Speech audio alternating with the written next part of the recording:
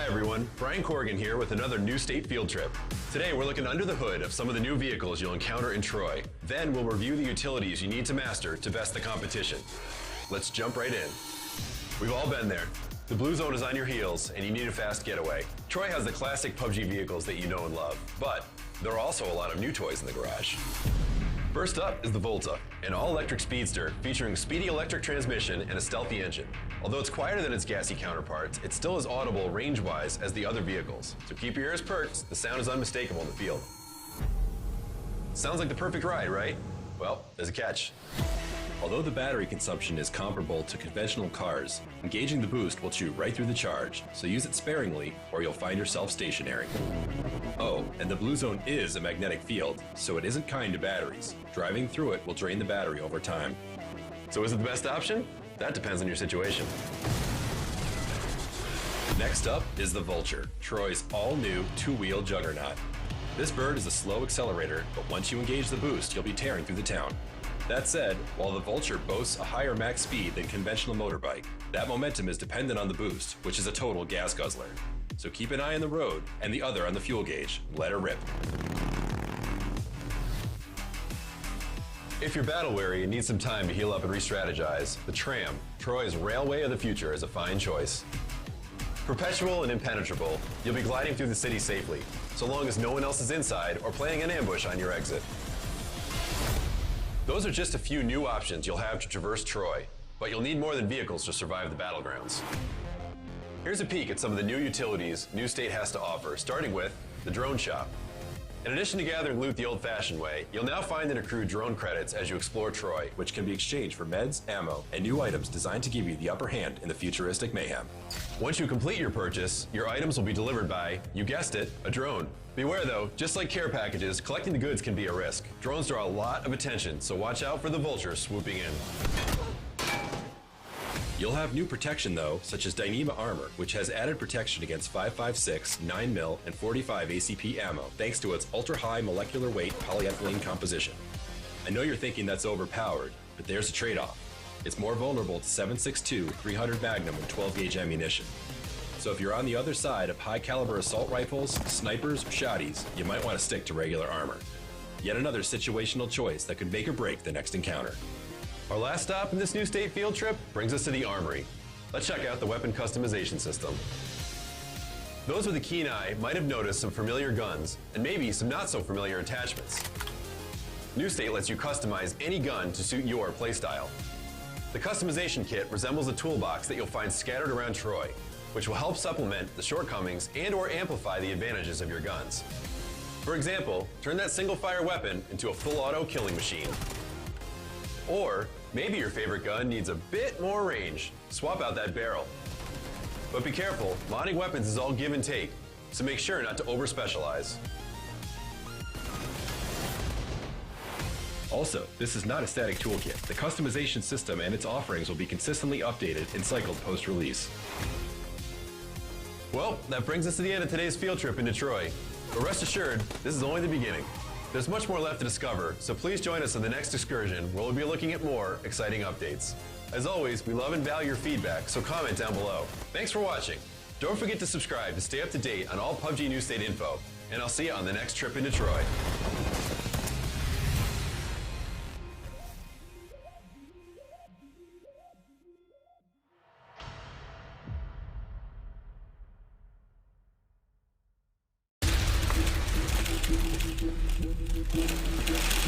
Yes, please. What sort of changes do you expect? Yeah, I will be running with the new squad.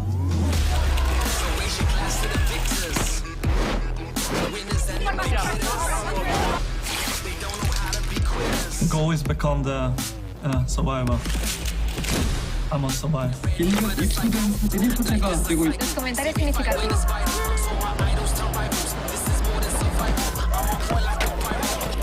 I will demonstrate to the world what actually shot is on the ground. Whoa, what the?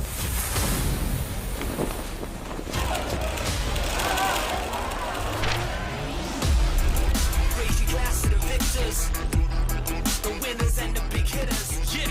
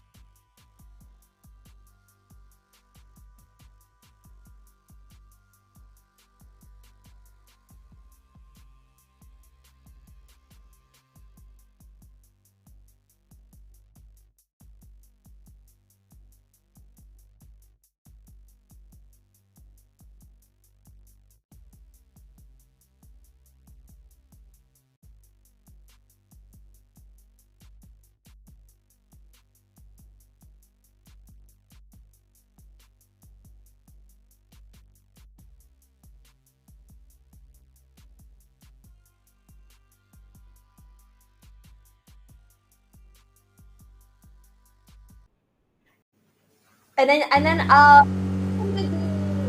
part of the cast. I actually have like my maps up. Is my blazer okay? Like, is this how you dress up for a test? Okay, cool. Looks good. So Looks good. thank you. Once you're ready, we'll just mute Discord and we'll be ready to go lah. Alright. Rebel sound. How's the sounding like? Okay, I remember. Open up Discord. Alright. See you in a bit.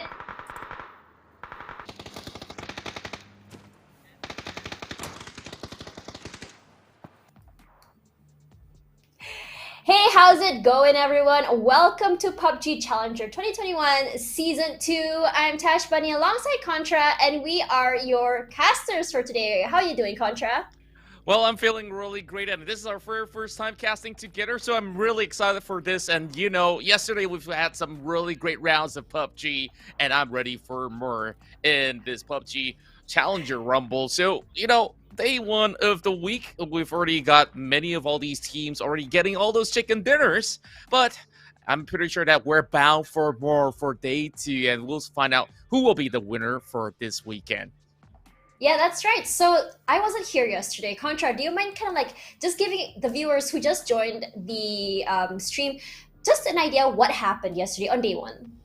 Well, in day 1, there's a whole lot of tussle going on between many of all these teams, where majority of the teams now securing one chicken dinner apiece, and we have yet to actually see teams go in for that double chicken dinner to further solidify themselves into this format where it's only the chicken dinner that really does matter, and if there's in the case where there's a tie, then that's where the kill points will be added on top of it. But nevertheless, I believe that there's going to be a lot more to be shown right here for today, and this is the match schedule for the evening. Yeah, that's right. So for today, we're going to start at 3 p.m. Miramar is starting as the 7th match for today, followed by Erangel. So do you mind telling us why Miramar and Erangel are the maps chosen for this tournament?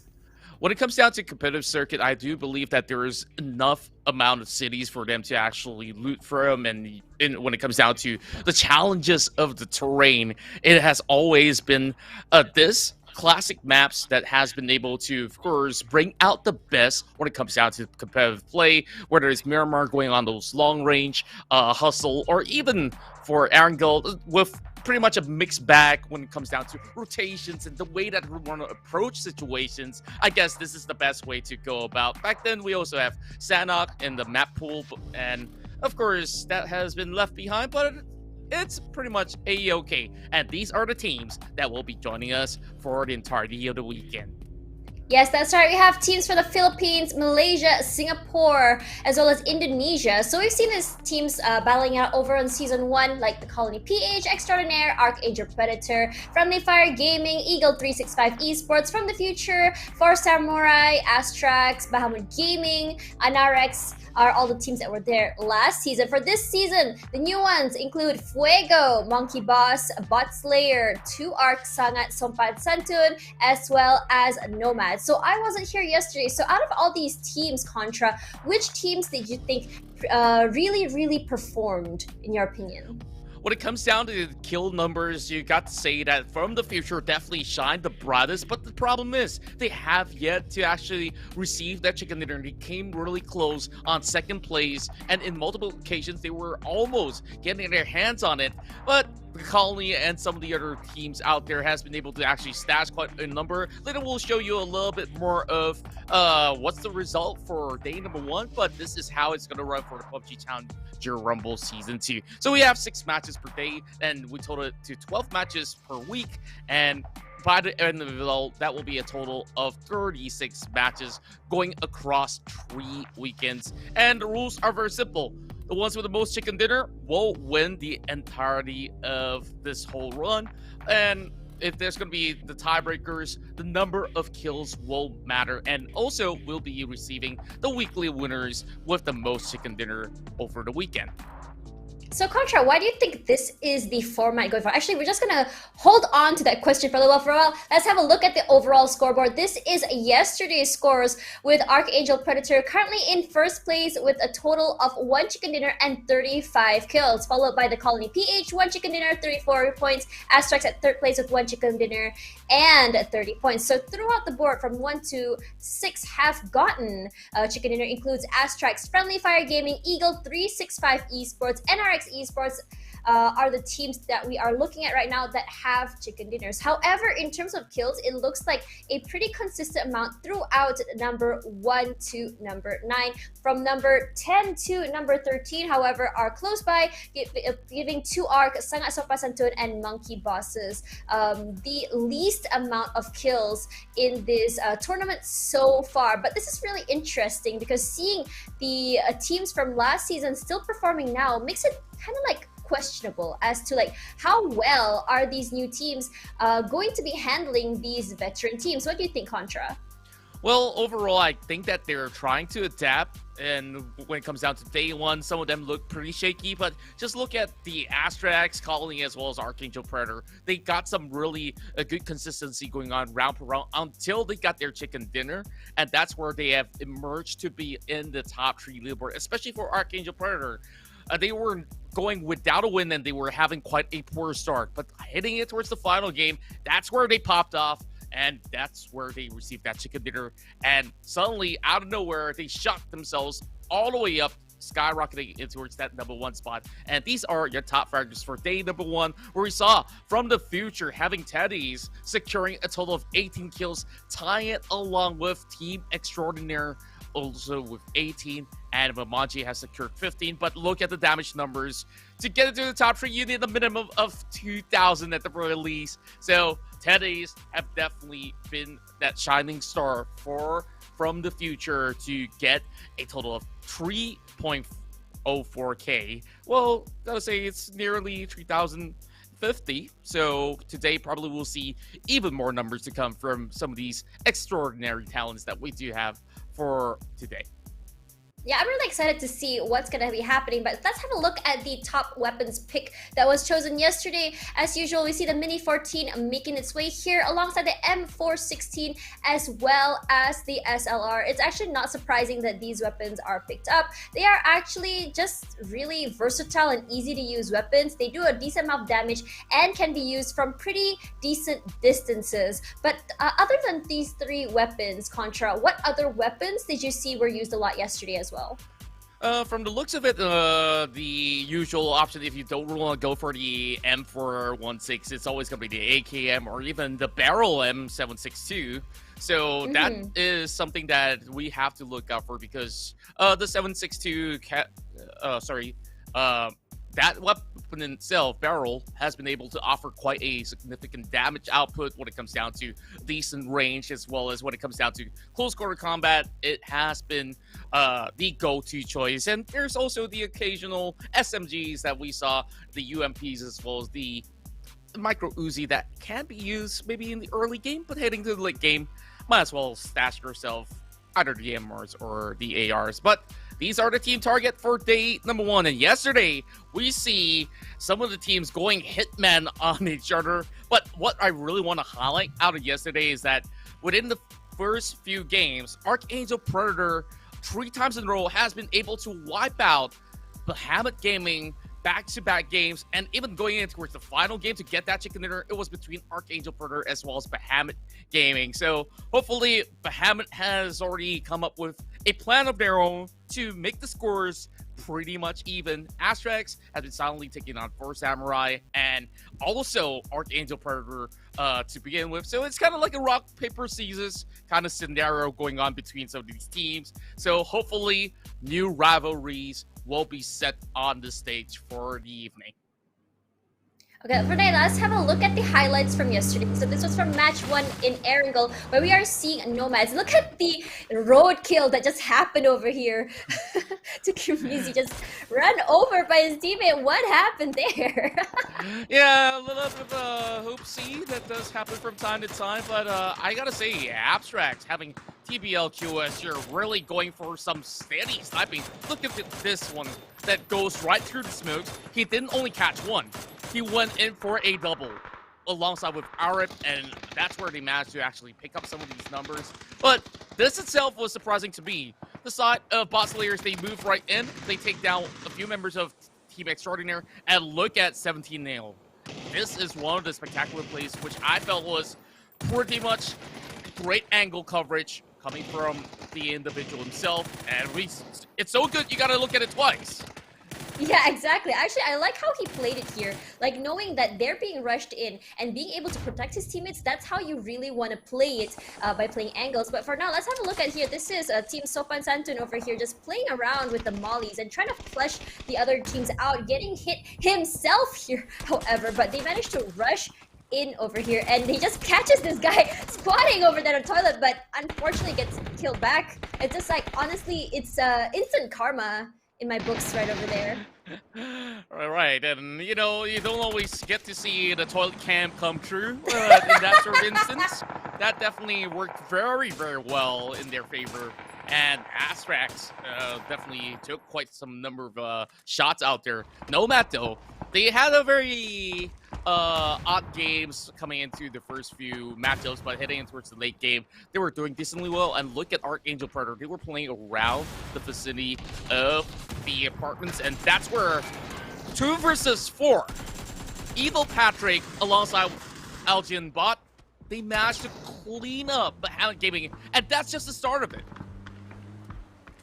Yeah, exactly. For now, this is Fuego just getting eliminated while they were driving on that car. That's like some pretty crazy shooting over there. But I want to go back to AAP actually. AAP was actually a team that we have seen from last season who have been playing exceedingly well, and seeing them still performing well and maintaining the roster is actually a pretty interesting thing to see this season as well. I really hope to see them more today. So this is ASTRAX over here, and it looks like they're just trying, from what it looks like, they're just trying to catch someone on the roof over there, manages to get it, and that's actually such a beautiful shot by them. Yeah, I gotta say that ASTRAX definitely is a very promising team, and they're definitely the up-and-coming rising stars that we should be looking out for the entirety of the day. Archangel Predator from seasons back, then where we started all the PCS, they have always been the top contender out there from the future as well, but unfortunately from the future, they have yet to actually get any chicken dinner. This was the roadkill chicken dinner that was secured for NRX Esports. That's what we all want to see. That's what we want to see. The roadkills, the accidental deaths is what we want to see. But for now, this is having a look at CJ18 here, playing the second match in Miramar. But CJ18 is just one of the craziest long-range shooters I have seen since last season, and I'm glad to see that he's still doing it today. Exactly, and when it comes down to a 1 versus 4 scenarios, I've seen him even clutch it all out to actually win some games back for the side of Archangel Predator. ASTRAX, even though they were put in towards this really tough spot, they have given some really good fight against from the future by really holding on towards the lower grounds, but they only can last all too long because there was also Team Extraordinaire that was coming up top the hill, and that nade lobbed so perfectly from such a long range. The perfect Kobe, as you would say it. So for now, let's have Fuego just with 3 people this time around as well. I'm not too sure why there's only 3, but it looks like they're trying to go forward onto the team in front of them. And takes a little bit of damage, but still gets the wipe onto 2 Arc. Yeah, and there's so many of all these great clips, and this is one of them where you just gotta brick brain in it, right? Just break down the Mirado and you won't have any sort of cover. So RDK is definitely taking some really good advantage. And when it comes down to Miramar, why I really love it is because there's so many ways to actually play it. And Shiverit just went on a shooting galore, taking down 2. Oh my god. And just look at them go. This was That's the thing about Shiverit, though. Yeah, that's the thing about Shiverit. Ever since last season all the way till this season, he has always been the initiator, the person that goes aggressive. Sometimes it works out, sometimes it just doesn't. And that's the interesting thing about Shiverit, honestly. Yeah, and I guess that there were occasions where it's just mind-blowing. There's no way to describe how well Shiburit actually plays, and they just have to be really consistent about it. Now, Fuego is a team that is also packed with a few surprises, where we saw them having only 3 members to actually run the round, and they really go hard on them by having that high ground elevation and Eagle 365. They were really stacking numbers out there, and this was definitely one of their great runs inside of Miramar, where they just took numbers after numbers, and from the future they tried to rotate from the outskirts, but there wasn't really all too much room when it comes down to this final circle in between the valley. It's either do or die, so they were actually opting to hit over the northern side, and SOPAN SANTUN, this was their only game where they managed to go in towards a top 3 scenario, and in the matter of fact, they finished in top 2. So who's got that chicken dinner? Well, I'll just let you find out eventually. There we go, and here we go. We have the How, the final member of Team Extraordinaire, and just being chased here. I don't know what is happening here. There's so many things happening, but look how they play through the smokes. And Eagle 365 Esports just comes so close to dropping by, and look at that. SOPAN SANTUN just nearly gets dropped.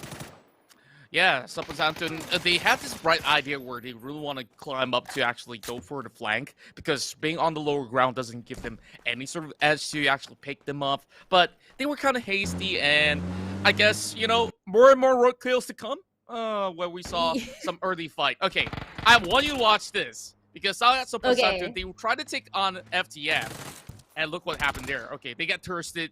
Ippen was the first one to go down, but he was calling in his teammates. So what happens next is, once again, what I mentioned, mind-boggling. Look at the teammates. They were driving all over the place.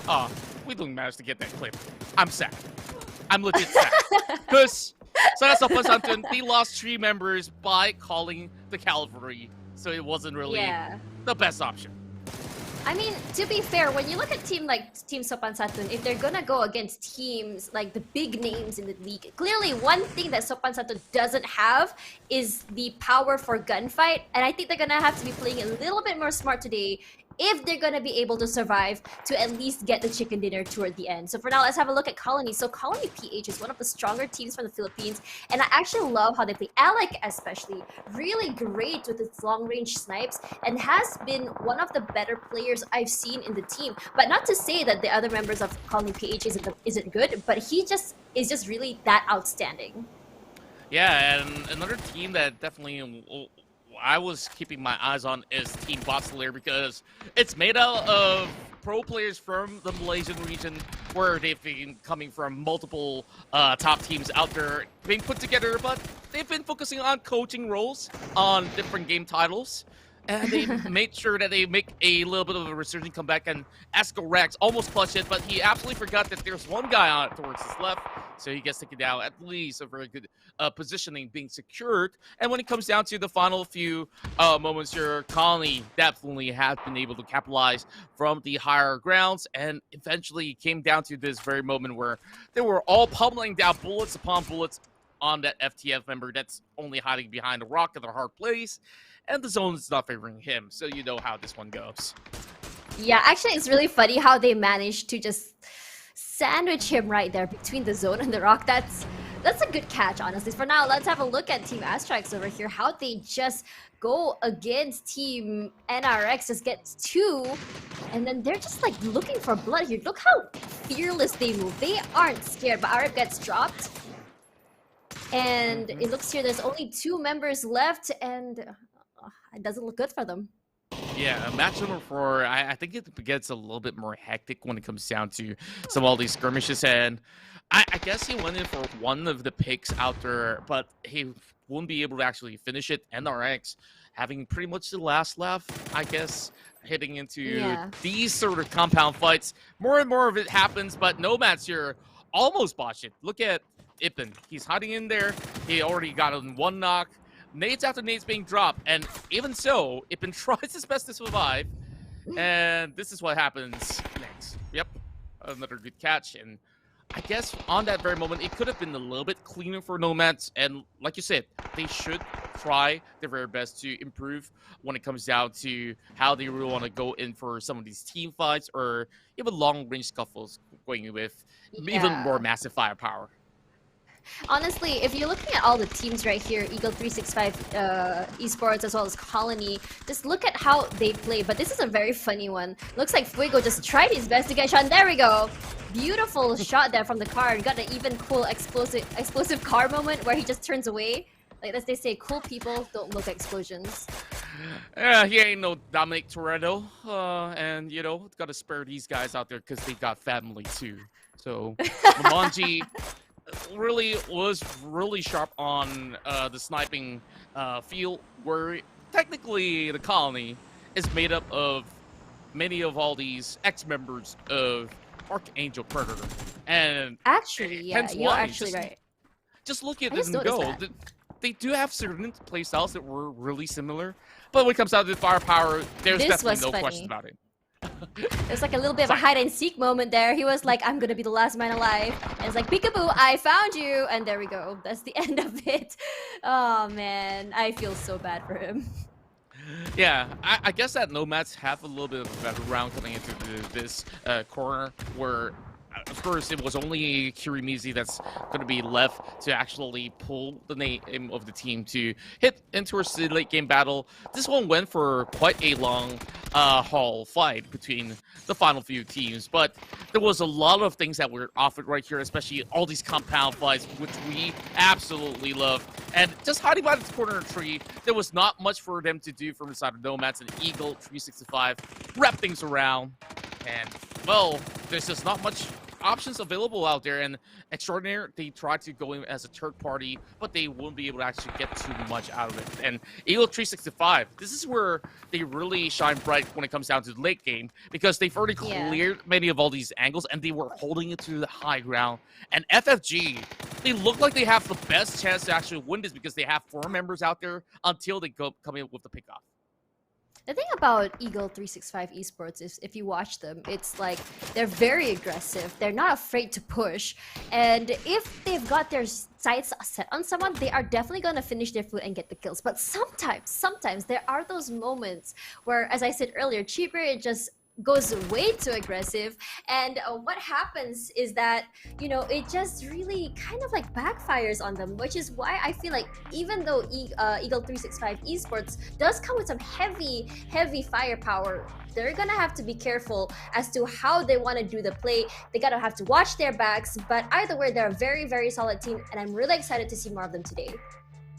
I definitely want to see a whole lot more coming from them as well as some of the names that has been really working hard for that chicken dinner from the future. Hopefully by today they should be able to actually secure chicken dinner, and if they do, easily that top 1 spot could be snatched by them out of nowhere. Right. So I believe that we're getting ourselves ready for our very first game, and as compared to day number 1, today we are going to be starting things off into Erangel for our first match. This is going to be match number 7 if we were to continue from where we left off yesterday.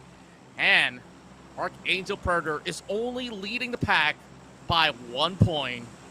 And the rest of them will have to give chase. And with this sort of flight, Tash, it seems to be pretty well balanced, but then again, whoever wants to go towards the eastern side of the map is going to be a little bit of a challenge for them at the very least. Yeah, I like this flight path because you do get some pretty nice drop spots like Gatka. You have Sosnovka Island where you have the military base over there. Let's see who actually drops by the military base, because last season we saw a lot of 4 samurai dropping there, but it seems like there's 1, 2, 3, 4 teams, I think, on that island itself, and it's such a small island, so I can expect some really early fights here unless they decide to just snatch up what they have and immediately just leg it.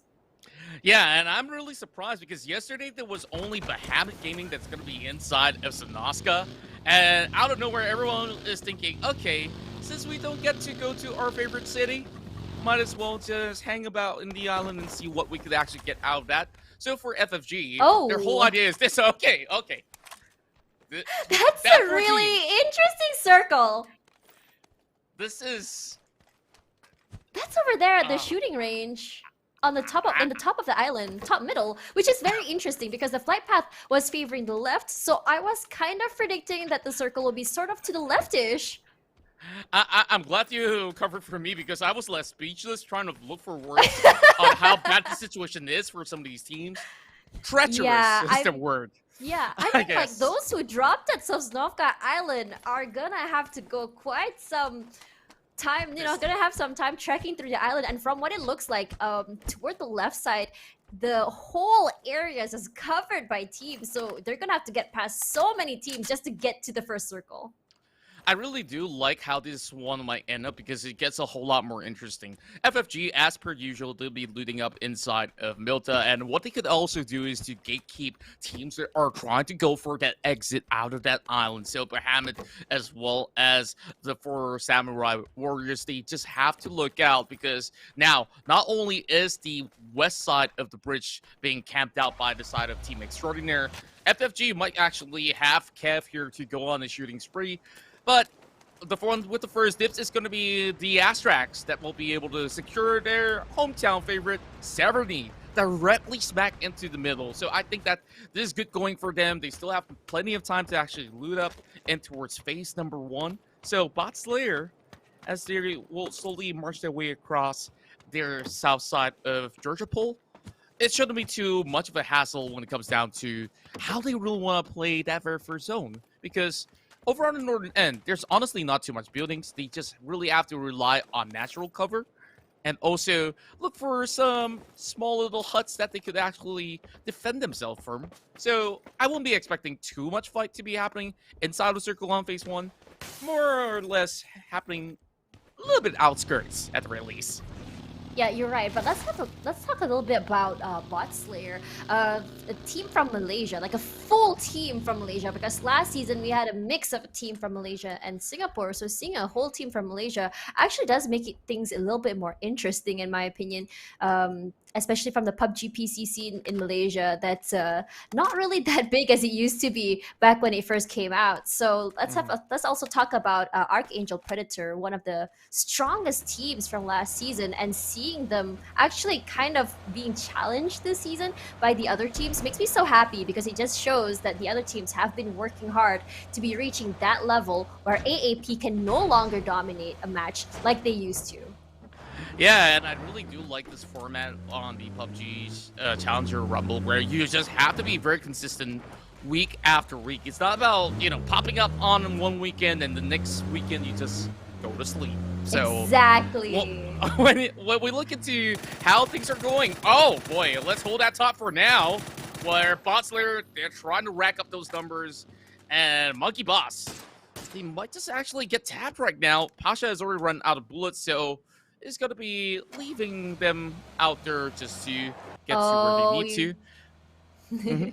Yeah, he's just gonna go the other way. He's like, okay, I've done tagging. Didn't get killed, so I'm just gonna leg it. And there goes his team members. They're just like, all right, it's time to roll, boys. For now, let's have a look at Monkey Boss here. A team that I'm actually very interested to see today because I've actually never seen them perform. So from what you've seen yesterday, what did you think of the team? Well, Monkey Boss so far, they've been struggling for a tad bit. I'm not going to sugarcoat it any way or the other. So Monkey Boss, they usually play a little bit passive. And I think the major problem for them is that it's not that they're not good when it comes down to a full-blown 4 versus 4, or when it comes down to team fights. They did decently well. It's just that midway through their rotation, they always get caught out one way or the other. And if they can actually fix that, they should be able to actually secure better games to come. Right on the left side of your screen, you can definitely check, well, now we updated to the map, but over on the PIP, you can tell that all the scorers are pretty much neck and neck for the moment, while the majority of the teams have already made their way in towards phase 1. Since it's going to close very slowly, there's still ample of room for NRX to actually move by, and for Samurai as well as NRX, they're taking their sweet time. They don't want to be, of course, looked upon by teams such as the Extraordinaire, which is now finally on their move into the next phase of the zone. We're already seeing wait. some people What? actually getting dropped. Oh, there was another accident! Actually, more like a roadkill by Fuego, just hitting someone from BS over there. Yikes! What a horrible way to go. And here we go, Chibira just getting a kill there onto Croft Barzam after he's trying to loot the dead body he ran over just now. Poor guy. Oh man, I definitely think that they didn't see that one coming. Now for the side of Bot Slayers, they're going to be coming in with a three-way tussle. And Eagle 365 having Shiver over on the top side of the hill, already raking numbers out there. But he's only down to 7 HP, being pummeled by bullets coming in from the side of Bot Slayer. And they need a little bit more room out there. Oh boy, Eagle 365, they are definitely showing up strong coming into our first game of the day. Yeah, they see a victim and they're not gonna stop. They already, I think, Team Fuego is already, they're down by a few members already for now, if I'm not mistaken.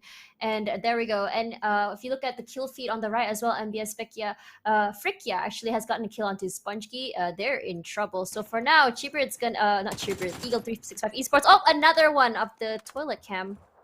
Poor guy. We're seeing a lot of these. I'm not complaining, but we're seeing this is the second one, the second day, one per day average.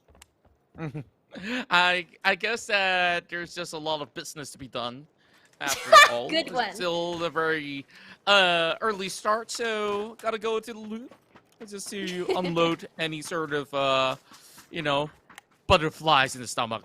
Don't think of anything else in the stomach, all right? So.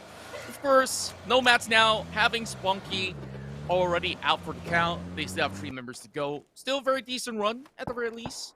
But Boss Slayer, they're definitely in a really good position right now. They're already up in towards the northern side. We saw them. They start off from South George, heading in towards the northern side of the area. So it shouldn't be too much of a problem out there. And this is going to be the debut of G7 for today. And I guess that Jangs is going to be unavailable for that moment. Jangs, being a coach for Bigatron Red Aliens, if you guys didn't know the team. Well, FTF is around the corner and they're already taking on Bahamut. Some really interesting fights may actually break out there, but XEZ is all alone though. Where's the rest of Bahamut? I think their XEZ was actually scouting out, but the thing is, look how open the area is in front of him. It's a very smart play by him to drop off those smokes, so he's able to create cover, so he can leg it. He gets tagged there once and twice, and Man will be able to knock him, but will he be able to get the kill? I think XEZ will be just trying to hide and hope for the best as his teammates can hopefully come by and save his life. Looks like Mr. Chan is close by, but the thing is, will they be able to get there on time before he bleeds out or gets tagged again by someone else?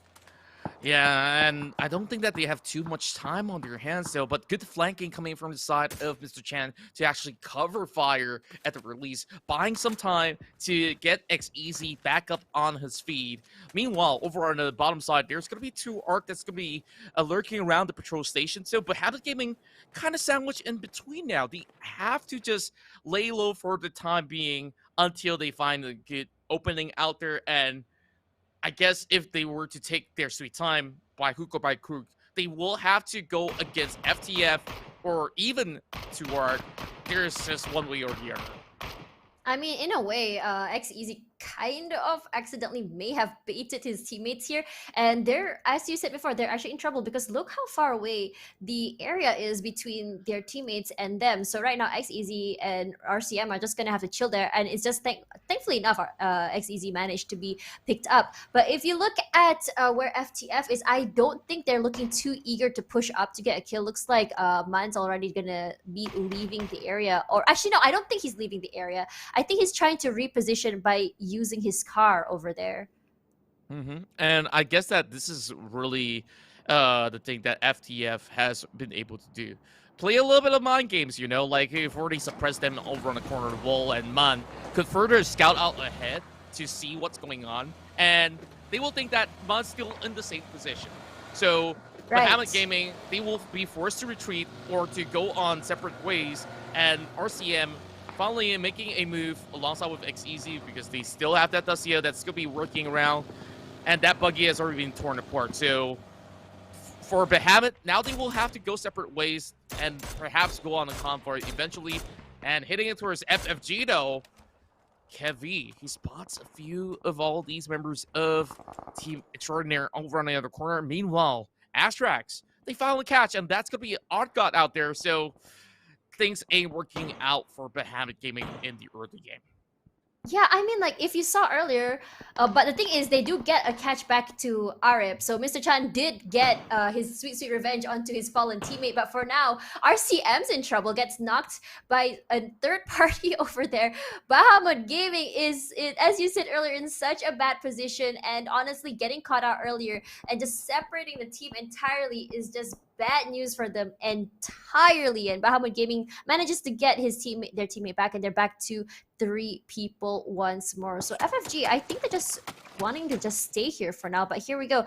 We can hear some shots here coming toward Bahamut Gaming. I'm not too sure where it's coming from, but I think they're just going to be able to just get healthy and just stay in here for now while they figure out where to move next.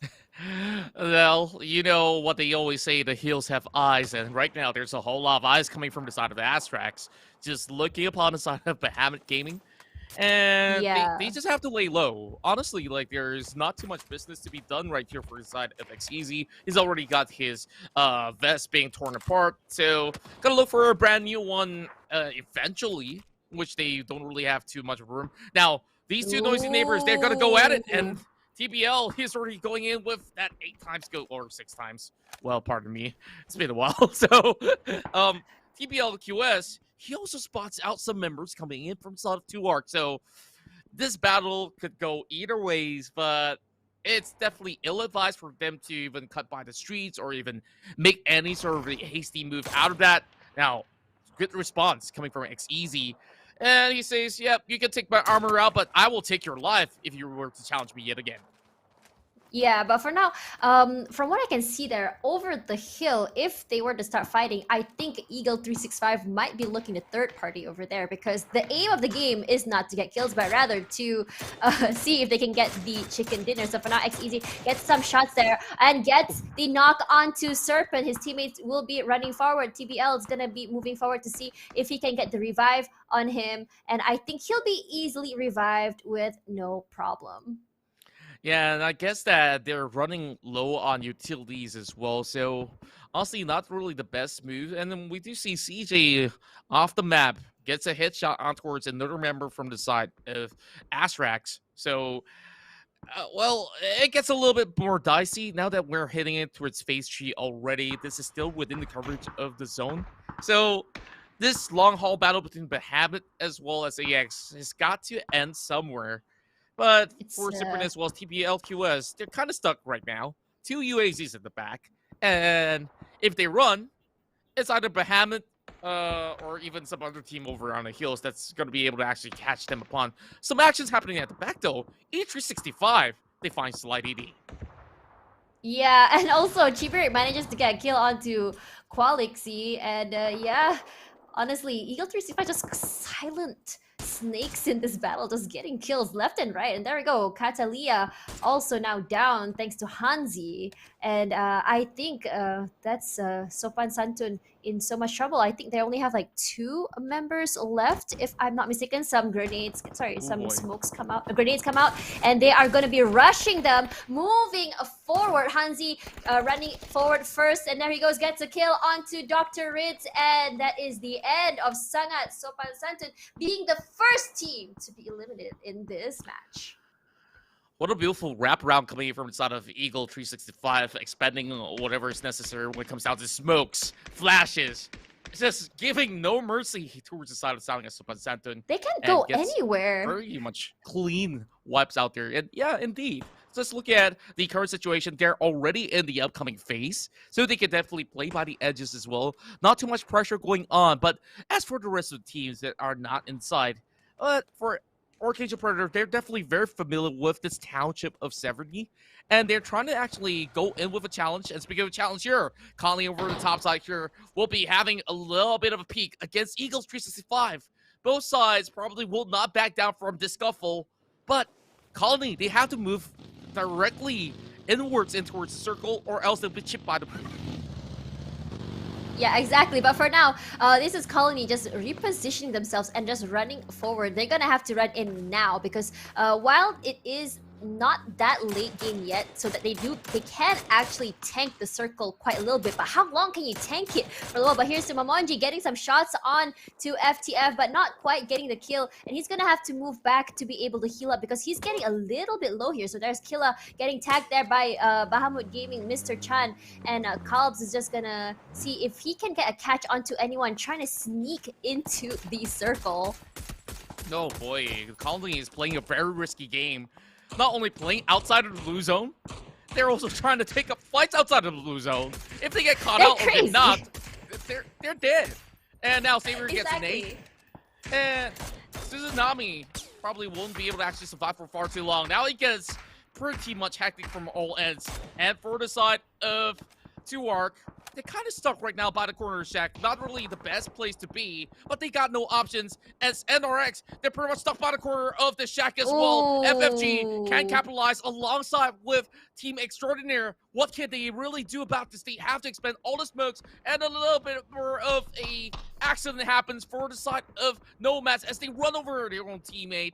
A little bit of flip happening, and Pasha gets caught out as well. So Boslayer, they will take this fight against Nomad. I feel really bad for NRX right now because it's an NRX sandwich right now, and there we go. They're getting tagged by Extraordinaire, and Nicel goes down thanks to Trick. So for now, Suzunami is gonna go prone and try to see if he can move out by hiding underneath the car. Meanwhile, Nam Jiao is just gonna chill over there. It looks like the car is going to explode real soon. What will Suzunami do? So for now, there we go. Some smokes come out, and he's gonna try and see if he can make it out there alive. But here we go, Nam Jiao just throwing out some shots just to kind of respond to that, and he's gonna be healing up. And I think for now, he's just going to be just staying here because it looks like even Team Extraordinaire is kind of low. So I think I'm not saying that they're not in a position, that they're in a horrible position, but they may be able to play it in their way. Yeah, I believe so as well, but the problem for the side of NRX is that they are forced to take out their own vehicles to create a bunker for themselves. Now, I like what Team Extraordinaire is doing, just playing by the edge, and they still have a lot of leeway here to go in for some elevated shots over the top side of the roof. Spots out FTF, but probably won't be able to actually do too much of damage against them. A good catch will be able to hinder them from making any sort of rotation. We still have 14 teams left available right now. And from the future, they're playing it a lot slower as compared to the past few games that we saw yesterday. And with a team right in front of them, they believe that they could actually frack them all out because they're all stuck by the corner of the shack. But if they were to actually take longer peeks, other teams can also capitalize with some third-party action coming in. While Mon casually takes a drink inside his smoke. He's like, we don't really have to commit just about yet. Let's take it slow until they utilize everything, and that's where they will hit hard. And, sliding knee. No! He got a double. Colony, they are wiped out all too early in the game. This time around, Archangel Burger, they will give chase, and they are still on the top of the board with 39 kills. They're leading the pack.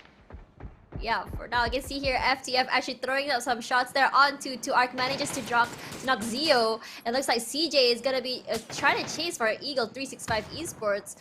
But you can see there on the kill feed, a lot of action is actually happening. So here you go, Archangel Mad Dog. You see the two big dogs in the team here just duking it out. Some smokes are gonna be thrown out or by the side of Vandal, trying to protect his teammates as AAP pushes forward with some frag grenades. You can see here some Bots is getting tagged over there, and Bots gets knocked by Chibre via headshot, but it's okay because CJ is gonna be able to revive his teammate no problem.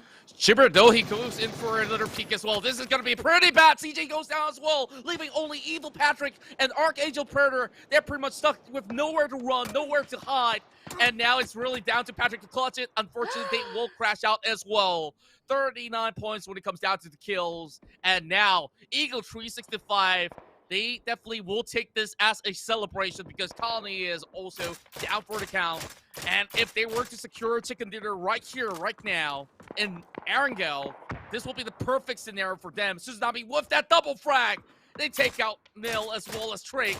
Meanwhile, walking right in the open and looking for that to see as well. Aoki, can he get it? Oh! Oh no, unfortunate. But there we go. Tsunami now with 5 kills onto Sunshine. Oh my goodness. So here's a fun fact about Tsunami. One of the top players last season now moved on to a new team. Really great to see him do that. But for now, let's have a look at X-Easy getting 2 kills over there on Serpent as well as TBL. And looks like we have a little bit of problem here. No problem. We're going to go back into the cave. And How from Extraordinaire gets knocked. And there it is. The end for Team Extraordinaire. I guess there's a lot of windows of opportunity out there for this chicken dinner. Anyways. I see what you did there. FFG, they are in that perfect prime spot. The only compound left available is going to be the warehouse on top of that hill. FFG, if they manage to get another chicken dinner right here in this game, that will mean that they will be able to actually secure that #1 spot. They still have all 4 members intact as you compare it with the rest of the team. The only other few teams that does have 4 members strong is going to be FTF as well as 4 Samurais. While from the future, they have already heard some movements coming in from the left corners. RTKS making sure that they receive all the vital information before proceeding and towards phase 6. And there's only about, what, 40 over seconds left on the clock. And for Samurai, they have been able to secure the other estate, but it's only going to be at the corner. And if it's going to move deeper in towards phase 7, they will still have to run out in the open. That's where we expect a lot of all these smokes to be utilized as well. Over on the back, though, FTF, they're playing very patiently, but now being pummeled by bullets. As we see, Friendly Fire Gaming, they're already marking them on the spot. And Tsunami, he's still hiding right there. Does FTF know, though? Oh, he does not. And RDK actually gets knocked. And for now, that's another kill onto by Aoki, by FFG to Titties. And now it looks like From the Future is going to push forward. Tsunami manages to kill off RDKS. And Broken Heart's gonna be just healing up, staying healthy over on that side. So that's the end of Titties as well as another member of FTF. But over there, but over on a kill feed, you can see there, Vandal 9 just got grenaded by Bahamut Gaming. So for now, you can see there, Bahamut Gaming is trying to push inside, but Eagle 365 is actually just kind of clumped out together over there. And Hansi's gonna have to move forward to keep his teammate healthy in case he drops out of the match. For now, Chiberry gets tagged! Oh no! What are the worst possible spots to actually rotate about? They try to sweep by the edges right now. They don't really have all too much smoke to expend. Just look at Hansi. He's already out of all these deflates out there to utilize. And Bahamut Gaming, they're just gatekeeping them. Meanwhile, Monkey Boss, they're slowly looking the way. They're not really revealing themselves just about yet. They could definitely be the thorn in the flesh for Eagle 365. Speaking of which, Caesar. Well, Zero, whichever name you want to name it. He's already coming with some frag of his own. So, Eagle 365, they're kind of stuck, and Bahamut Gaming sees an opportunity to make their movement in towards the corners where FFG is currently at. FFG is currently the battle boss right now that's going to be controlling the entirety of the fight. So, teams will really have to gang up on them to be able to leverage on this, and this is where we secure the top 4 position. MBS, unfortunately, will not survive. Same goes to the side of Eagle 365. And down to all 4 of these teams remaining. FTF, with only a single member left, they managed to clear out Tsunami Triddle. So they will take over the Shack. But the problem is, FFG is still having the best possible scenario out there. So all they have to do is to really run it all upon the side of 4 Samurai, because now, for Samurai, they got to get in the circle one way or the other. Yeah, that's right. So for now, you can see here, Friendly Fire Gaming, as you said earlier, best position possible. And honestly, there we go. When Molly comes into the area, but I don't think it just doesn't hit anyone right now. But it looks like Bahamut Gaming is going to try their best to push into the warehouse. You see that 4 Samurai over on the top corner, and I don't think they're so interested to push forward just yet. And Man is just chilling over there in that little crater, looking to see if he can get any picks on the side, just trying to be able to survive for as long as he can to either third party or at least just get some kills before he goes down. But for now, I think that everyone's just playing it real slow and real careful right now, but it looks like Aoki has managed to notice like 2 players of Bahamut Gaming just pushing forward as Mr. Chan slowly bleeds outside. There we go! Savior Mind manages a kill onto Mr. Chan, and it's just 2 players of Bahamut Gaming left, and 4 Samurai taking this as a chance to move forward. Wow. Here comes the cavalry. They're just moving forward to the warehouse. It's gonna be an all-out match here. And here we go. There we go. One grenade comes out. You can see that a member there in trouble. Kabi is just half alive. 38 HP for now. Gonna throw a smoke and heal up for now, but gets tagged by a member of 4 Samurai. Will be healing up for now. A Savior in the corner. Gonna have to move because in case he's gonna get grenaded out. And they are currently stuck between 3 teams with FFG stuck inside the building, Bahamut Gaming outside, and 4 Samurai around. I thought this could be anyone's match. And FDF, they are also taking this opportunity to actually drop a few more grenades out there right now. For Samurais, they've definitely locked in those perfect angles out there. And Aoki already getting spotted out by the side of Yudi. They are taking it slowly and steadily, understanding how this warehouse compound actually works. So they still have many of all these nades to be expended out there. Friendly Fire Gaming, honestly, as much as they're camping inside, they may not be safe for too long. Bozo just making sure that he has a little bit of coverage over by the doors. But the problem is, there's still FTF as well as Bahamut that can still contribute into this fight itself. Now, as much as there are differences when it comes down to numbers, anything can change in the matter of minutes. Now, speaking of minutes here, 1 minute left on the clock, and we'll get ourselves through phase number 8. FFG, they have CCBB coming down with another good catch, and Bozo is already down on the ground. This might just be the perfect opportunity, and oh my god! Gabby goes down as well. What a great grenade! And now FFG finds themselves in trouble. They may have had the upper hand when it comes to the area, but being cornered in the warehouse like that with mollies and frag grenades. And there we go. Def getting a kill onto Kevy. Kevy now down. Only 3 members of FFG left, and they're gonna push forward. Let go. UDSC getting some shots there in, but it's gonna have to move away as he notices all 3 members of FFG just staring at the door straight at him. Oh, grenades are being lopped over on the other corner, and that's just going to be flashbangs being popped over to the side of the Bahamut Gaming.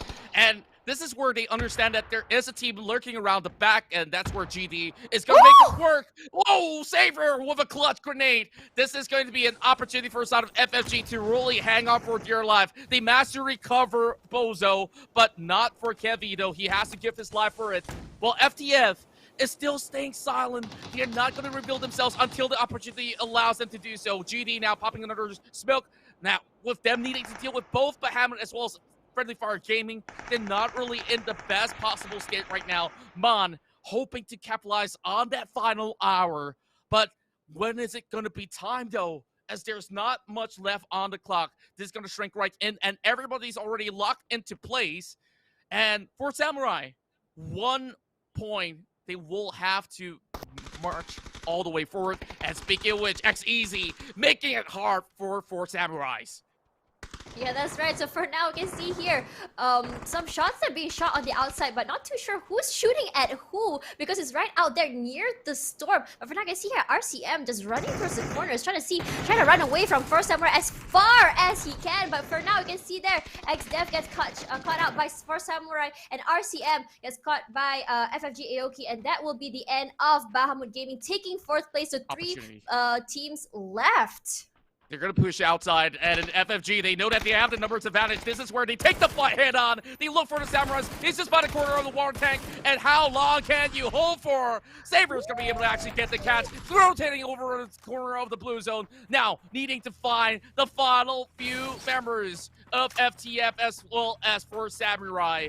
Unfortunately, Bahamut has already crashed out. Aoki now popping out, but Mon! He might just be able to actually clutch it with so little HP left. He is just holding by the corner of the rocks. And now that they've got themselves pretty much exposed, there's not much time to actually go in for a revival, but they will still try nonetheless. Aoki now crawls right back in. Can he actually survive, though? Here comes another frag. This might just look to be a little bit more dicey, but it slides all the way outwards.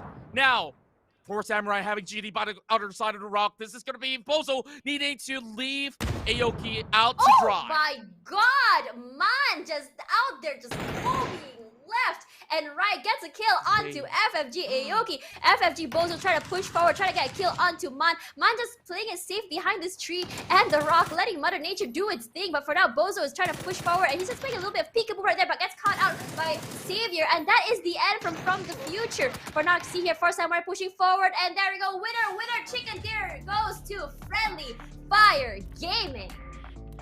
Wow, what a match it was to start off day number 2 over this weekend of the PUBG Challenger Rumble Season 2. And it has to be from the Malaysian region.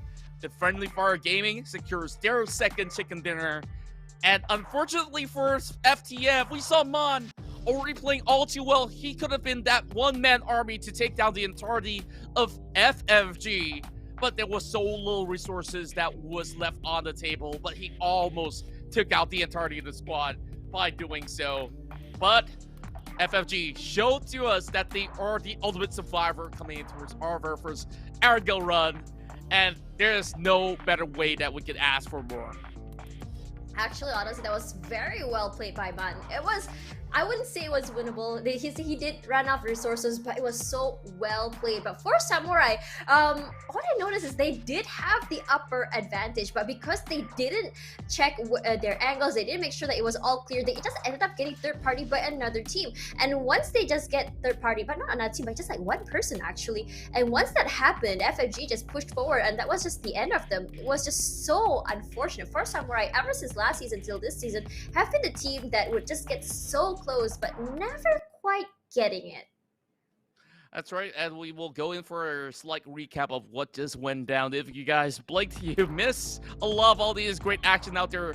And to our surprise, Archangel Predator, they go in for a very early clash against another Titan in the form of Eagle 365, and that didn't really went well for the team. But Friendly Fire Gaming, they started by taking this whole compound and it lasted all the way till the very end, where Mon was almost clutching it out. Like, look at all these massive grenades that has been able to not only secure 1 kill, but got 2 men down, up to this position where he was just hugging by the corner of the wall. And, you know, with that said, he only can hold on towards that little coverage that he has.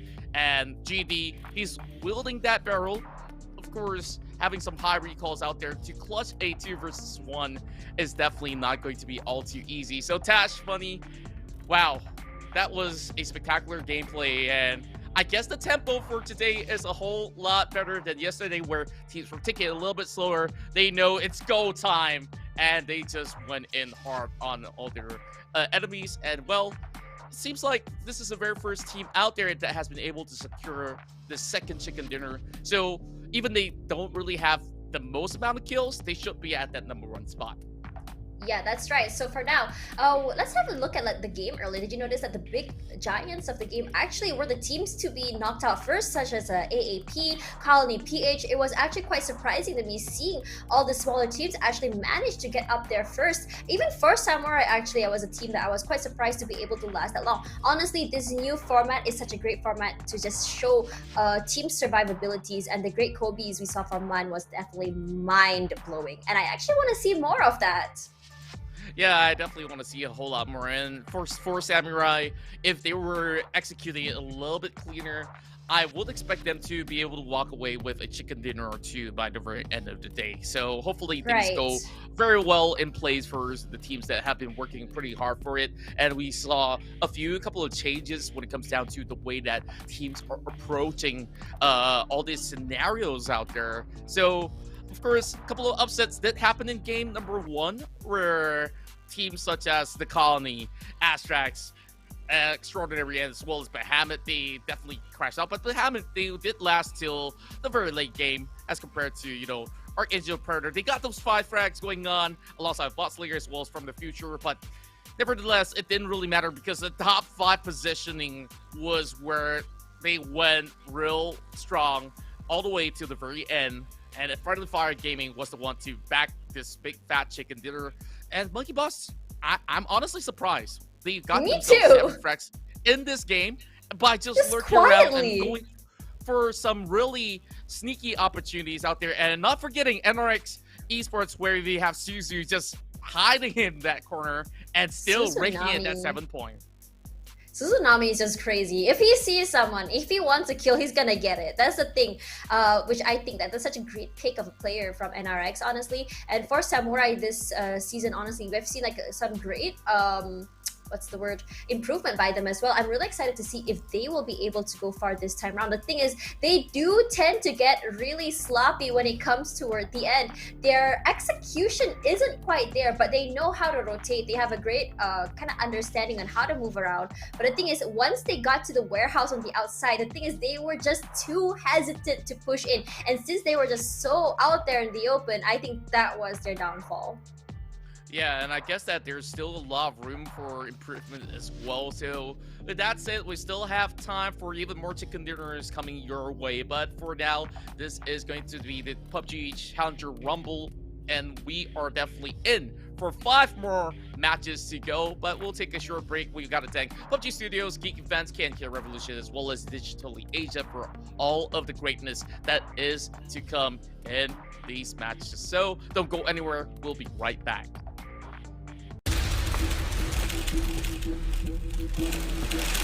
Yes, please. What sort of changes do you expect? Yeah, I will be running with the new squad.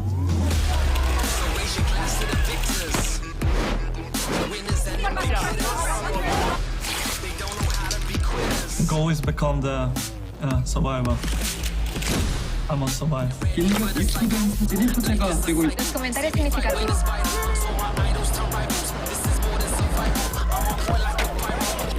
I will demonstrate to the world what actually shot is on the ground. Whoa, what the?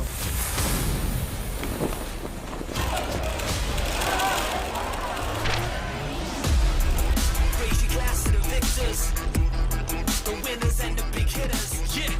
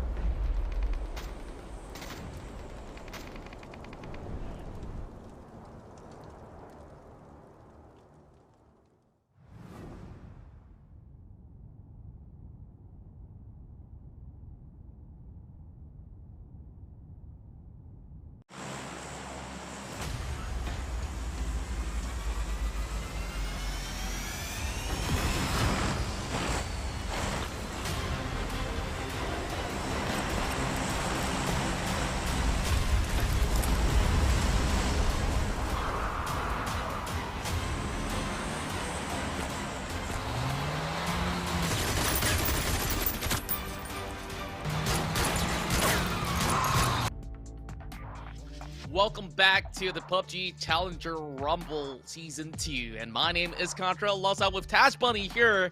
We've just had a massive game that have just erupted in an epic proportion, and Friendly Fire Gaming has been able to snag in their second chicken dinner over this weekend on the very first game that we are having here on our Sunday rounds out there. So Tash Bunny, I'm pretty sure that there's going to be a whole lot more to be expected here. What did you like the most about Game 1? Game 1, definitely I like to see FTF Man getting that final clutch. He tried so hard to clutch it for his teammate, for his team at the end. Didn't quite work out, but those beautiful nades, just Kobe after Kobe, just knowing his angles and knowing that the warehouse is such a small area and using that to his advantage is a great way to play. And honestly, if he keeps this up, we may be seeing FTF just getting some chicken dinners today. Honestly, that was my favorite part. Of course, the accidents were also part of my favorite part. So what about you, Contra? Well, I really like that warehouse warfare that we're getting at the very end, and it definitely was a very close call between 4 different teams, and even Man being left out all alone, he's been able to actually clutch out many of all these significant moments, and not forgetting the side of Suzunami that has been holding on for the side of NRX, and unfortunately he has faltered at least in a top 5, top 6 scenario. So without further ado, we'll be, of course, giving you guys the entirety of the lowdown. That was Aaron Go, but things will probably get a little bit more messier when it comes down to those elevated shots that we'll be expecting coming in from Miramar. So when it comes down to Miramar, probably we'll see a little bit more of the slow starting ways to go about, where, you know, it's all about securing certain rotations, and that's where heading in towards the mid game, it's an all-out warfare from majority of the teams that will be involved. But we'll be giving a little bit more time for the producers to show us some of the results to be tabulated from match 1 all the way into match 7 before heading in towards match number 8.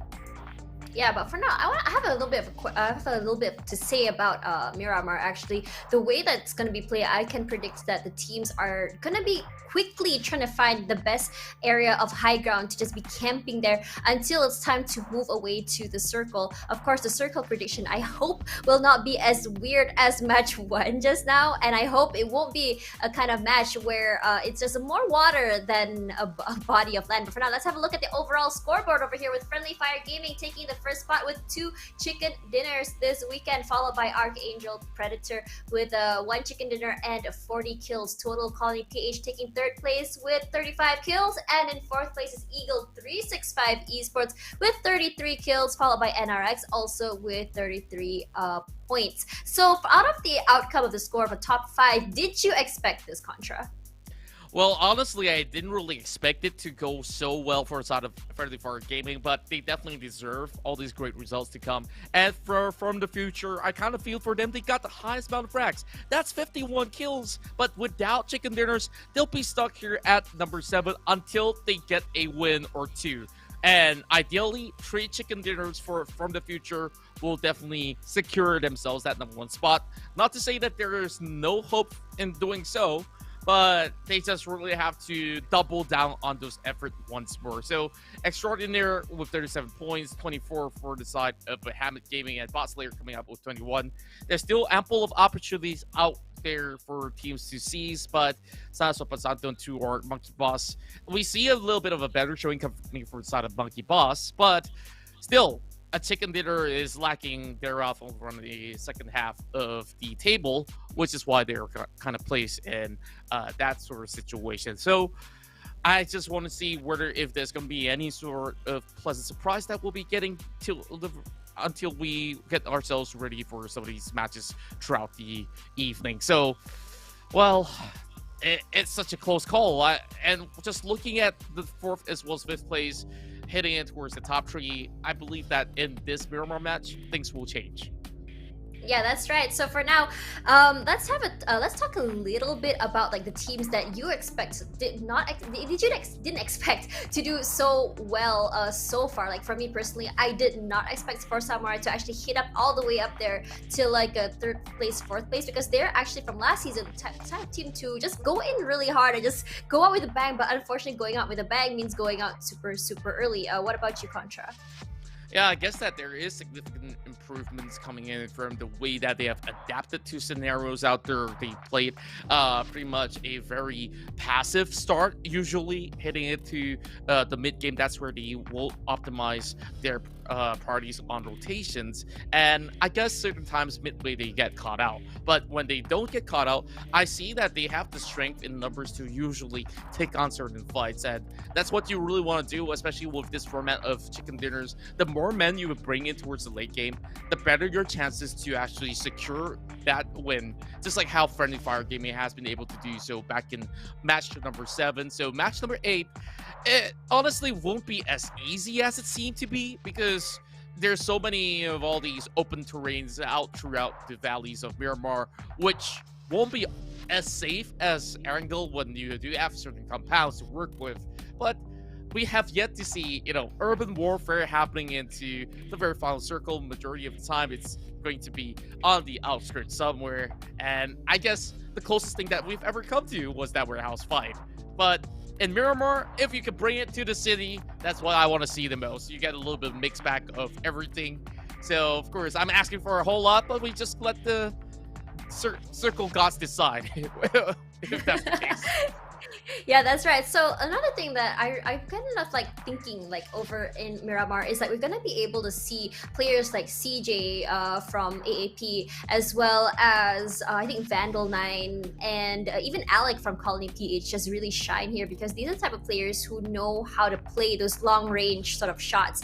And for the side of Miramar, because of the high terrain, if they manage to get a really good vantage spot, if they manage to take care of the circle properly, it'll be so easy for them to just pick out kills one by one and slowly just be able to get the chicken dinner. But as we've seen from the scoreboard today, like kills, they just don't bring you that far. Like FTF 51 kills, but yet not a single chicken dinner, and because of that they're just stuck all the way down there, and they're gonna have to do something about it. They come so close but never quite clinching it, and they need to and have to, or all those kills would just been for nothing.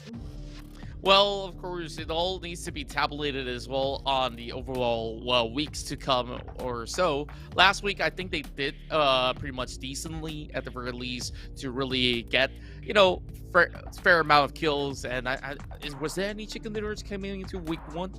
If that's the case, could you recall?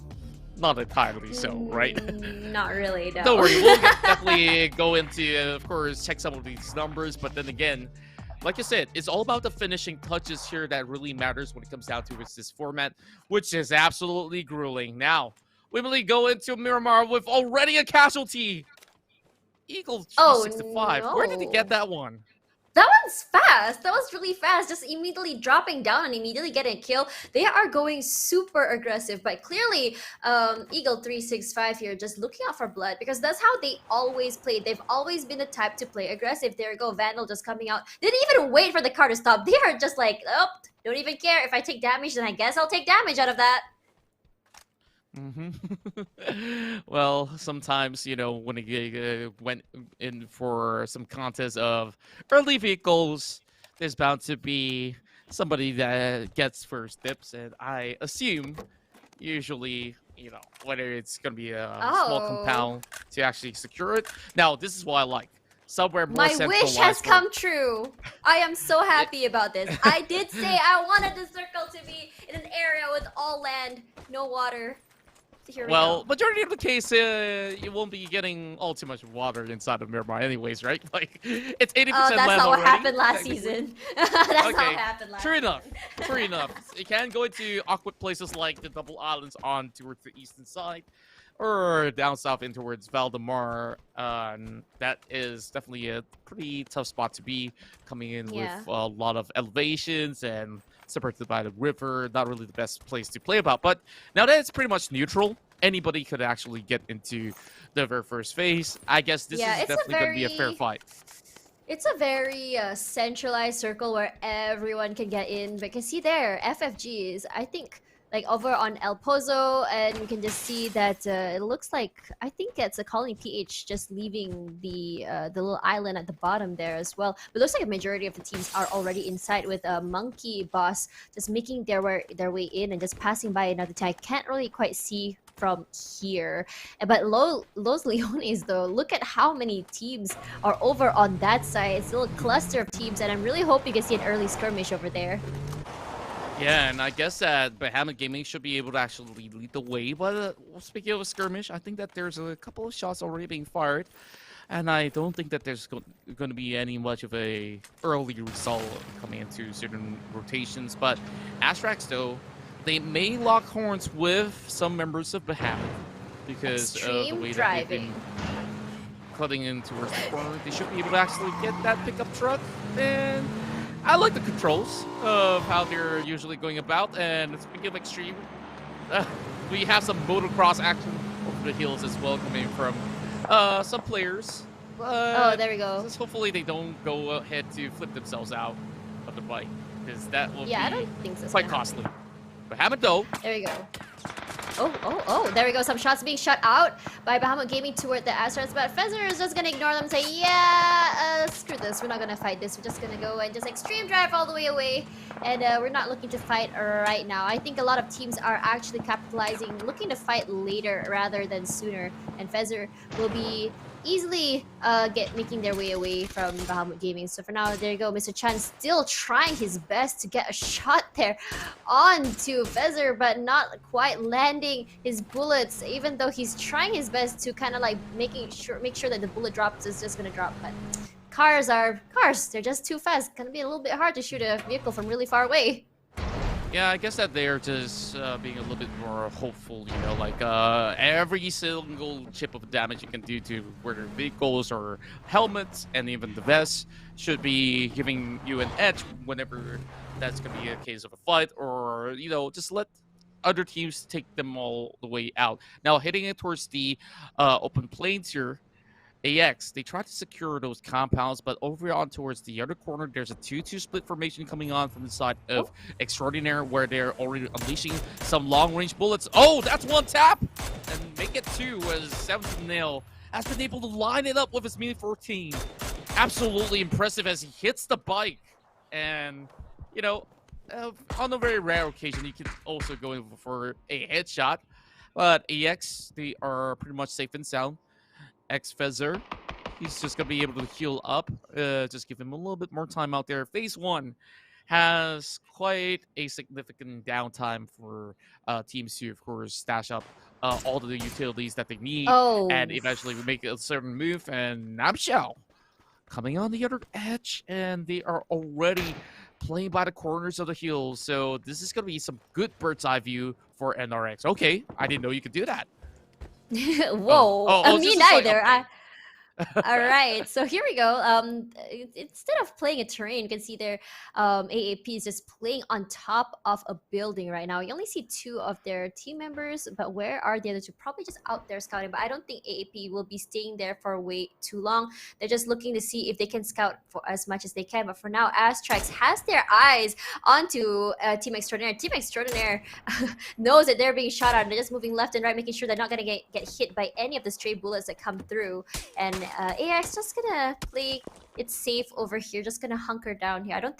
Honestly, I just don't think that, as you said earlier, you're not gonna see some really early fights, but I think they're just trying to see if they can just land some shots by luck over here, because if they really wanted to fight, they would have already pushed in.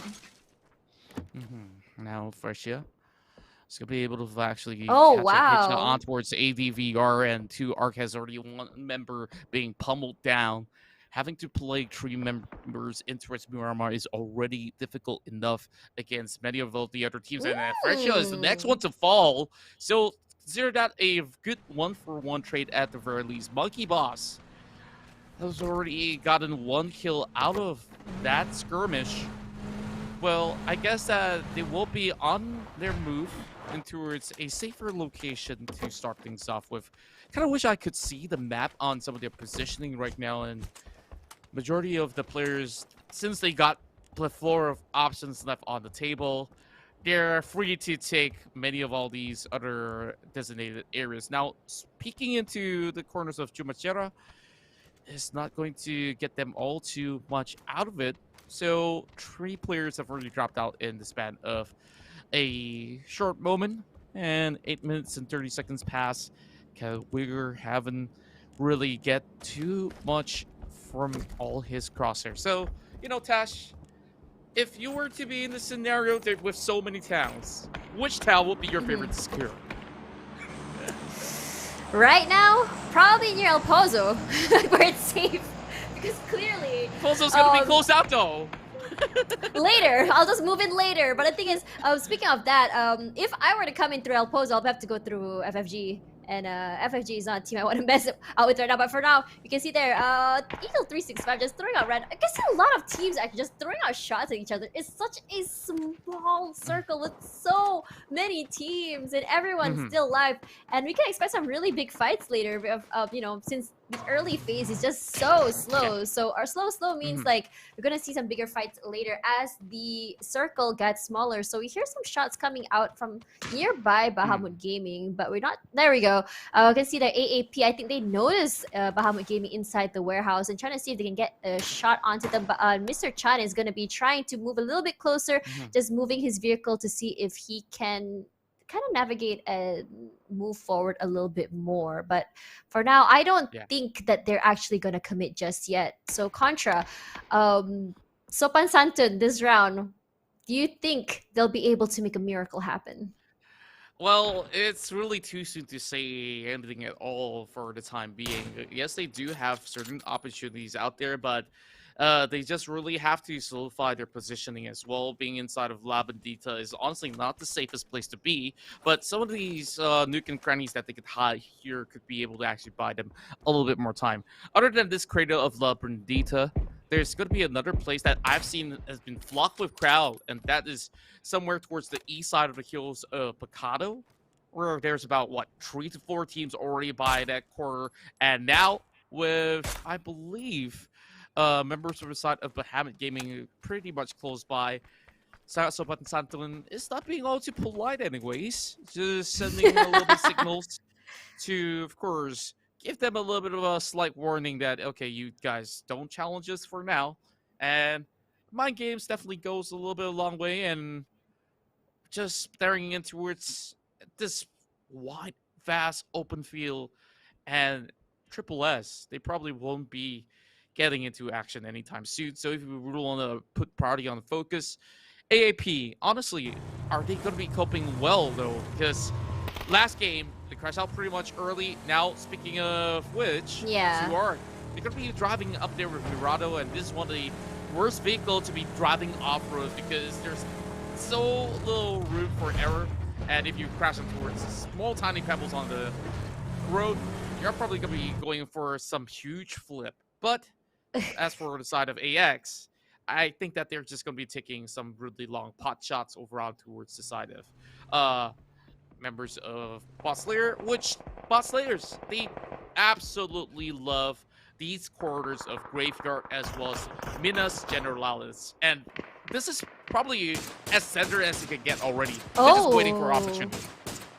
There we go. So they're getting set some shots there onto the team in front of them. I think it was Team AX, or is it Bahamut Gaming? I can't quite see from here. They're going to get some shots in. They're going to get some taps, but nothing quite that's going to knock them down or kill them just yet. But as Rex is just gonna have to move back a little bit, because it looks like, from what it seems like right now, if you look at the screen, Eagle 365 Esports looking to move forward onto FTF, as FTF is being shot from RDKs, actually is getting shot from somewhere else. But are they actually gonna commit? Because I actually want to see this.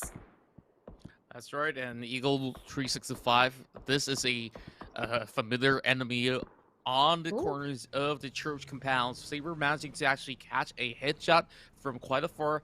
FTF will be able to actually camp inside the stronghold, and Eagle 365, honestly, this is going to be a position where they could capitalize much later on, not for the moment, because there will be more teams that will be flocking towards this total of the area.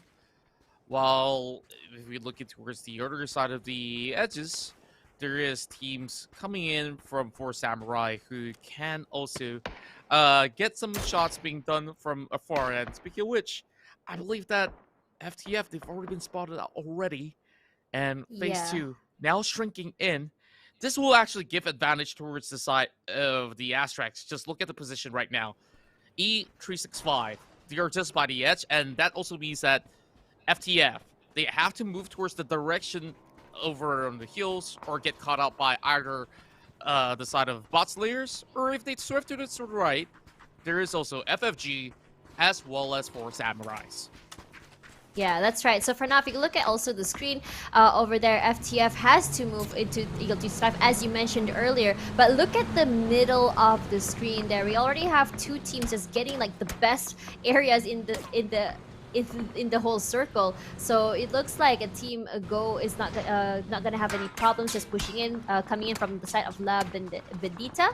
No problems there, and Colony will be able to get in so easily as well. FFG, however, as well as MBS, is gonna have to go through a few teams to get by, and MBS is just gonna wait because NRX is looking to pick a fight with 2 Arc, if I'm not mistaken. So if you look at the PIP over here, Eagle 365 Esports still doing their off-roading, and I don't think they're just looking to reposition. I don't think they're going to push into any teams just yet. I'm just looking at a lot of shots being fired all across the mini map right now. Yeah, that's right. Out of NRX, because NRX is playing gatekeepers as they are trying to fend off against ASTRAX, FFG, and over on down below, there's even more of these teams coming. Oh my goodness, they're out of tires already! Elgin bots! How can they do this to Nomads? Nomads, they're already homeless, you know? I don't know, like, they take out their tires out there, and forcing Nomads to be stuck by the containers, and I don't know, there's not much room for them to actually run or hide, and I guess there is a warehouse that they can play about, but if they were to make any sort of an exit, AAP can easily get a catch. So, Nomads now probably will need to expand every utility that they can get, and now trading right back, forcing AAP to respond. So, as we get ourselves ready for what's about to come here by the end of phase number 3, I guess there will be more blood being spattered, and Evil Patrick already soaking a little bit of damage. I guess they will give a little bit more leeway and room towards Nomad because they're inside the compound, and if AAP takes even longer to rotate, they're also, it's going to be the death of them. But oh boy, yeah, Monkey Boss, they're also coming right in. Yeah, that's right. So AAP getting the high ground. Oh my god, getting a kill. Spunky getting a kill onto Catwinger over there. Yikes. Modo Loco also getting dropped onto another member of MBS as well. And wow, just like that, Monkey Boss is just wiped thanks to Nomads. And there we go, the first team out of the game. Yeah, and this is absolutely unfortunate for them. They are just hoping to play by the edges right now. And MBS, they didn't really expect to be flocked upon by so many players coming from the side of Archangel, Predator, as well as Nomads. They're pretty much stuck on the crossfire. Not much to be said or done, and there goes MBS, the first team to actually crash out. So they will stash up whatever they can. 35 seconds, and now Nomads, just as the name entails, they might have to go on foot if they don't have any sort of vehicles. But now that Monkey Boss has been able to actually... Yes, Monkey Boss. Gotta get that right. So, has already delivered them a few caravans of their own, so they should be able to actually utilize that. Wow, Bama Gaming gets one on the crosshair. Non's gonna be taken out for the count, or should I say down all fours for now. Still not gonna be out from the game just about yet. Kev now going for a little bit of reposition. Well, inside Miramar, we still see many of them just trying to play as safely as they can, because knowing for a fact, in the middle of these areas, it's already been taken over. And look at the open plains. It's just going to be taps after taps with Alec. Finds Galilea and just my god. Whoa, Argon almost falling down as well. It's actually really crazy. If you look at the kill feed over here, Kevi managed to get killed there onto Forza, but that's not what we're looking at on the screen right now. Bahamut Gaming noticing that there's 2 teams by them. It's gonna have to be careful over here because it looks like, as I said earlier, it's like sort of like a sandwich of a team in this area as the circle gets smaller as well. Mr. Chan's just gonna heal up and try and stay as healthy as he can, but if you look at the kill feed, for Samurai has just gotten eliminated thanks to FTF. FTF once again looking for blood, and X-Easy spots out AAP and tries to stop the best. Tsunami with the Kobe onto Bozo. Wow, that I kind of wish we get a clip of We that. saw that, but yeah. Yeah, and True Arc's gonna be able to actually get a little bit of vision, knowing that XEZ is gonna be on the top side of the warehouse, but we hear shots being fired upon. Oh, that's a tough Oh my god! Okay, APAC Gaming, can they actually survive though? Damage being done, and they try to rotate, and thank goodness they go back on all four of the tires, and they are still on a roll. Okay. Like some That's extreme something driving. Okay. That was insane. Now, No! Oh you're fine. no! Man as well. FTF now loses a member as well. The Ditcher's still alive. Vandal's gonna be able to pick one up from the side of FG. Kev goes down as well. And that's gonna be a third-party action coming in. 17-0 trying to find that kill on Mon on the far corners as he's having a few creases to hide behind. So FTF, they should be able to survive out of that, but Mon, not so long though. Oh no! FTF now hugging by the corner of the edge of the circle. Well, Eagle 365 and RX, they're going on this heavy battle, and FFG is going to be in the thick of things with already a broken vehicle. This is a four-way, fatal four-way. Well, if you guys actually watch any sort of wrestling matches, it definitely felt like one, but Colleen's going to be able to add those numbers in by taking down the entirety of Sangat Sopan SANTUN. Oh no, but if you can see here, it looks like Nomads will be joining in the fight. You can see in the corner there, Imperius is coming in. It's a four-way fight here. But if you can see where Eagle 365 is, they're actually in the open and actually having to use their vehicles as a means to cover. But for now, you can see that CJ getting two knocks with this frag grenade. That is crazy. But for now, it doesn't seem like they're going way too aggressive. I think we're in a 3 or 4-way Mexican standoff. But for now, wow! There we go with AAP getting knocks there onto 2 Arc, and that is the end of them. Our Angel Predator probably feeling a lot more confident after, you know, a dismal run coming into the first game of the day. Now they have already gotten back towards their comfortable terrain, and Aoki's going to be able to pick one out from the side of Teddy as they are looking for that flush. Aoki will be taken out there, but that brings attention from the side of Eagle 365, and Nomad now getting pummeled down, but Hamlet Gaming coming in for that pickup. But NRX, they still have Suzunami over on the floor. So Moto Loco, he might be able to actually go in for a push. This 4-way setup is not ending anytime soon, as there are just numbers and numbers all adding up. FTF now goes in, takes down Pasha, and RDKS still on that hunt, on the prowl, trying to actually push forward and towards the smoke as well. G7's going to be able to actually take all up from the side. Oh my god! Fun Slayer is already eliminated. Shiver now going for the side of Teddy, while Jexy tries to actually lob the nade. It looks pretty much perfect on the clear side up from the future as well. There's so little health left for the member that's going to be hugging by the corner, but how long can they hold on for? Broken Heart may not have all too much hope, and it might also be some broken dreams for the side of FTF if they did not stand tall against the side of Eagles. Yeah, that's right. For now, I can see Mamonji getting a kill onto Fuego, fight 12 there. And if you see here, FTF is just so low right now. And it looks like Eagle 365 Esports is going to be pushing forward toward them. Jexy, and it looks like Eagle 365 Esports has been just throwing grenade upon grenade. And I guess Jexy getting tagged and will be knocked by RDKs. And he finishes off Hanzi as well. Vandal 9 getting his revenge onto RDKS. And there we go. What? Chibirit getting tagged but getting a kill onto FTF NTF.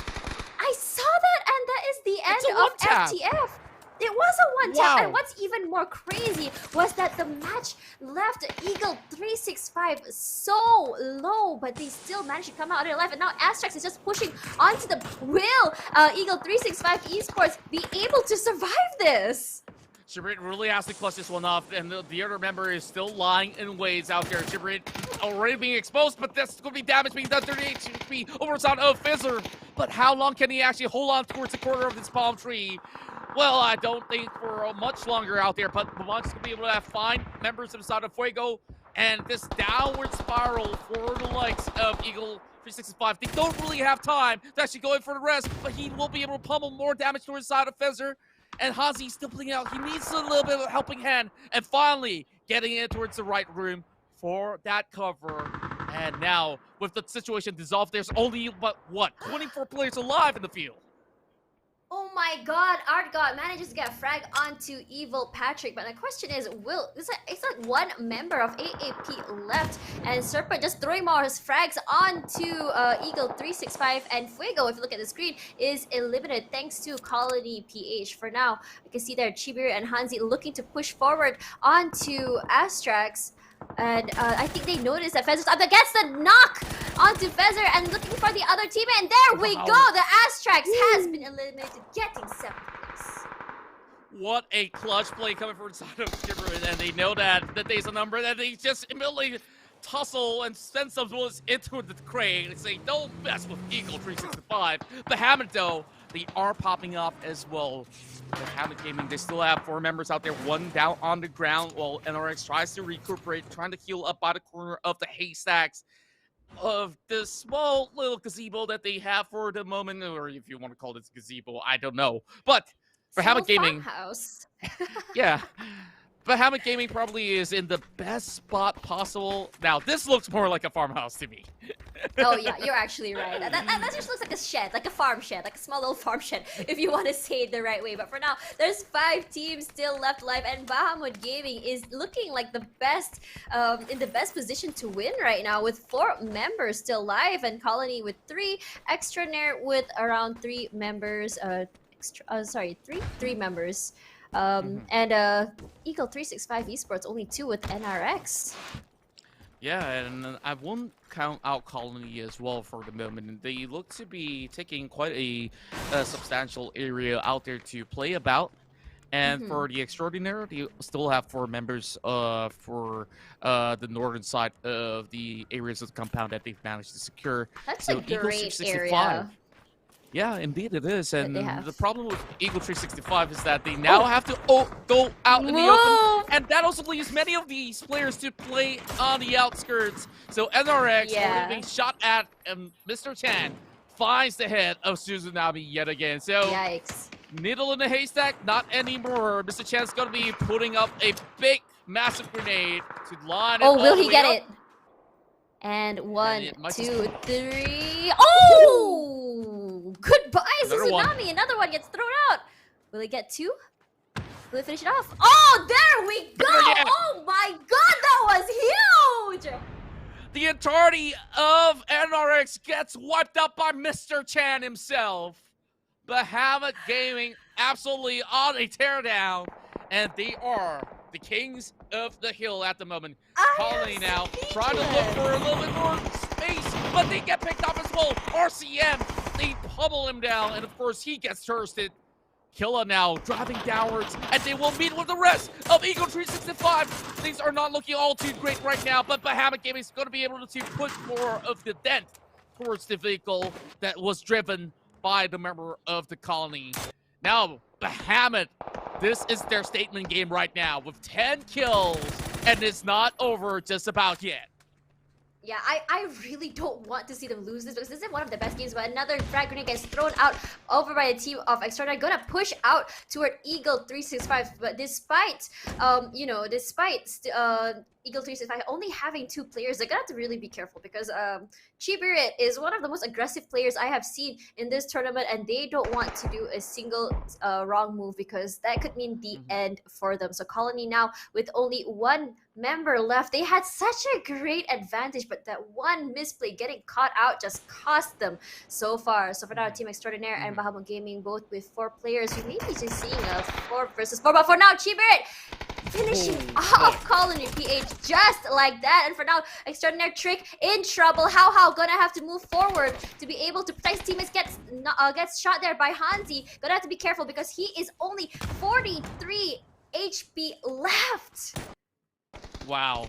Chibirit, like you said, has been on this phenomenal streak. When here comes a good flash over on the top of the member of Hansi. Hansi getting taken over by the side of Bahamut Gaming. Now they're rushing outside of the outskirts, and they are having the perfect elevated view on top of many of all the other teams. Now that only leaves 1 more member left for the side of E65. Chibirit with the headshot!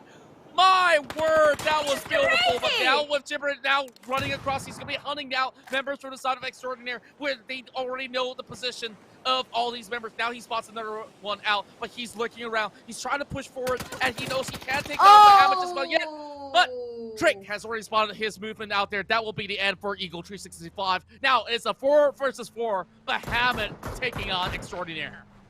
Yeah, that's just what I said earlier. We're gonna see a 4v4 here on to Bahamut Gaming and Team Extraordinaire. Frag comes out there by the team of by the side of Extraordinaire, but it's not quite gonna hit anything just yet. But you can see it there. Looks like Team Extraordinaire is already trying to push into the circle, and both teams are on 2 sides of the circle. What is gonna happen so far? We can see here, Bahamut Gaming have control of the compound over there, so they have some cover. But Team Extraordinaire is out there in the open. They're gonna have to push out or risk being long range shot there by the team of Bahamut Gaming. How moving forward, and looks like cars are being moved to provide some cover. So RCM gets tagged there. Gonna think like, okay, I'm not gonna be hiding behind this haystack, but it looks like 17-0 gonna flank from the back here. But will he get a pick? I don't think anything's gonna happen. Just a trick. Another shot, another grenade coming out. Or is it grenade or a flash grenade? I didn't catch it just yet. And now the side of Extraordinaire has been able to actually get a beautiful advantage as they go in for the pickup, and XEZ won't be safe anytime soon. Smokes are being popped right there, but I don't think that Bahamut should be able to actually get this rescue being done. How else going to be securing that kill in the bag? Bahamut now down to 3 members out there. They're playing outside the field, and Extraordinaire, they're taking over the walls, but this is honestly not the best way to work around it, but at least getting a little bit of cover against Bahamut is going to be doing wonders for themselves. Now, blind by the Smokes, they will have to actually play it really safely by the corner of the haystack. Whatever still left on the table, 3 members on the outskirts. Extraordinaire, they might just be able to secure their very first chicken dinner, and look at them go. They've already got 43 kills on this scoreboard, and RCM, he's going to be lurking around some of those grasses that's still left on the table, going proning for the moment, lobbing all those grenades. And over on the other corner, on the far flank, we do see Bahamut there will be lurking around, but same goes to the side of Nil, and he spots him out. Ooh. Oh boy, Bahamut Gaming, they absolutely got flustered upon, and this is where the 4-man will go on a full push.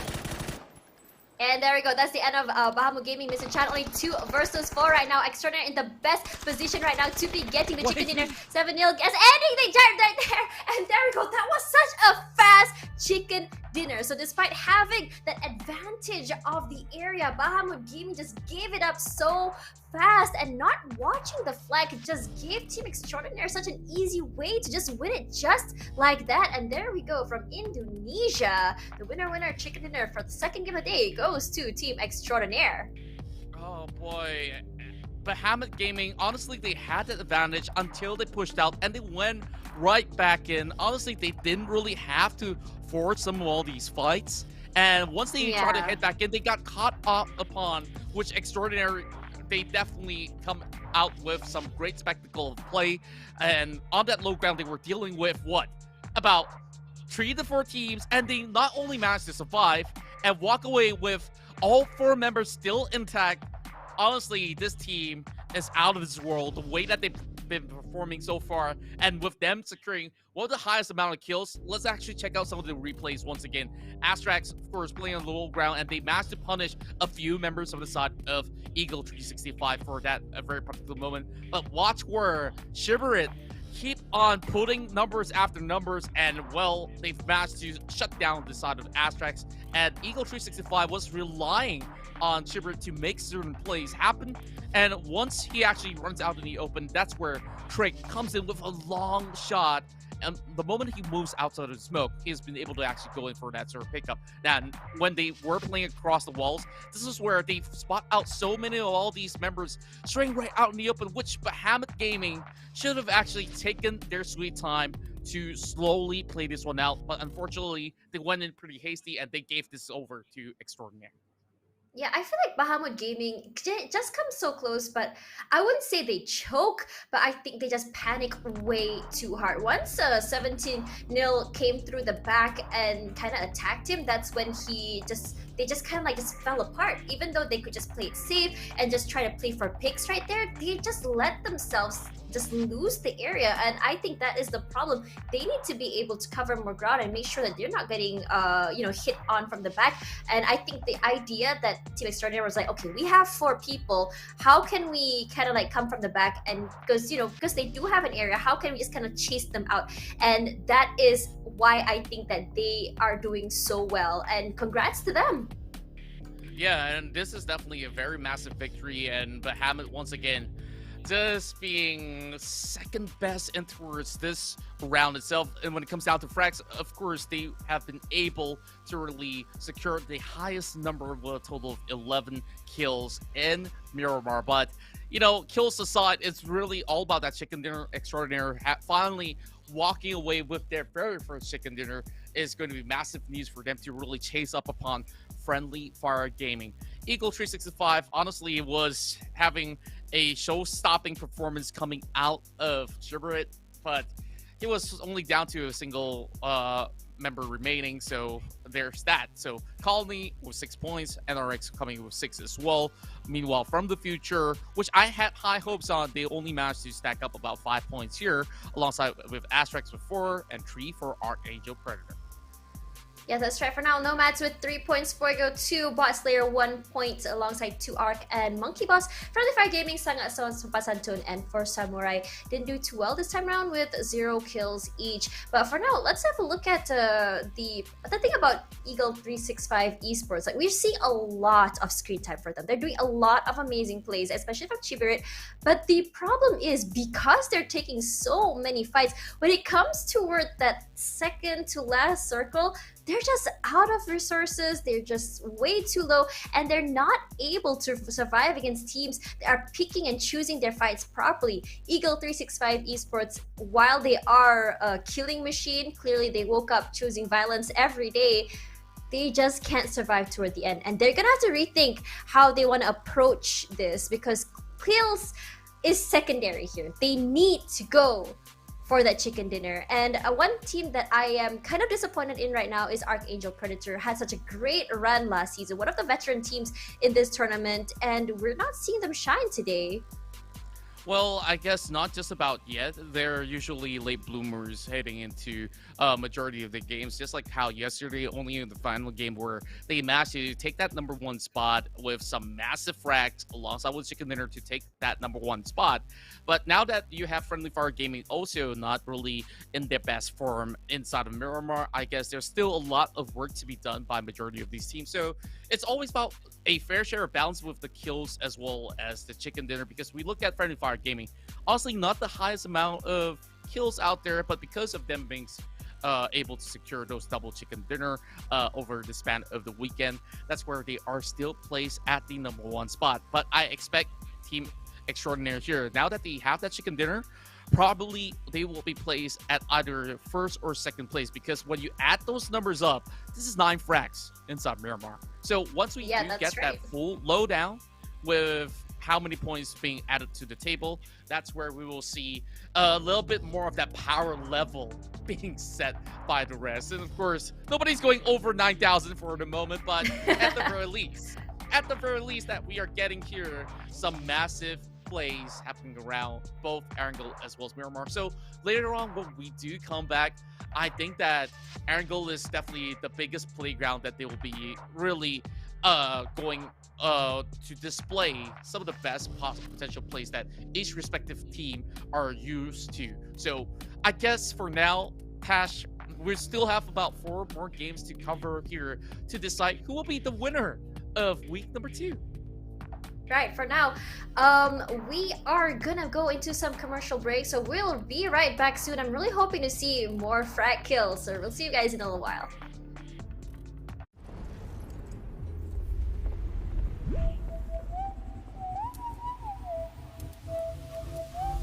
Hit you with that do-do-do-do-do. Oh yeah, oh yeah.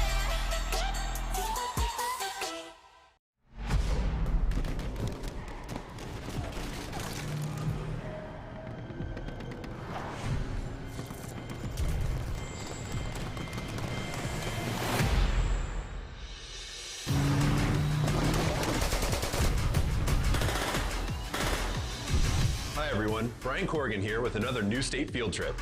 Today we're looking under the hood of some of the new vehicles you'll encounter in Troy. Then we'll review the utilities you need to master to best the competition. Let's jump right in. We've all been there. The blue zone is on your heels and you need a fast getaway. Troy has the classic PUBG vehicles that you know and love, but There are also a lot of new toys in the garage. First up is the Volta, an all-electric speedster featuring speedy electric transmission and a stealthy engine. Although it's quieter than its gassy counterparts, it's still as audible range-wise as the other vehicles. So keep your ears perked, the sound is unmistakable in the field. Sounds like the perfect ride, right? Well, there's a catch. Although the battery consumption is comparable to conventional cars, engaging the boost will chew right through the charge, so use it sparingly or you'll find yourself stationary.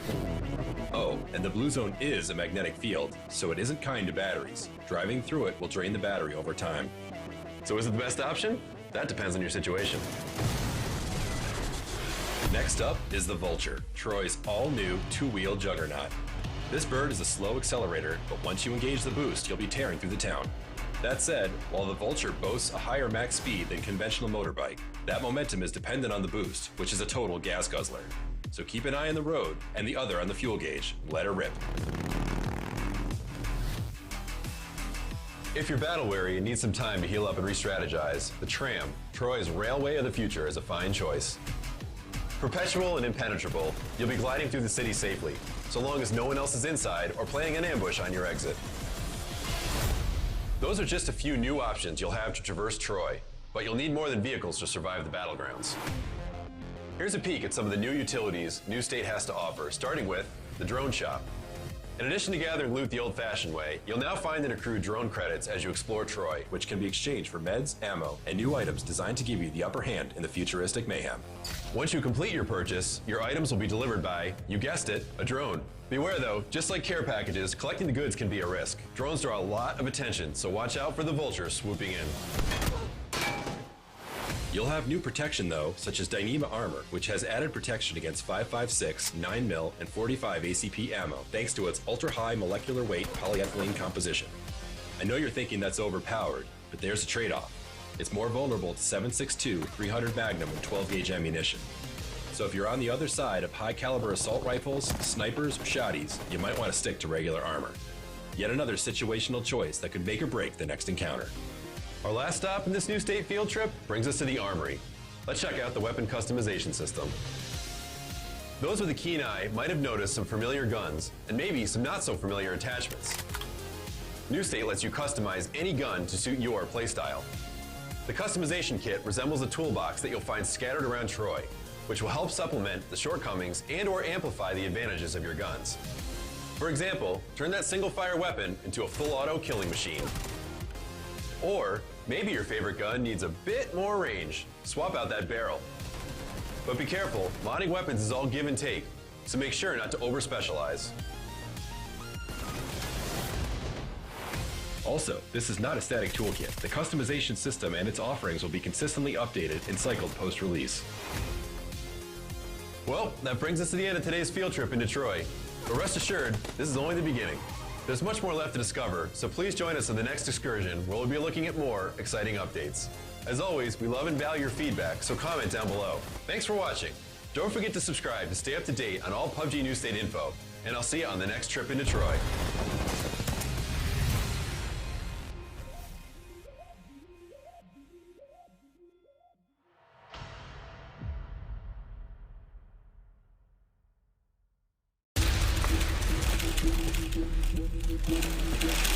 Yes, please. What sort of changes do you expect? Yeah, I will be running with the new squad.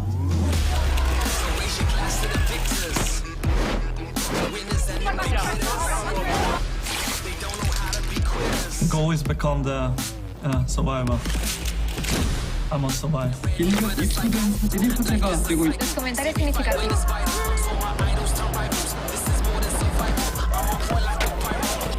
I will demonstrate to the world what Welcome back once again to the PUBG Challenger Rumble here. Of course, all this brought to you by PUBG Studios, Geek Events, KenK Revolution, as well as Digitally Asia. Alongside with me is the ever-energetic Tash Bunny. And of course, you've been looking great and phenomenal. So as the games that has been going on for the past 2 rounds, and now we're in for more in match. Well, I kind of lost count on the numbers. I believe this is going to be match number 9. Match 3 of the day. Oh yeah, right. The 3 of the day, but 9 for this weekend. Exactly. So I guess last round we saw Team Extraordinaire popped off, and now they are sitting at the second spot with a total of 46 points from the frags that they've acquired. But Friendly Fire Gaming, because of the 2 chicken dinners that they've acquired, they are sitting on the top of the table with 37 frags. Right, but if you look here, From the Future can easily overtake it. They just get 2 chicken dinners. They're easily just gonna sit there at number 1, no problem, so long as they can defend the amount of chicken dinners they have. But let's have a look at the total overall scoreboard for now. We can see here that Team Extraordinaire 46 total, Archangel Predator now with 43, Calling PH 41 total, Eagle 365 40, NRX 39, and at number 7 is ASTRAX. The thing is, if you look at the bottom at number 8, From the Future at 56 but 0 chicken dinners, you can't help but feel bad for them just a little bit. All those kills, but not being able to climb up the ladder, that must just really suck for them, honestly.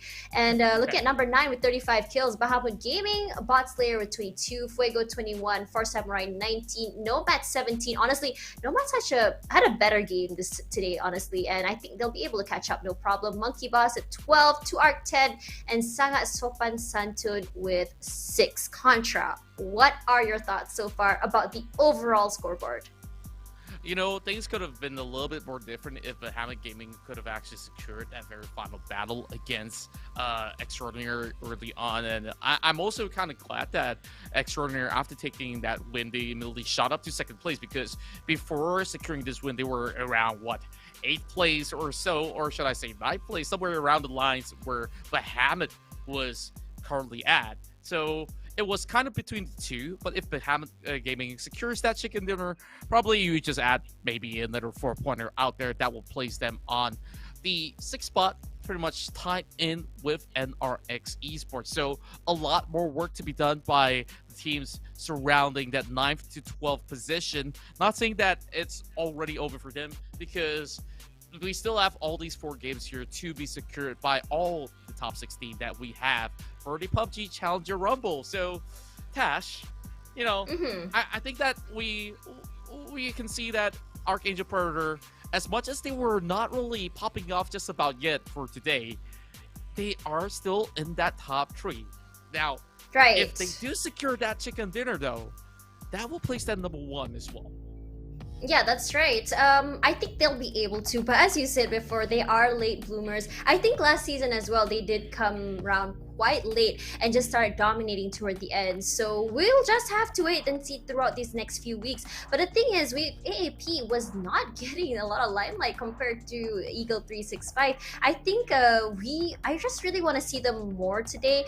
They are doing things behind the scenes, but nothing big enough to cause like an impact. So Colony PH did cause a few did do some impactful plays here and there, and I want to see more, because they are actually, I don't know why, but there's something about that team that's really interesting to me. So going back after this, we're going to go back to the first map that we had today. Are there any predictions you have from your end, Contra? I do predict that, you know, there's even going to be more fights coming from Archangel Predator as well as Bahamut Gaming. So yesterday, just to of course fill you in with the details, first 3 games, they keep clashing upon each other, and it's Archangel Predator that has been able to shut down Bahamut Gaming back to back, even though on the very final battle, it was yet again Bahamut securing second place and Archangel stealing that win away from them in such a fashion, which was outstanding performances coming in from CJ, Mad Dog, and Co. in order to secure that number 1 spot to start off, you know, day number 2. But now that we are already looking at other teams also catching up, honestly, there's no more time to slack coming in from the rest of the teams. And even from the Malaysian side, like ASTRAX, yesterday was some really good showing from them. They got themselves a chicken dinner and also quite a consistent amount of frags. Today, maybe the consistency may have fallen off a little bit, but it does not deter them from, of course, snagging another one to chase up against Friendly Fire Gaming. And the Indonesian region, we saw they are having so much kill prowesses out there. They just need chicken dinners, and they will be well on their way to the top.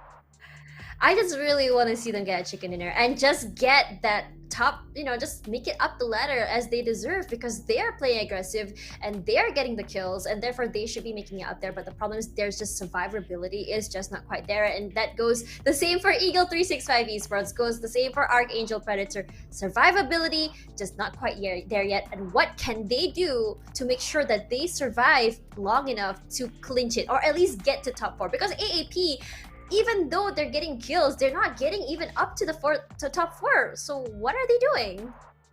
Yeah, and I guess that definitely is a little bit of a bummer for themselves.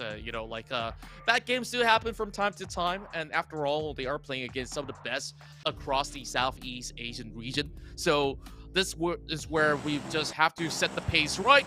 And speaking of pacing, the other flight hitting in towards Arangel was more of like a southern side hitting in towards the west. This time around, it's going to be from the hard south all the way in towards the eastern side. So hopefully we get to see an island finish, because we have been lacking of that for the entirety of this weekend. But hey, I think that the last game that we saw inside of Severity, that itself was already quite a feast for sore eyes. But it's going to be a hard decision coming in from some of the teams out there that many changes have already come across from, and even Colony now choose to drop inside of the island to start things off with. And Bahamut, they're definitely going for their signature drop in towards Sanofska military base. For the rest of the teams, they're still keeping their eyes wide open to see what could they actually get out of this flight. Wow, you can see there's a lot of people dropping toward the northeast side of the island over there, and it looks like over in Sosnovka Island, you can see there Bahamut Gaming taking advantage of the military base. You have 4 Samurai dropping on the right side of the island, and Colony PH taking over the left. As 3 teams over on Sosnovka Island. I'm really interested to see where the circle will be happening from here, but if you can see there, FTF dropping so close by to AX, but they're just gonna move away as quickly as what the that circle. Okay. Yep. That's why I was having a little bit of chuckle, of which I was having my predictions and hopes high, and now we may actually get that island ending, or maybe they might just be trolled if they were having a hard shift back in towards the rivers, which will cause quite a massive disruption for all these other players out there. But for teams such as Archangel Predator, Bahamut Gaming, Colony, they are going to be having the hit start at the very least. So yeah, count their lucky stars. Meanwhile, for everybody over on towards the central as well as the east, that's a lot of homework to do on how to make it all the way across. Because if you look at this sort of the terrain, especially with the very first phase, cutting off over on towards the eastern side of the bridge, meaning to say there's very little option for many of its team to move in safely into the island if they want to do so. Yeah, as I was saying, it would suck if the circle was actually at a bridge. Like the bridge is the middle part is very narrow, it's very small. Whoever is already on the bridge would have like the biggest advantage so far. But one of the things that I liked about the recent updates, that you say it can go under the bridge as well. So that's always a plus if that were to happen, honestly. But let's hope that it doesn't get there. Yeah, hopefully so. But it's a little bit of a fun fact after, a couple of all these sort of updates. There's always going to be like a certain ferry that cross over on towards the river and towards the back of the port of the island, and also stopping by Novorepnoye. In esports mode, I'm not entirely sure if there's still that sort of feature that's still left available that can be utilized by Archangel Predator, because they are very close to that certain port that we are talking about here by the edge of the river, while teams are still trying to take their sweet time. I'm just looking at the map right now. Monkey Boss, they're all the way up north into Stalber as well as Kameshki. That is going to be one of the toughest ways to even get by phase 1. Yeah, honestly, there's a lot of teams that's really far away, and I don't think anyone expected this circle. This is the second time today the circle went really weird on this same map, actually. So clearly the circle gods are having a bit of a troll today. But let's talk a little bit about Force Samurai here. Force Samurai is one of those teams that they will never quite make it, but they'll come close or not at all. And I just want to see them just get by, honestly. You can see here UDSC from last season as well has been playing. They're actually vets, and I think they do have potential, but I want to see them do more. Indeed, and for Samurai, the closest run for this evening that we have watched over from was their very first run inside of Erangel. And even so, it was certain scenarios that definitely brought them down towards that second spot, as they have already finished looting Novo Ripnoi. Now going deeper into Wait, can you say that again? Nova what? How do you say that? Novo Ripnoi. Novo Ripnoi. I love your pronunciations, how you say it. I have a friend who's from Russia, and he has definitely taught me like a couple of ways to say a few words, because of course some of the terrains is derived from the language itself, and I believe that the way that he pronounces it is slightly different, like Novo Ripnoi. Yeah, well, your pronunciation over there, our god's getting knocked already. But gaming in the really early fights here. You were predicting earlier that early fights are not going to be a thing, but might be wrong for this map. What do you think? Yeah, I think that this is where it's a contest for power. Oh, 4 HP. Oh, close call. And that's going to be a knock. Oh, down on the he ground. got knocked? I got to check it out. And No, Gaming, was it? alongside with Colony, they're just going to be noisy neighbors from here. Just gonna be best friends from now on. But Bahamut Gaming, I'm surprised they're actually choosing to take those really early fights right now. Because they've been avoiding early fights. I did notice, but I didn't think they would actually commit to it. There you go, XEZ getting a little bit just a little bit of a love tap there by Colony. But oh, there you go. There's another one. He's half HP. He's gonna have to back off for now. And I guess that Bahamut Gaming, fresh out of the oven from that second place finish, I believe that they are up for the challenge. Strike the metal while it's hot. As Colony is hoping to maybe break down some doors. And I don't know if there's going to be any sort of a fourth wall for them to break. But they're just going to be taking a little bit of a chill pill for the very moment.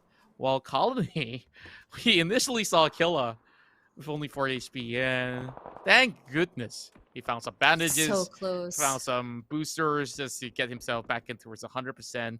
So he's a-okay. But, you know, Bahamut says that, haha, not for long.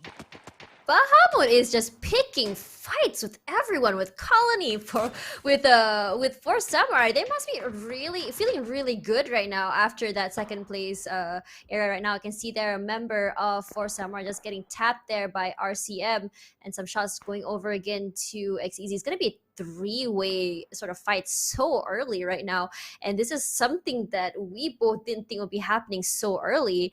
Meanwhile, Argod, quite low there, are going to be healing up for now, but I really want to see something big happen, but honestly, I doubt it. Yeah, I guess they will just be taking their sweet time right here. The problem about being stuck in this compound so early on is that if they haven't looted just about enough, they're going to run dry on resources heading into the late game, because now it's only the span of 8 minutes into play. And over onwards, all these sort of the scattered compounds, there's only so little loot that's going to be left on the table. Colony already cutting off towards the slight north point. As much as they only have 2 members. Oh, it's easy. He's alone.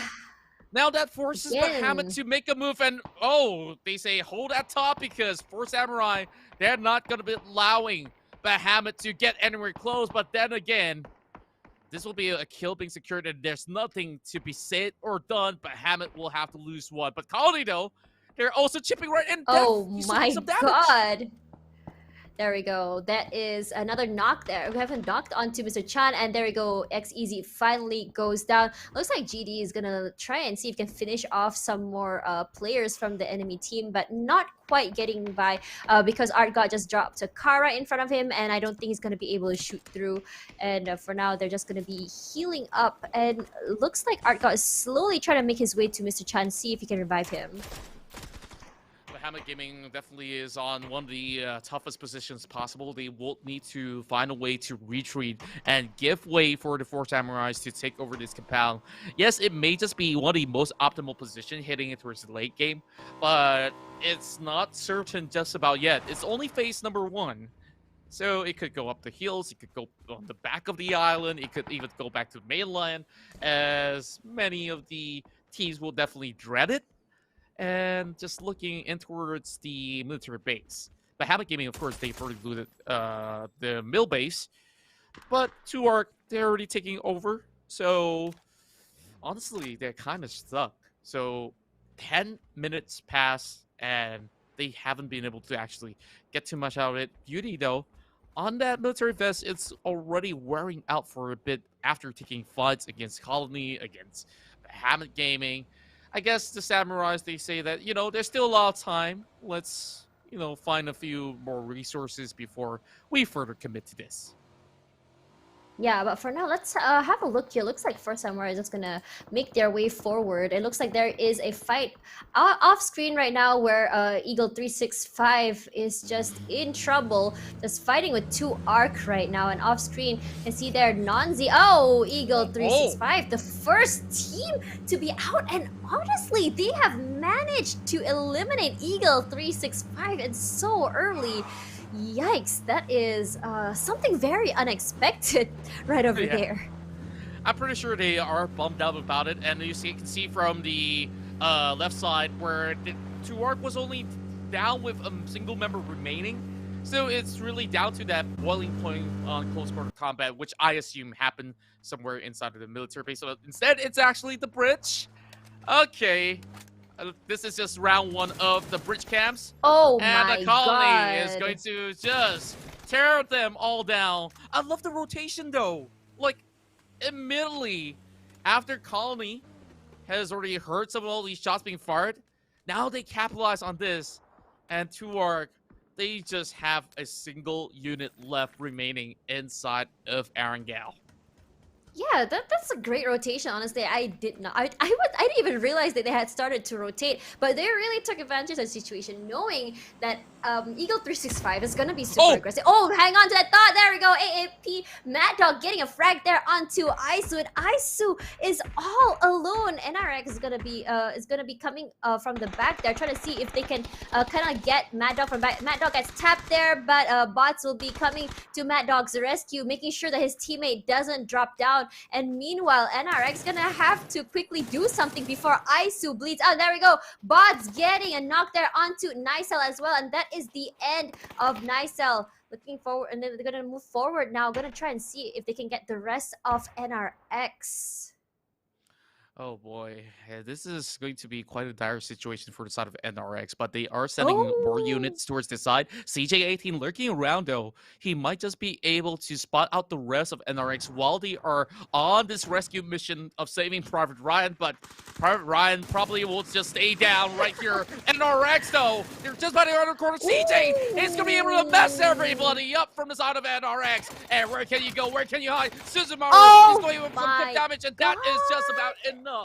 LJ and Mad Dog, CJ, all of them just hustled them all about, and NRX should have just chose to let go of IC because Archangel Predator has already conquered the top of the hill. Yeah, actually, that was a great flank by them.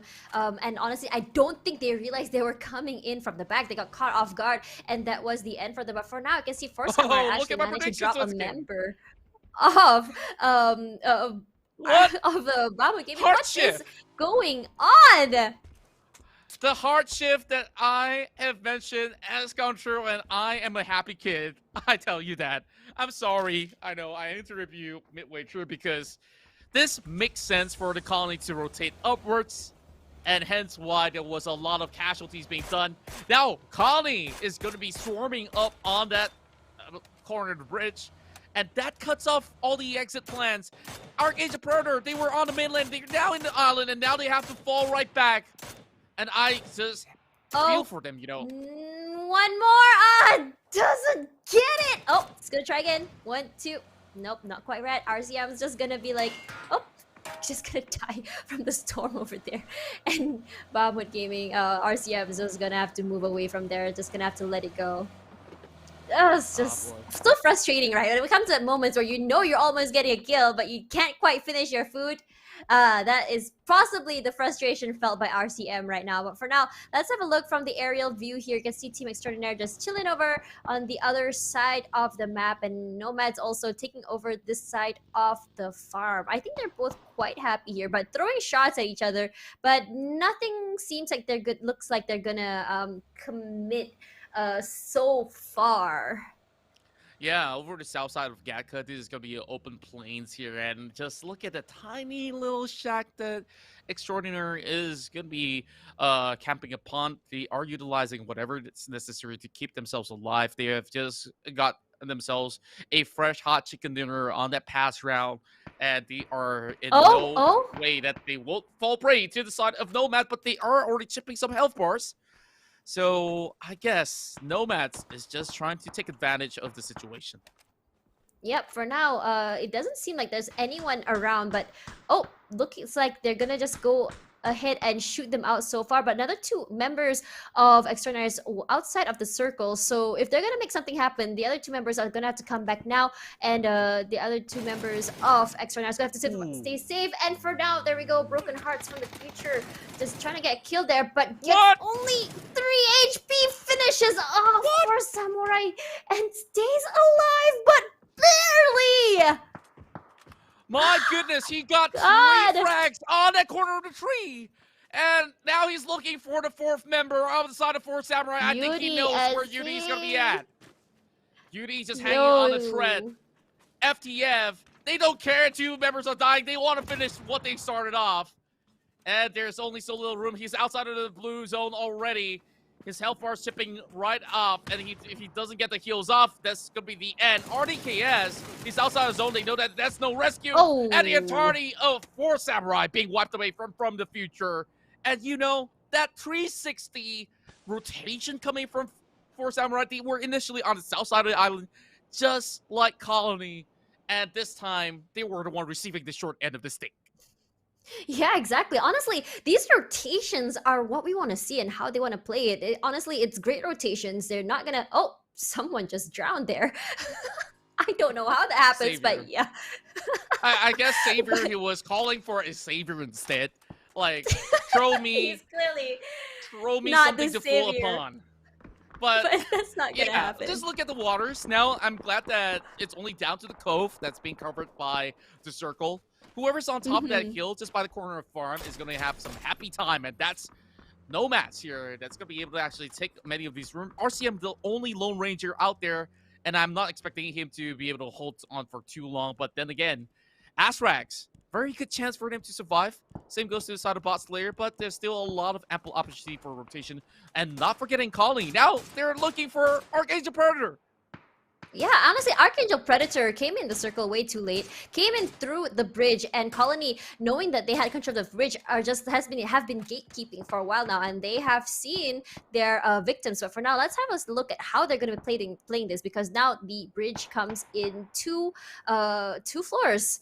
So for now, it looks like Alec getting some tapped here. Will AAP kind of push forward? I think they're looking very confident, and they're just confidently but slowly pushing forward is possible. On the other side of the bridge, I guess Kalp's just making sure that he can catch out anyone on the other side in case something were to happen. But Archangel Predator playing it quite safe by throwing out some smokes. You can see there's some hits there getting hit onto bots, but he's gonna be able to stay safe. Knocked down by Kalbs. Oh my god, that's a great place. Well, that's a great angle, and here we go. Kalbs just trying to push forward, finish off the kill, but unfortunately gets pushed out by the other members of AAP. And slowly, the circle is just closing by. They're gonna have to do something. Oh boy, the ex-boys of Archangel Predator now getting their revenge upon their ex-teammates. As CJ, he clutches the moment. He finally finds the flanker. Calps now down on the ground. Nobody supporting from the side of Colony. That will be a kill secured eventually. But CJ now has no time to even save Mad Dog or even Patrick. But LG and Bots will be able to secure one. Now with the far flank up on towards the towers. And that's still no room for them to breathe. Alec from the lower side of the flank as well. Spectacular plays coming in from the side of Colony. And the days are numbered for Archangel Predator. Honestly, Colony was so smart knowing that after they got 2 Arc, they took the bridge, they held onto the bridge, and they got someone. Gate kept, got a kill, and now they're just gonna leg it out of there. And for now, the circle will be shrinking again in about a minute, and Colony makes it out alive with only 1 member down. Honestly, great job, especially against a team as strong as Archangel Predator. So you can see there, Alec is actually making a little smoke, little area for him to move through in case there's someone hiding in corner looking to finish them off. Yeah, I didn't expect the flank to come in from the lighthouse as well as the lower side of the bridge on top of course, what we saw early on, sending 1 member to just cause troubles for the side of Archangel Predator. There's no chance for them to even survive. Now, Nomad's going to do exactly the same towards Colony.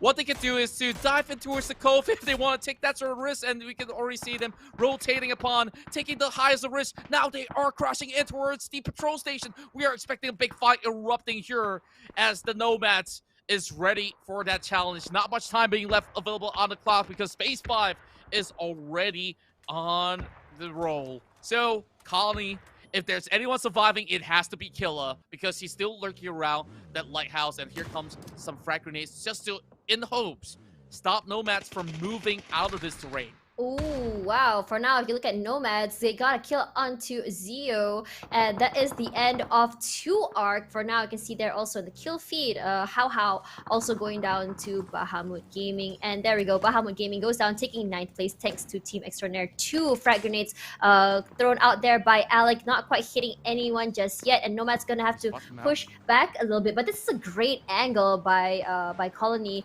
getting the angle underneath. If anyone comes close, just shoot their legs from over on this side. Alex going on the aggressive to see if they can get anything, but Nomad's looking to think that I don't think they want to go really too aggressive here. But you can see that 1 member of Nomads getting shot in the back by Fuego. Yikes, they're gonna have to go. Yeah, speaking of which, this is Killa now trying to actually go in to pick up anybody as they can. Killa, Mamanji, as well as Alec, they're still staying pretty much well alive because Nomads, they don't really have those angles to pick them all off.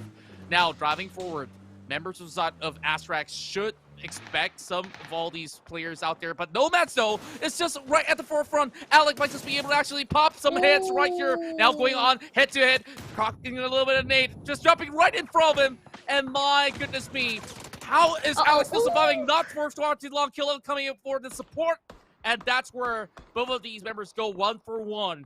Nomad now relying on whatever they can. But the frags are coming right through into the smoke. Nomad's now eliminated because Sunshine will be able to also pick up a few numbers for themselves. Extraordinaire having the best angles coming from the top side of the hill. Yeah, that's right. Honestly, it was like a little sandwich there, and it was so easy to third party that getting some free kills and eventually just saving Team Colony, honestly. For now, I can see there another Team Botslayer, G7 gonna be able to survive, but so low right now. And I think they're just gonna have to be careful as they push forward into the circle. And I think they got their sights onto Team Extraordinaire still in that small little shack. What is up with Team Extraordinaire shacks? This is the 2nd game they've been hunkered down in a small shack. Well, I guess this is where they're hoping to stop by Shake Shack before getting a chunk of the chicken dinner. But they're not the only ones in the shack. Look at from the future. They're on the other side of the shack as well. So Bot Slayers, they're having some happy feet, happy times just to try to pick some numbers off. But FTF, they say, okay, it's time to leave the shack because this is nowhere close to where we need to be. They will have to climb up those hills. But by doing so, they will have to take out some of all these teams. And Bot Slayer will have to be the first one in order for them to proceed. Yes, that's right. So for now, I can see here, some teams have already made it in, but for now, let's have a look at Colony PH setting aside there onto Team Extraordinaire as well. It seems like just now, since they were kind of like shooting out, they have kind of caught attention of a few teams, and I don't think it's safe for them to be there so long since it's so close to the edge of the circle. But I think Team Colony PH will be looking to push forward. And for now, Teddy's getting a knock there onto Bot Slayer.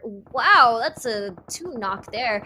And will they be able to be picked out? Some frags being shot out. He gets tagged there. Broken Hearts making sure that no one's coming in from the back.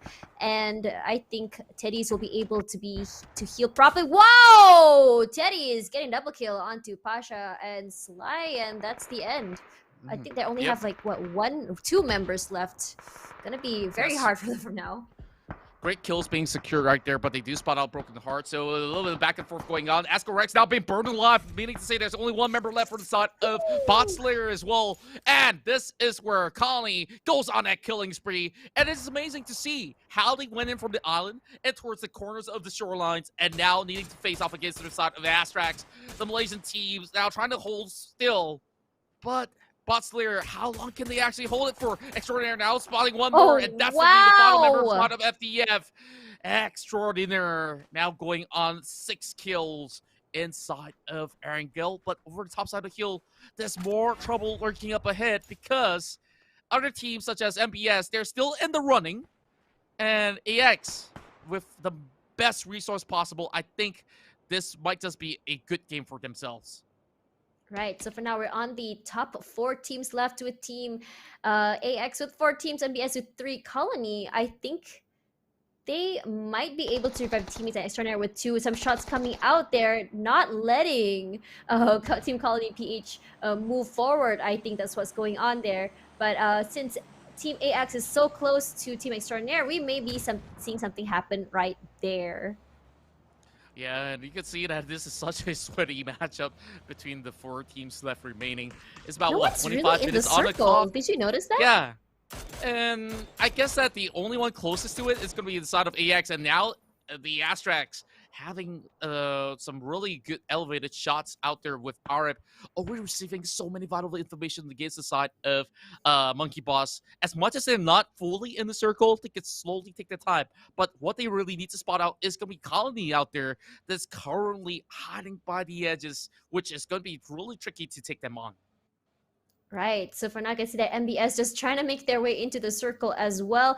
And AX gonna have to be careful because it looks like other teams are just gonna come on from the front side of them. And if they get rushed, they're gonna be in trouble. For now, I can see an airdrop coming over there. And let's see if Colony actually tries to go for it, because I think that they do have their sights on it for now. So honestly, this is a very slow. Yeah, it is a very risky move because it is quite in the open. So can you see here Extraordinaire just playing the prone game over on the side of the terrain? I think Team AX doesn't really know that they're hiding there. Yeah, and they can try as they may, as they are taking on the team with the most numbers as compared to themselves on the side of Monkey Boss. They're just slowly looking their way fresh up, of course, seeking for some of the best spots possible. Now, if this zooms in towards the direct middle of the upcoming phase, it's going to be a lot more difficult for the side of AX, and Colony will eventually get the edge. And like you said, Killa now moves over on towards the crate, restocking with those level 3 gears. I wonder what has he gotten over on his hand. But Monkey Boss says that he wants a little bit of a piece of the banana if they could actually get. And hopefully the chicken by the very end of the day. Or shall I say end of this game, because this is one golden opportunity. Because Monkey Boss, we have said for the longest time, they haven't popped off, and this is their moment to shine. Yeah, that's right. So for now, you can see there some shots being shown out by Team AX to Colony, but I don't think it's hitting them quite yet. But the circle is slowly shrinking, and the other members of Team AX are gonna have to move forward. But it looks like AX is currently the only team with cover right now inside of the building. But I think as time goes by, as the circle shrinks more, they're gonna be forced out into the open, and that's when we're gonna be seeing which team has the best firepower. You can see their colony is still playing us outside the circle, not looking to fight so early on. As you can see, everyone, like the top 4 teams, just playing it over, just playing it safe. Team Extraordinaire hiding in a little terrain there. AX in the building, and the other 2 teams are just like right at the corner of the circle because I think like everyone's just trying to play it safe and to see just who can get this chicken dinner. But it's only so far. But Team Extraordinaire, if you can see here, Sunshine, his helmet's already broken. His vest is already low. He only has 3 frags. So that's why they're playing it safe, because in terms, no smokes either. In terms of resources, they're very, very low. Yeah, and it definitely makes sense for them to just be chilling right under the shades of the tree. While Extraordinaire, like a little picnic. Yeah, they just need a mat and probably a basket full of food. But then again, they will be disrupted by or join alongside with ASTRAX eventually. If they were to move forward, right. I guess that maybe the best case scenario is for them to get a couple of catches without ASTRAX knowing of their existence right down below. But speaking of which, okay. Colony now being spotted out. Killa, so Killa damage there. Monkey Boss is going to be cracking open a big frag. Being tossed right over on towards the fields. That's not going to be able to connect though. A little bit short. But they spot another one out. Killa should be able to actually respond eventually, but there is smokes of negating the vision away. As Monkey Boss possibly will try to siege this opportunity. And now spots ahead. Good damage, but that's a level 3 helmet, as Colony has already secured those restock of level 3 gears coming from the crate. Right, so I think because of that, they're being able... Oh, 1-2 hits and gets Killa getting a knock there onto 2807. Killa will be able to heal up very easily right over here. Alec now trying to see what he can get as well from the rest. But for now, the circle is already on phase 9. Momonji getting a knock onto Trick, and Trick, what? I think he blowed himself up with his own frag grenade. What? Well, I guess the enemies can't kill you if you kill off your own teammates. So denying a little bit point out there doesn't really matter. Maybe he was cooking the nade and he got knocked down. And hence why he was pretty much unfortunate. Now, Alec does get a lot of vision over on towards MBS. Now, just looking around that blue zone, which is already shrinking. Now, the rest of the members of ASTRAX, they're on the prowl. They're on pursuit for the chicken dinner. MBS, they don't have much left. And 2807 probably will die out to the zone eventually. Now, Living Colony right behind that corner of the truck. And possibly, this might just be ASTRAX with their second chicken dinner, though. It looks like Killa trying his best to get a knock there. So he has to play it safe because in case, but he's gonna have to be fast to quickly run inside. I don't think he can be able to save his teammate. And there we go, dies to the storm, and the ASTRAX takes the 3rd chicken dinner of the day. What a game! And honestly, ASTRAX didn't have to do anything. They were just healthy, they were happy, they just had to wait in the circle. And Colony already low on members, low on supplies, low on health. They just had to die to the storm. Either they go in or die to ASTRAX, or they die out there, and they chose to die out there. Massive win for the ASTRAX, and this is their second chicken dinner. 1 chicken dinner per day, just like how Friendly Fire Gaming has been able to secure the Malaysian side, both representing with 2 wins for their own, and pretty much well on the way with only a few matches left on the table.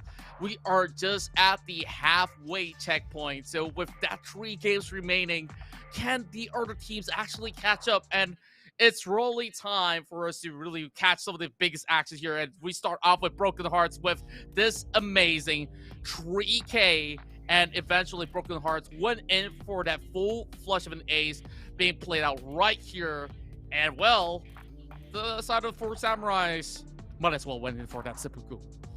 Yeah, that's right. This is a great match over here on the bridge after Colony PH just not only just gate kept the bridge, they had made sure all their angles were covered, and AAP had no chance. They tried their best to use the smokes to kind of move forward, but the thing is, with all angles covered, there was just no way for them to cross, so that was the end for them. Yeah, and I think that it's really impressive how Colony has been able to secure a second place finish. Nonetheless, like, look at them just sweeping by the edge throughout the entirety of the match until the point where, you know, ASTRAX, of course, outnumbered them, and with Killa being stuck by the corner rock, might as well just deny the point because he knows that this is already a little bit of a lost cause with that blue zone already shrinking all the way inwards. Phase 9, it can't be helped. The damage was a little bit too high. So now we got ASTRAX. They walk away with only 5 kills, but it's definitely the chicken dinner that has been able to propel them all the way forward to challenge for that #1 spot. Colony, though, 12K. They were a monster this game. They were an absolute monster. They were just going for the kills left and right, and it really paid off. It's just so unfortunate. They just couldn't make the chicken dinner. It was just so close, but they were just playing too long in this toward the edge of the circle, and without that advantage. And honestly, that is the reason for their downfall. And I think they need to be a little bit more aggressive toward the end of the circle. Quite there. They're just there, but not quite there yet. So close.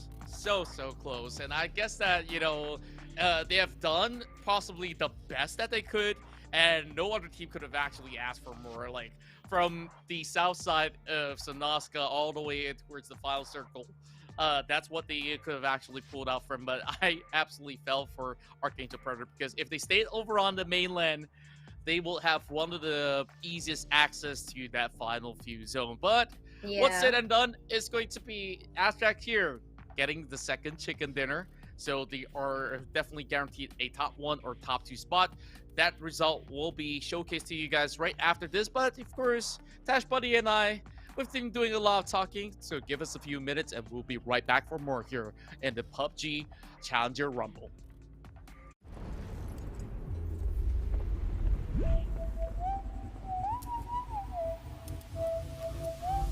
Hit you with that do-do-do-do-do.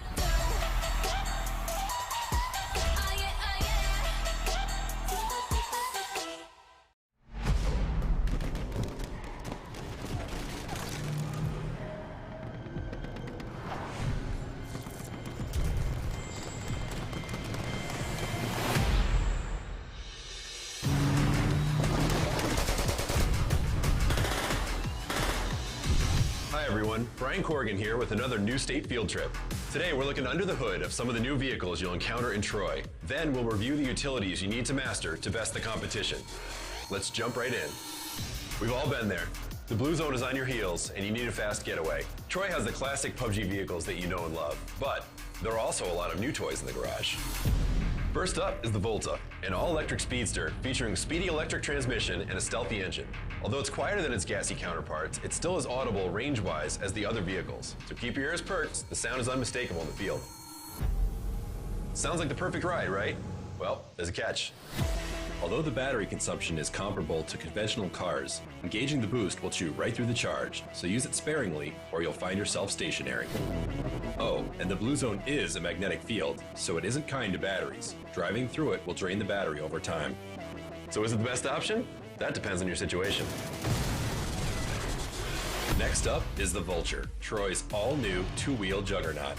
This bird is a slow accelerator, but once you engage the boost, you'll be tearing through the town. That said, while the Vulture boasts a higher max speed than conventional motorbike, that momentum is dependent on the boost, which is a total gas guzzler. So keep an eye on the road and the other on the fuel gauge. Let her rip. If you're battle-weary and need some time to heal up and re-strategize, the Tram, Troy's railway of the future, is a fine choice. Perpetual and impenetrable, you'll be gliding through the city safely, so long as no one else is inside or planning an ambush on your exit. Those are just a few new options you'll have to traverse Troy, but you'll need more than vehicles to survive the battlegrounds. Here's a peek at some of the new utilities New State has to offer, starting with the drone shop. In addition to gathering loot the old-fashioned way, you'll now find and accrue drone credits as you explore Troy, which can be exchanged for meds, ammo, and new items designed to give you the upper hand in the futuristic mayhem. Once you complete your purchase, your items will be delivered by, you guessed it, a drone. Beware though, just like care packages, collecting the goods can be a risk. Drones draw a lot of attention, so watch out for the Vulture swooping in. You'll have new protection though, such as Dyneema Armor, which has added protection against 5.56, 9mm, and 45 ACP ammo, thanks to its ultra-high molecular weight polyethylene composition. I know you're thinking that's overpowered, but there's a trade-off. It's more vulnerable to 7.62, 300 Magnum, and 12-gauge ammunition. So if you're on the other side of high-caliber assault rifles, snipers, or shotties, you might want to stick to regular armor. Yet another situational choice that could make or break the next encounter. Our last stop in this new state field trip brings us to the Armory. Let's check out the weapon customization system. Those with a keen eye might have noticed some familiar guns, and maybe some not so familiar attachments. New State lets you customize any gun to suit your playstyle. The customization kit resembles a toolbox that you'll find scattered around Troy, which will help supplement the shortcomings and/or amplify the advantages of your guns. For example, turn that single-fire weapon into a full-auto killing machine. Or maybe your favorite gun needs a bit more range. Swap out that barrel. But be careful, modding weapons is all give and take, so make sure not to over-specialize. Also, this is not a static toolkit. The customization system and its offerings will be consistently updated and cycled post-release. Well, that brings us to the end of today's field trip into Troy. But rest assured, this is only the beginning. There's much more left to discover, so please join us on the next excursion where we'll be looking at more exciting updates. As always, we love and value your feedback, so comment down below. Thanks for watching. Don't forget to subscribe to stay up to date on all PUBG New State info, and I'll see you on the next trip into Troy.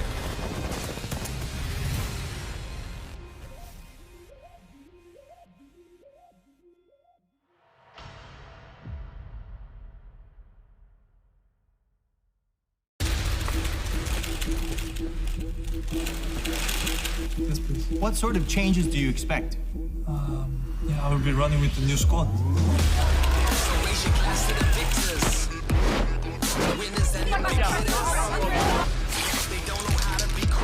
Goal is become the survivor. I must survive. Los comentarios significativos.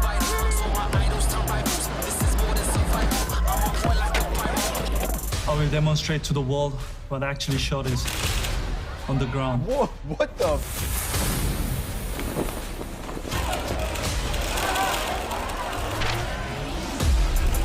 Raise your glass to the victors, the winners and the big hitters. Yeah.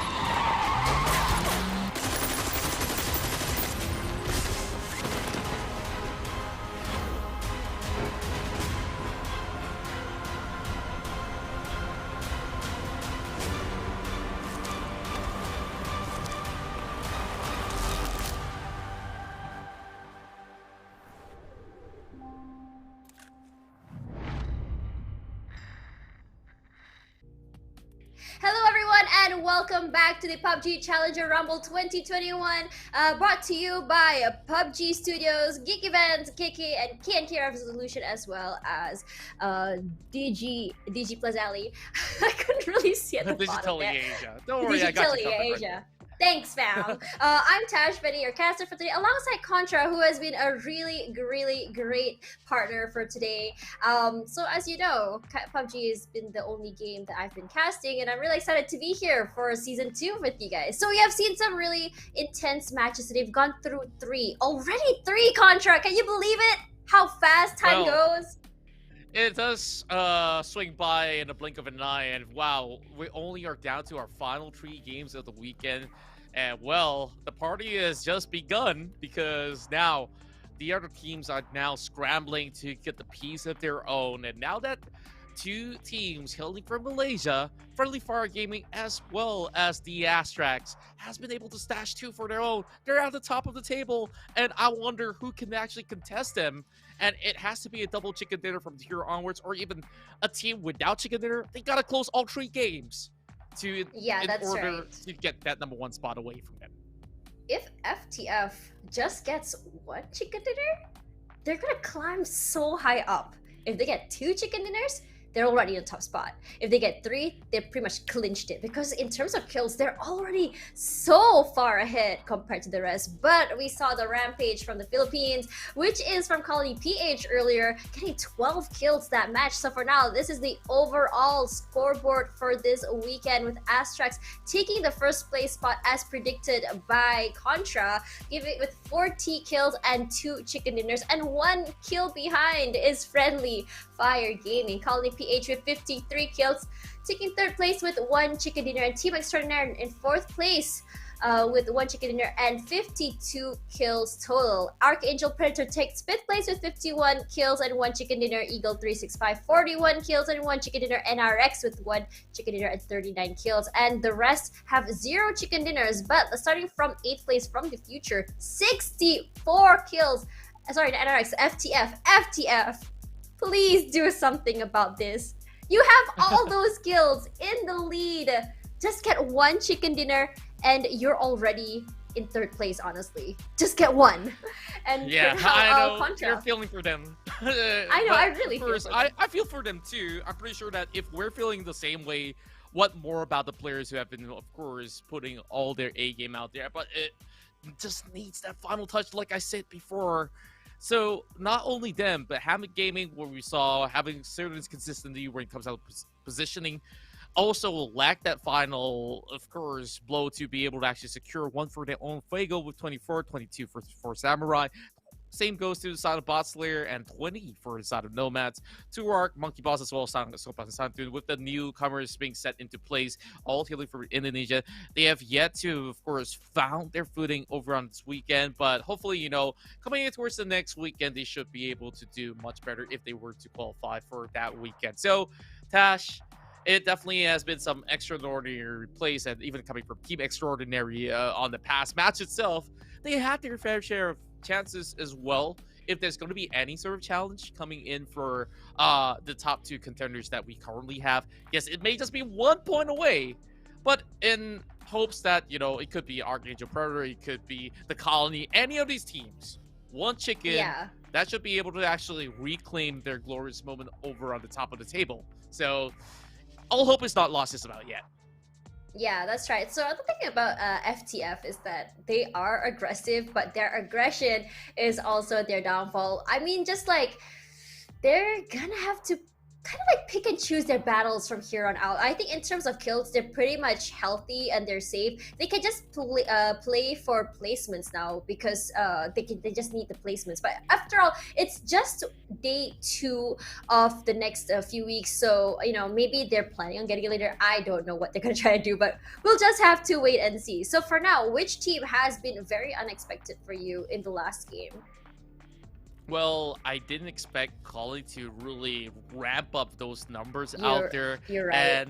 And like, there are situations where honestly, there are moments that they could have easily be picked off by multiple teams, but because of the angles that they were hiding around, playing very safely in towards the very end of it, Yeah, Killa and the rest of his teammates have definitely been out there, of course, seeking for that chicken dinner, but it was a little bit too much when the ASTRAX has been able to bring all of our members to really sweep the floor. And now, I guess we got news that we are ready for our run inside of Miramar, going in towards match 10 and the flight. We'll start off from the Oasis, heading all the way down south into Puerto Paraíso.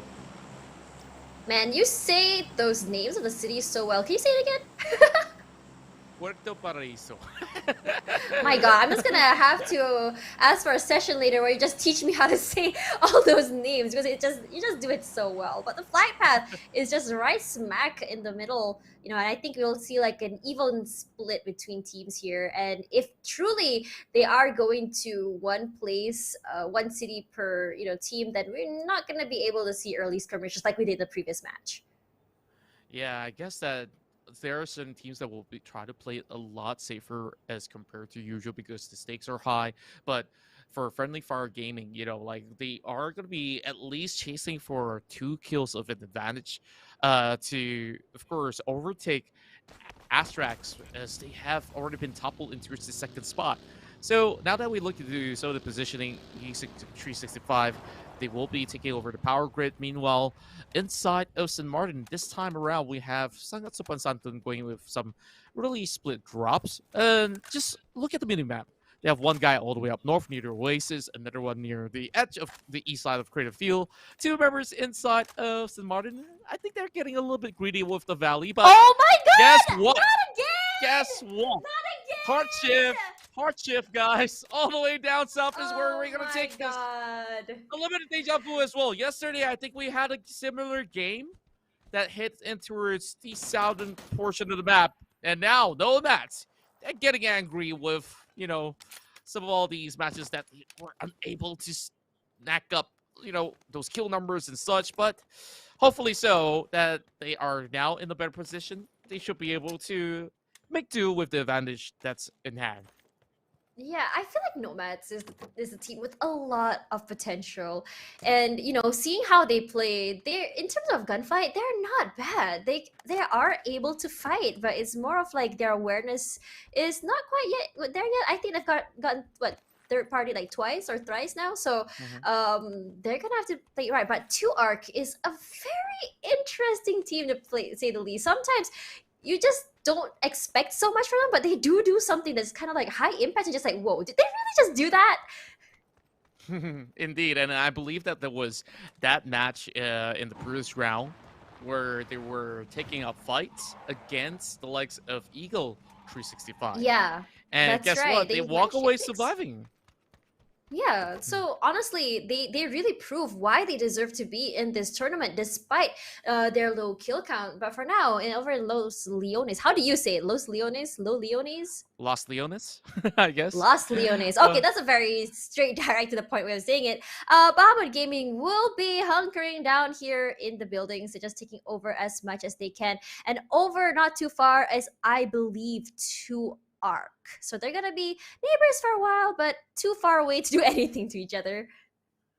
And I guess that, with such a big city and with so many estates available, they could definitely share alongside with 2 teams, 3 teams, up to 4 or 5, if you may, if that circle is going to be moving back in towards, that quarter of the city. I guess they can count their lucky stars, but it's great for looting nonetheless. And with a portion of it covering Los Leones, there's a lot of all these teams who have already rotated all the way down south and towards the shorelines already. So MBS, as well as, if I'm looking at it correctly, that's going to be Fuego. That's going to be hoping to at least catch a little bit more of that superior positioning while they can. Yeah, that's right. So for now, if you look over on Torre Humada, is that Ahumada? Is that how you say it? I don't know how to say how you do. But look, Team ASTRAX all the way up there, and they're all alone there, right? So I think like they won't be having much of a problem until they get a lot closer. I think they're just gonna be taking the time before they move in. I think they're just trying to play it a little bit slow, but getting there though, it's gonna be a pain in the butt. That's a really long trek, and the circle, they have about like what, around 40 seconds left to get there, so they gotta skedaddle. Yeah, skedaddle, skedoodle, skadoodle, whichever one that you fancy. So phase 1, we already seeing a little bit of a skirmish going on. Fuego now spots out Kuiger, while Shins just tries to actually sprint his way forward. Will crash the buggy towards the corner of the wall. So Cat, is he alone? Does have a little bit more time. Yes, he is a little alone. So I guess this is a smart move to try to skirt off away, but Tint, he's pretty much ready to actually take him on. Unfortunately, not enough bullets on the chamber to secure the kill. He's already done enough damage, though. Fuego will have to let one of the boys of Monkey Boss to track all the way back. But Mad Dog, he's going to be able to catch one member off the side of NRX, and Archangel Perler is just unleashing those bullets in the chamber. And Evil Patrick's turn to try to cause some wear and tear, but Nicel's the ones who gets headshotted. Okay, that's nasty. He's in the middle of the street. How did he get that? That's crazy how he managed to land that. That's a very, like, I would not expect that to happen at all. That's really far, and on top of that, he's down there. What? I am so confused. I would like to see a replay of that. I really want to see it. But now here we go. AAP already with 2 kills, 1 for Mad Dog, 1 for CJ. CJ, honestly, as I said earlier, the master of long range shots, and he just really shows why. But I can see there over the kill feed, NRX Nam Xiao gets goes back to the lobby thanks to BGX Easy, and well, I was actually wrong. We are actually going to see some early skirmishes, and some people have already gone back to the lobby, and that is so unfortunate. Yeah, and I guess it's also due to the course of nature of how the first phase is going, forcing teams to rotate way earlier than they should. And there was not much time as compared to the first Miramar run that we had in match number 2 of day 2, where it's pretty much centralized. So ample time to make it in. Can you, of course, opt to stay outside of the first phase, like you earlier mentioned. So the question is, with some of all these elevations of terrains, as well as the dips and some ditches to work with, there's going to be a lot of people who would opt to play in an unorthodox way to secure cover, because honestly, not too much room other than some of all these shacks of farmhouses for them to hide upon. And with that, even Archangel Predator, they're still on a hunt looking for Suzunami. Suzunami, though, one thing, they're gonna have to be careful how they're playing this, because Suzunami, in terms of firepower, is able to take down, there we go, as I said earlier, taking down bots, as I said it. Ooh, they're gonna have to play it safe. They cannot play one by one. And there we go, some hits coming in from CJ to Suzunami. He's running for his life, 24 HP left. Will he make it out alive? He's making his craving prone, trying to heal up as much as he can. And there we go, Evil Patrick finishing it off. And there we go, NRX finishing off at 16th place. And meanwhile, G7 getting the kill onto Lavish. Well, I guess at the very least they had a really good run. NRX secured a total of 40 points before going down. Not a whip bang, but a whimper. So, Shiver it. He's going to be able to place this crosshair upon those trees. But that's quite a, well, long shot. And of course, to say the having least, high hopes.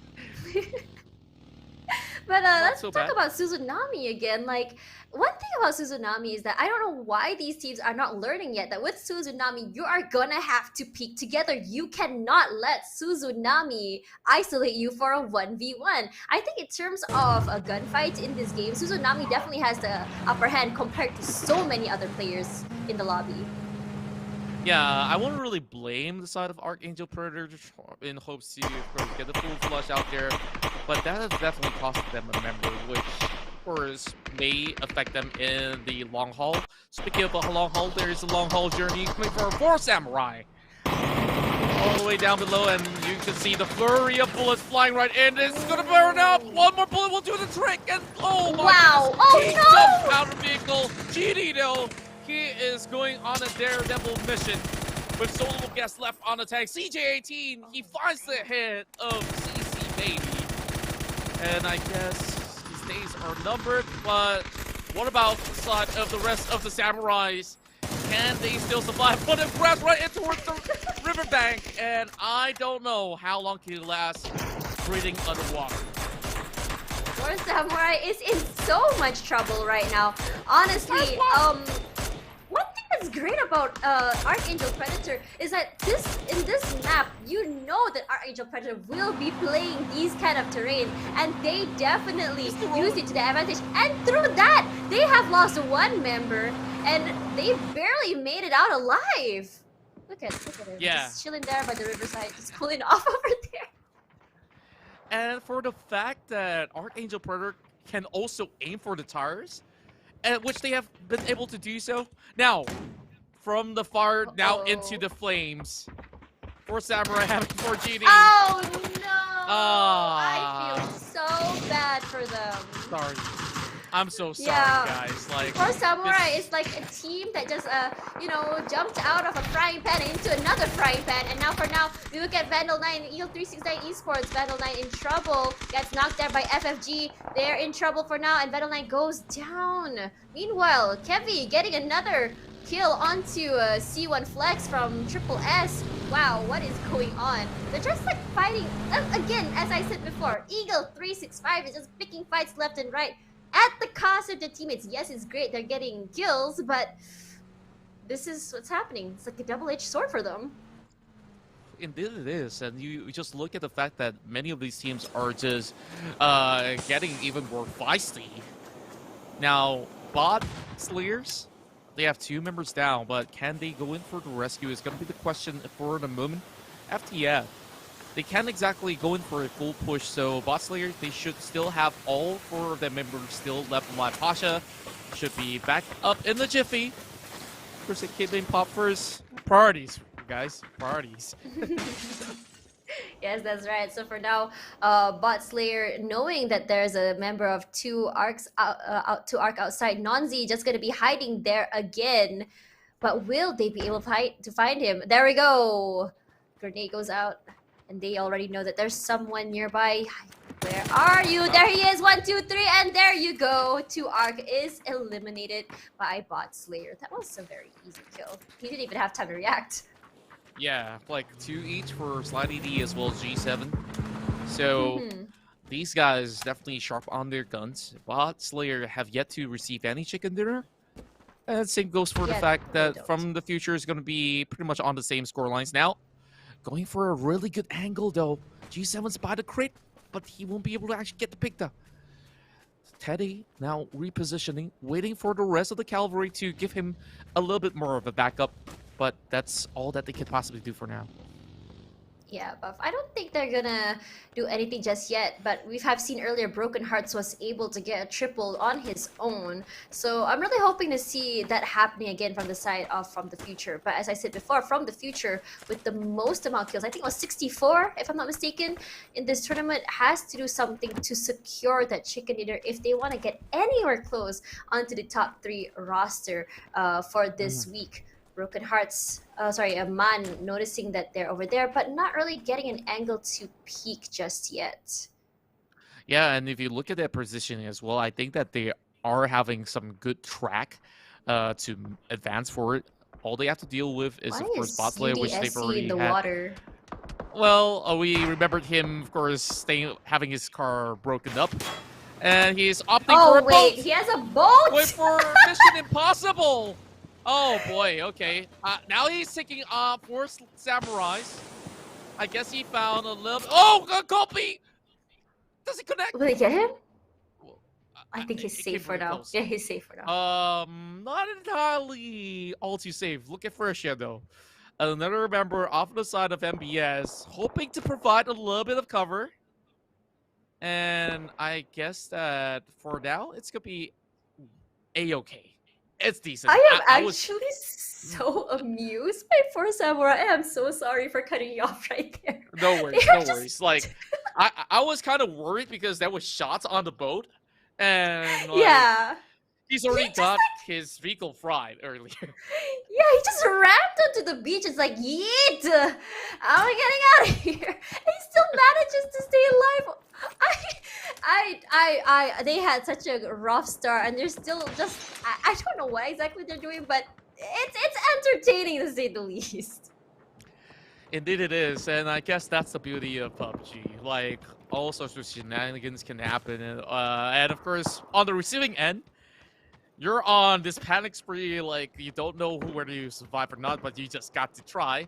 Extraordinaire Yeah. just holding on towards this compound, and I think that Extraordinaire, now that they are on the northern side, they can actually go in for some really good peek, receive a little bit more information. They saw a few cars being parked right over on towards that ledge, so I guess that they already have a hunch of the whereabouts of certain teams that's around the corner. MBS. Yeah. These guys, I tell you what, they are They're survivors. overall. Yeah, oh my god! Jinx. 100% they are Synergy. survivors. Exactly.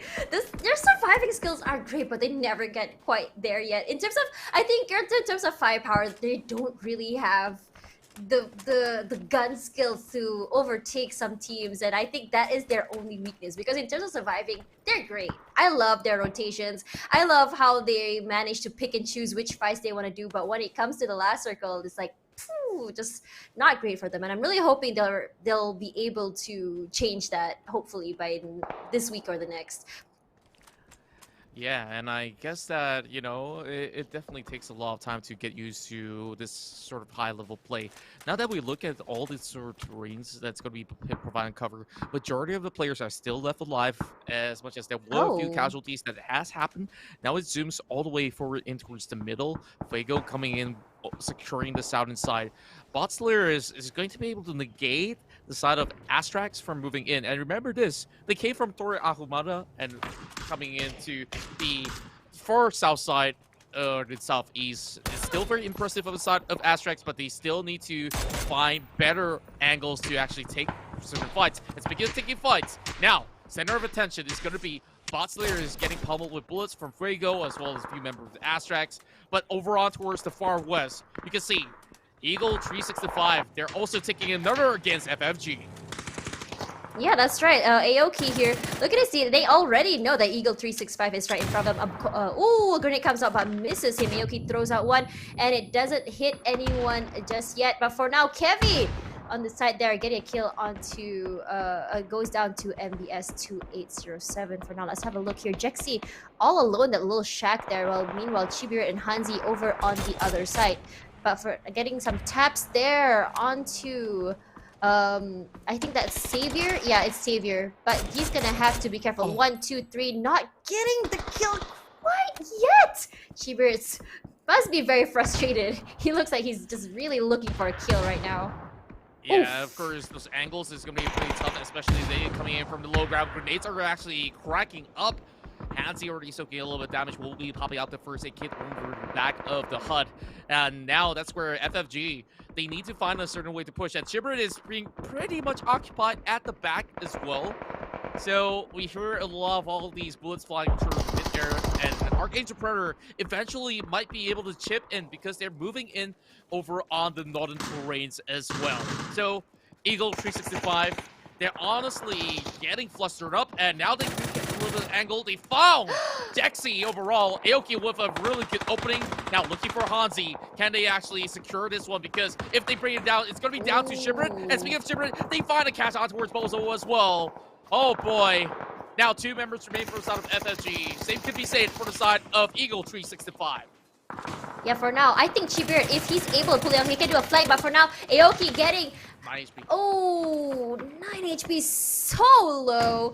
And Savior just looking to see if he can finish off one player. Chibir also very low. I don't think he's going to be able to go for the flank here in the back. If they play it right, there we go. Chibir moving forward. Gonna have to save his 2 teammates. But FFG is going to quickly move forwards to finish off the 2 members. Chibir gets FFG, Aoki. Oh, unfortunately, they get finished off by Xavier, and Aoki will be able to be revived so easily. Oh man, that was actually great position already by Chibrit. Oh no! Here comes the next party that's just arrived on the scene, and Monkey Boss, they were also chipping in a little bit more damage, and over on the northern side, Archangel Predator was the one who has been able to pick on one of the members of Eagle 365. And with that being said, you know, that is just going to be 1 point advantage for the side of FFG against the side of ASTRAX, but ASTRAX is still alive, so there is chance that ASTRAX can still overtake and reclaim that first spot. And oh boy, wow. That's a lot of damage being done. Yeah, that's ASTRAX just coming as in you with a said little bit it. of frag.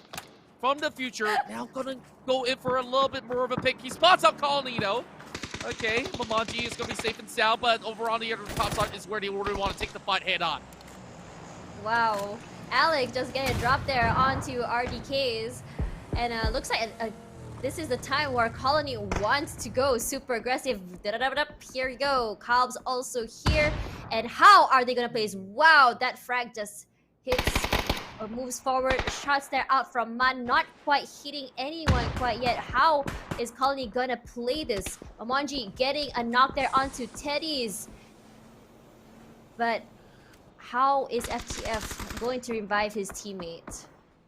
Now the Colony has been able to actually secure and establish multiple angles to take on the side of FTF.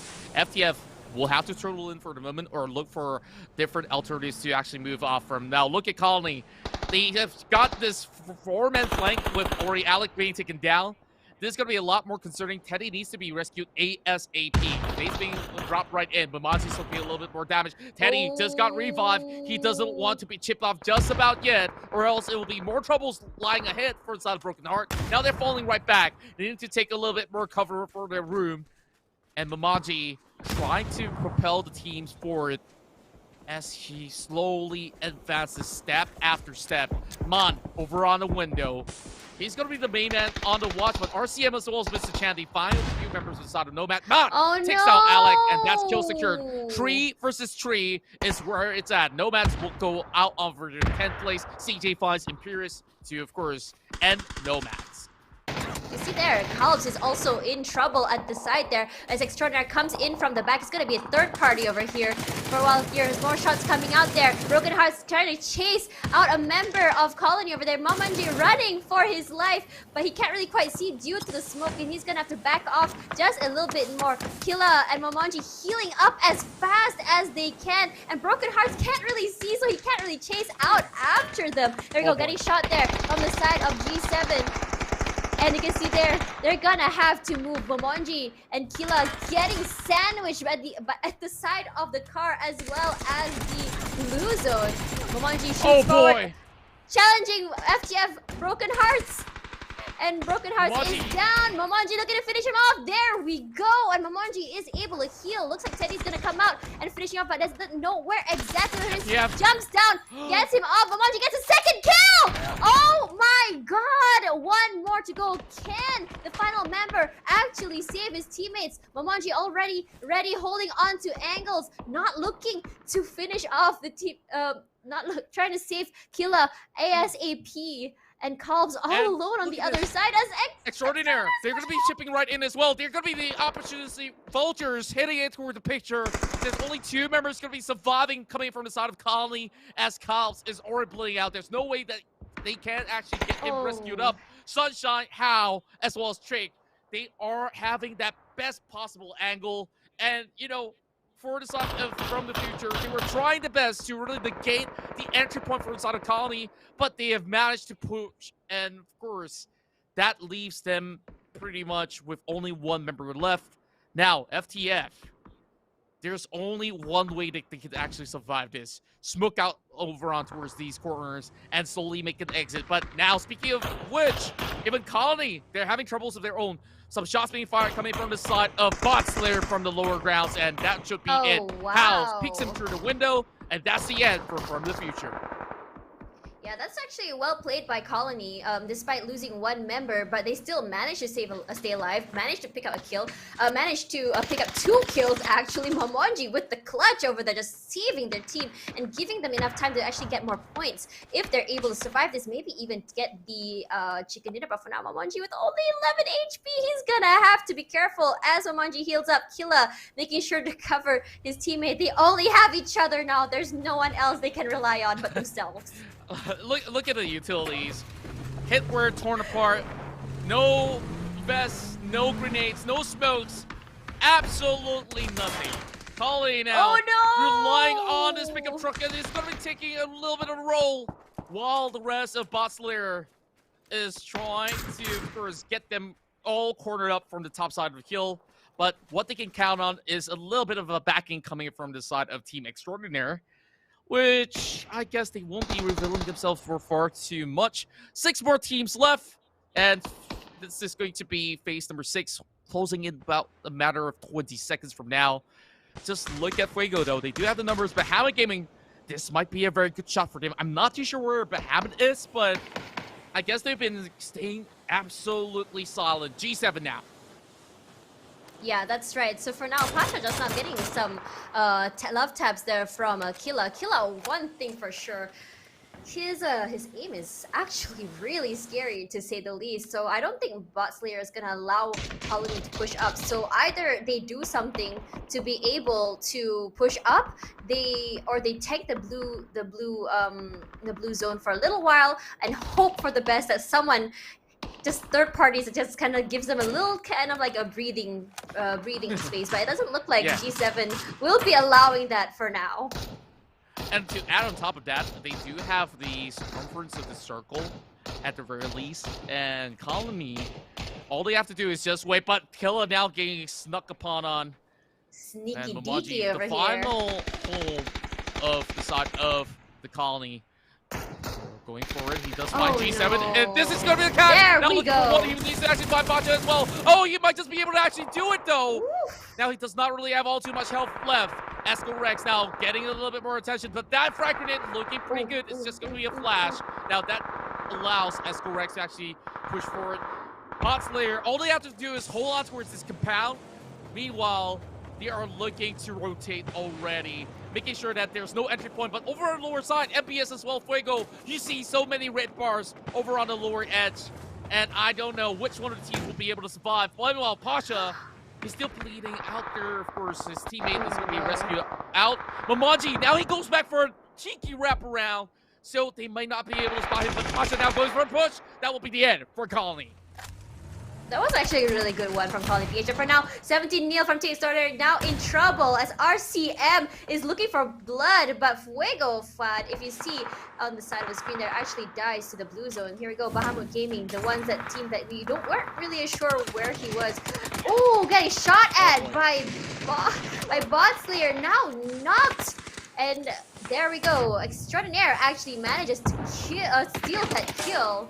Bahamut Gaming now in trouble, going prone behind the vehicle, but Extraordinaire looking to push forward, and there we go. Bahamut and Gaming. done. Back to lobby. Absolutely getting crushed. Here we are. Not being allowed to actually cross the street. There's a fight coming from the side of Bot Slayers as they push downwards. Team Extraordinaire, they're already down in numbers, only down towards Tricks, but where can he actually run or even hide? He does get to the side of Ectorex. Now, 3 more members left on the side of BS, and they are getting pummeled down. My goodness me! Team Extraordinaire coming with a 9 frag. And the rest of Bot Slayer, they're already out of the game. Sunshine trying to actually tank up the zone, but he will not be able to survive. No members of the side of Fuego is currently anywhere near towards the circle as they try to recuperate. This is the highway to hell and the highway to the chicken dinner, where Team Extraordinaire, can they get back-to-back chicken dinner? Because if they do, you look at that, 61 kills. They should be able to close out the game in style, but now Fuego does have the numbers advantage, and Jello now wraps around towards the right side here.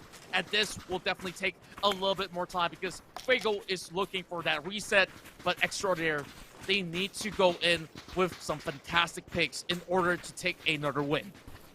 Right, so for now, we already know that Team Extraordinaire is a team that actually has some really impressive firepower. In terms of Fuego, they're actually a team that actually gets knocked out quite early. This is actually quite surprising that they have lasted this long, and it will be a treat to see if they do get this chicken dinner. But if Extraordinaire gets the back-to-back chicken dinner, that would have been a really impressive feat, putting them at first place. So for now, we're looking at both teams kind of doing like a Mexican standoff. I think they are aware, kind of where exactly they are, but not looking to play aggressive just yet. There we go. The teams are looking to throw out some frags there. 1, 2, but not quite hitting the members of Extraordinaire. Some shots being shot out over there, and looks like no shots are actually dealing quite that much damage toward Team Extraordinaire just yet.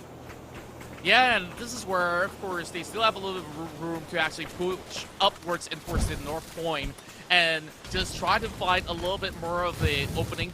Now they drop all this Molotov just to ensure that there's nobody in sight until they get in towards some of these sort of compounds. This is going to be phase 8 already dwindling down, and who's securing the mid-ground here is going to be Fuego. So it's going to be an all-out battle, and Barzam, he's already on the flank, slowly creeping right in. So he will be the first one to know the whereabouts about Team Extraordinaire. Now they're slowly shrinking in as well. This is where they try to cause a little bit of disruptancy by dropping a little bit of a smoke grenade, moving back in towards the southern side. So Fuego, at the very least, with all these numbers already set into place, Chins need to really hold all the angles over on towards this left flank, and this is where an all-out warfare will actually break out. Team Extraordinaire only relying on Trick here, and he gets the shot. Angelo is falling flat. This is going to be one grenade being tossed right down below. It's going to be lobbed right in. It's going to be stunning up some of the members out there. The sights will not be seen. But Chins, he's trying his luck through the smokes. He won't be getting anything at all. Murdering Trick all the way in towards the middle. How long can Extraordinaire hold on?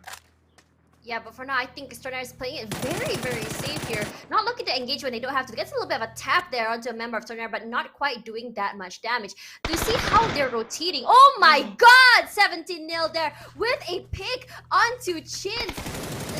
They found another! They found another. Yeah, that's right. Angelo trying to run for his life there. Gets a knockdown as you go. Chins goes down. Angelo already knocked. And here we go! Another chicken dinner by Team Extraordinaire. Despite being outnumbered, they played that very well. Rotating, knowing that one player will be flanking them from behind, getting a pick and quickly capitalizing on it. Very well played by this team. Trix is the man of the hour. My word, that was one of the best plays that we have witnessed throughout the entirety of day 2 here in the PUBG Challenger Rumble Week 2 of Season 2. And that's a lot too, because guess what? This is going to be the second chicken dinner for Extraordinaire. Back-to-back win, and this is also going to shoot them sky high into the #1 spot. Oh, wow. Yes, that's right. Game. I think like Team Extraordinaire. Outwards.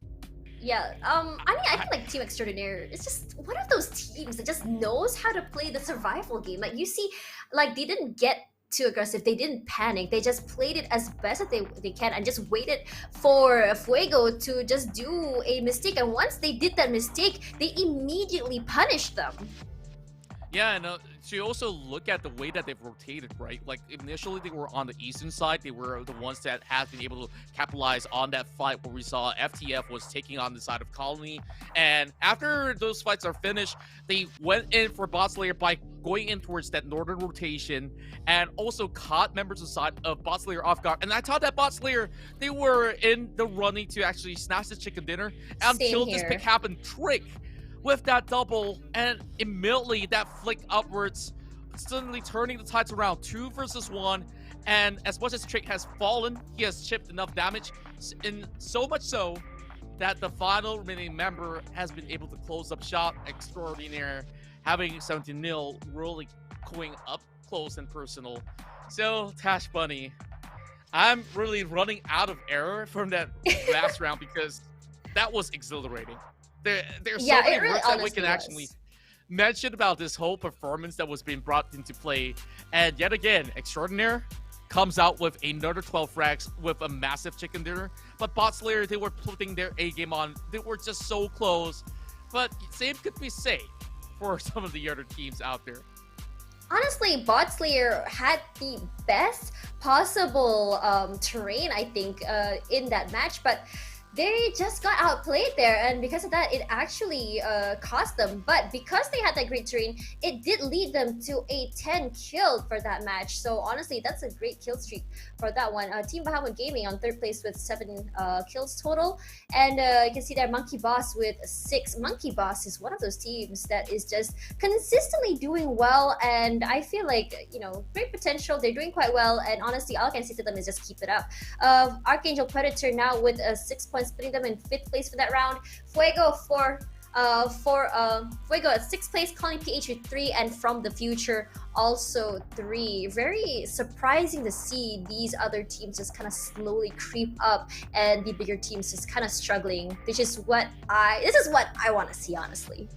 Yeah, and of course, there's still 2 more matches to be played out in particular. So, Tash, I guess we go on a short little break and we will continue with the Battle of the Bees here in the PUBG Challenger Rumble. So, of course, all this brought to you by PUBG Studios, Geek Events, K&K Revolution, as well as Digitally Asia. So, a few more minutes, we'll be continuing with the streak of chicken dinners for these teams to see who will be the champion of Week 2.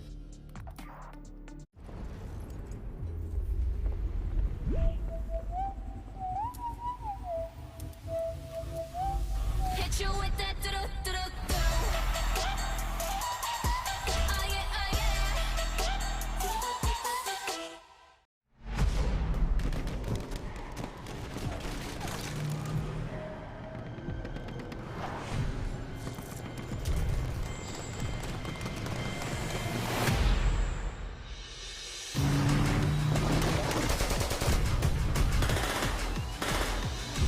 Hi everyone, Brian Corrigan here with another new state field trip. Today we're looking under the hood of some of the new vehicles you'll encounter in Troy. Then we'll review the utilities you need to master to best the competition. Let's jump right in. We've all been there. The blue zone is on your heels and you need a fast getaway. Troy has the classic PUBG vehicles that you know and love, but there are also a lot of new toys in the garage. First up is the Volta, an all-electric speedster featuring speedy electric transmission and a stealthy engine. Although it's quieter than its gassy counterparts, it's still as audible range-wise as the other vehicles. So keep your ears perked, the sound is unmistakable in the field. Sounds like the perfect ride, right? Well, there's a catch. Although the battery consumption is comparable to conventional cars, engaging the boost will chew right through the charge, so use it sparingly or you'll find yourself stationary. Oh, and the blue zone is a magnetic field, so it isn't kind to batteries. Driving through it will drain the battery over time. So is it the best option? That depends on your situation. Next up is the Vulture, Troy's all-new 2-wheel juggernaut. This bird is a slow accelerator, but once you engage the boost, you'll be tearing through the town. That said, while the Vulture boasts a higher max speed than conventional motorbike, that momentum is dependent on the boost, which is a total gas guzzler. So keep an eye on the road and the other on the fuel gauge. Let her rip.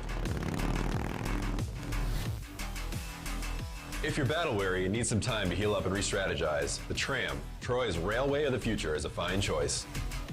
Perpetual and impenetrable, you'll be gliding through the city safely, so long as no one else is inside or planning an ambush on your exit. Those are just a few new options you'll have to traverse Troy, but you'll need more than vehicles to survive the battlegrounds. Here's a peek at some of the new utilities New State has to offer, starting with the drone shop. In addition to gathering loot the old-fashioned way, you'll now find and accrue drone credits as you explore Troy, which can be exchanged for meds, ammo, and new items designed to give you the upper hand in the futuristic mayhem. Once you complete your purchase, your items will be delivered by, you guessed it, a drone. Beware though, just like care packages, collecting the goods can be a risk. Drones draw a lot of attention, so watch out for the Vulture swooping in. You'll have new protection though, such as Dyneema Armor, which has added protection against 5.56, 9mm, and 45 ACP ammo, thanks to its ultra-high molecular weight polyethylene composition. I know you're thinking that's overpowered, but there's a trade-off. It's more vulnerable to 7.62, 300 Magnum, and 12-gauge ammunition. So if you're on the other side of high-caliber assault rifles, snipers, or shotties, you might want to stick to regular armor. Yet another situational choice that could make or break the next encounter. Our last stop in this new state field trip brings us to the Armory. Let's check out the weapon customization system. Those with a keen eye might have noticed some familiar guns, and maybe some not so familiar attachments. New State lets you customize any gun to suit your playstyle. The customization kit resembles a toolbox that you'll find scattered around Troy, which will help supplement the shortcomings and/or amplify the advantages of your guns. For example, turn that single-fire weapon into a full-auto killing machine. Or maybe your favorite gun needs a bit more range. Swap out that barrel. But be careful, modding weapons is all give and take, so make sure not to over-specialize. Also, this is not a static toolkit. The customization system and its offerings will be consistently updated and cycled post-release. Well, that brings us to the end of today's field trip into Troy. But rest assured, this is only the beginning. There's much more left to discover, so please join us on the next excursion where we'll be looking at more exciting updates. As always, we love and value your feedback, so comment down below. Thanks for watching. Don't forget to subscribe to stay up to date on all PUBG New State info, and I'll see you on the next trip into Troy.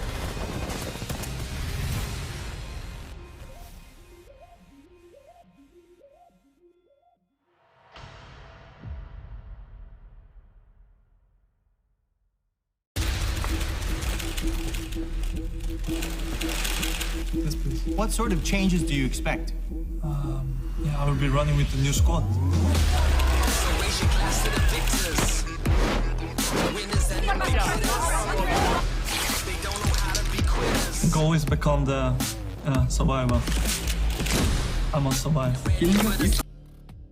Welcome back, everyone, to PUBG Challenger Rumble 2021. Thanks to PUBG Studios, Geek Events, K&K Revolution, as well as Digitally. I'm your caster for the entire body alongside the super awesome, super energetic Contra. We're feeling good today. Yeah, I'm feeling great, and of course, it's definitely a very great cast that we're enjoying ourselves with for a starter. And of course, I think that you've been doing such a great job with your debut into PUBG. And of course, let's cover the overall leaderboards right now.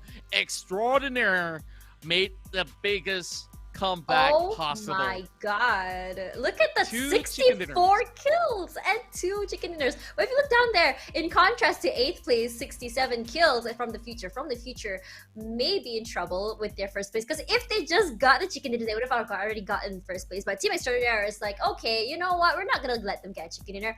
And we're going to take the most kills from them. Bada bing, bada boom. And that's exactly what they did.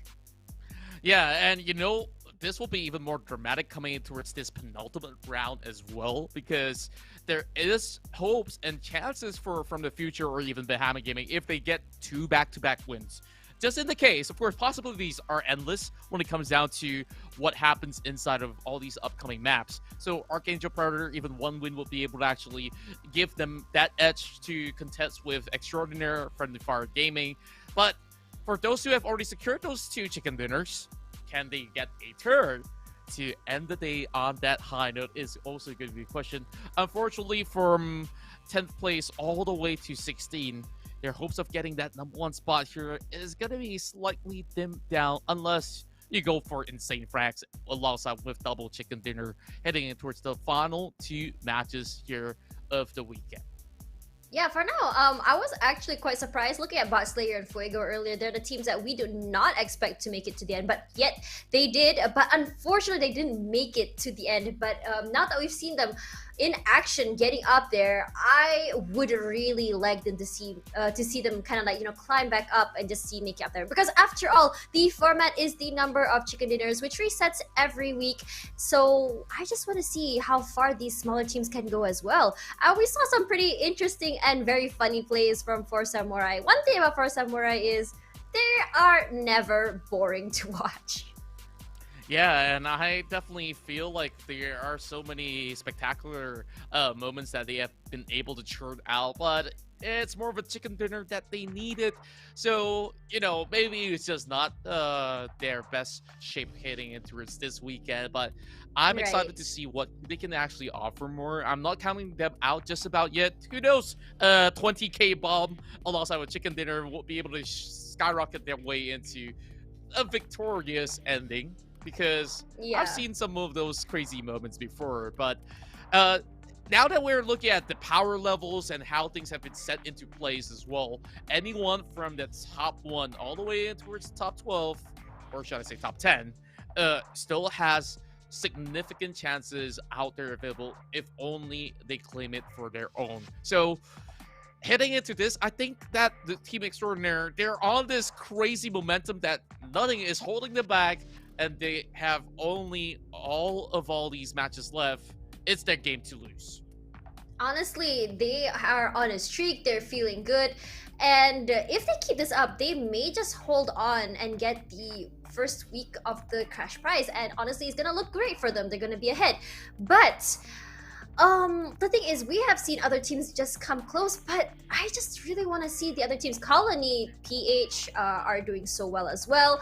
We've seen FTF also going pretty aggressive. It's just a matter of survivability. These teams are very aggressive, but as I said again and again, they just need to survive. So for now, let's head on over back to Erangel, where the fight path is pretty much even. So do you want to do a wager or a bet here for where the circle is going to turn out? I kind of jinxed it for the team the other time around.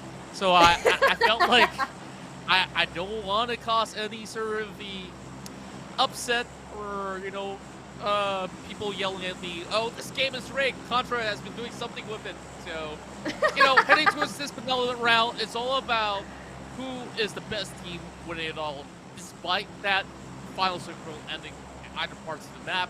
But if it goes back to the island, I'm not complaining. Maybe the teams will.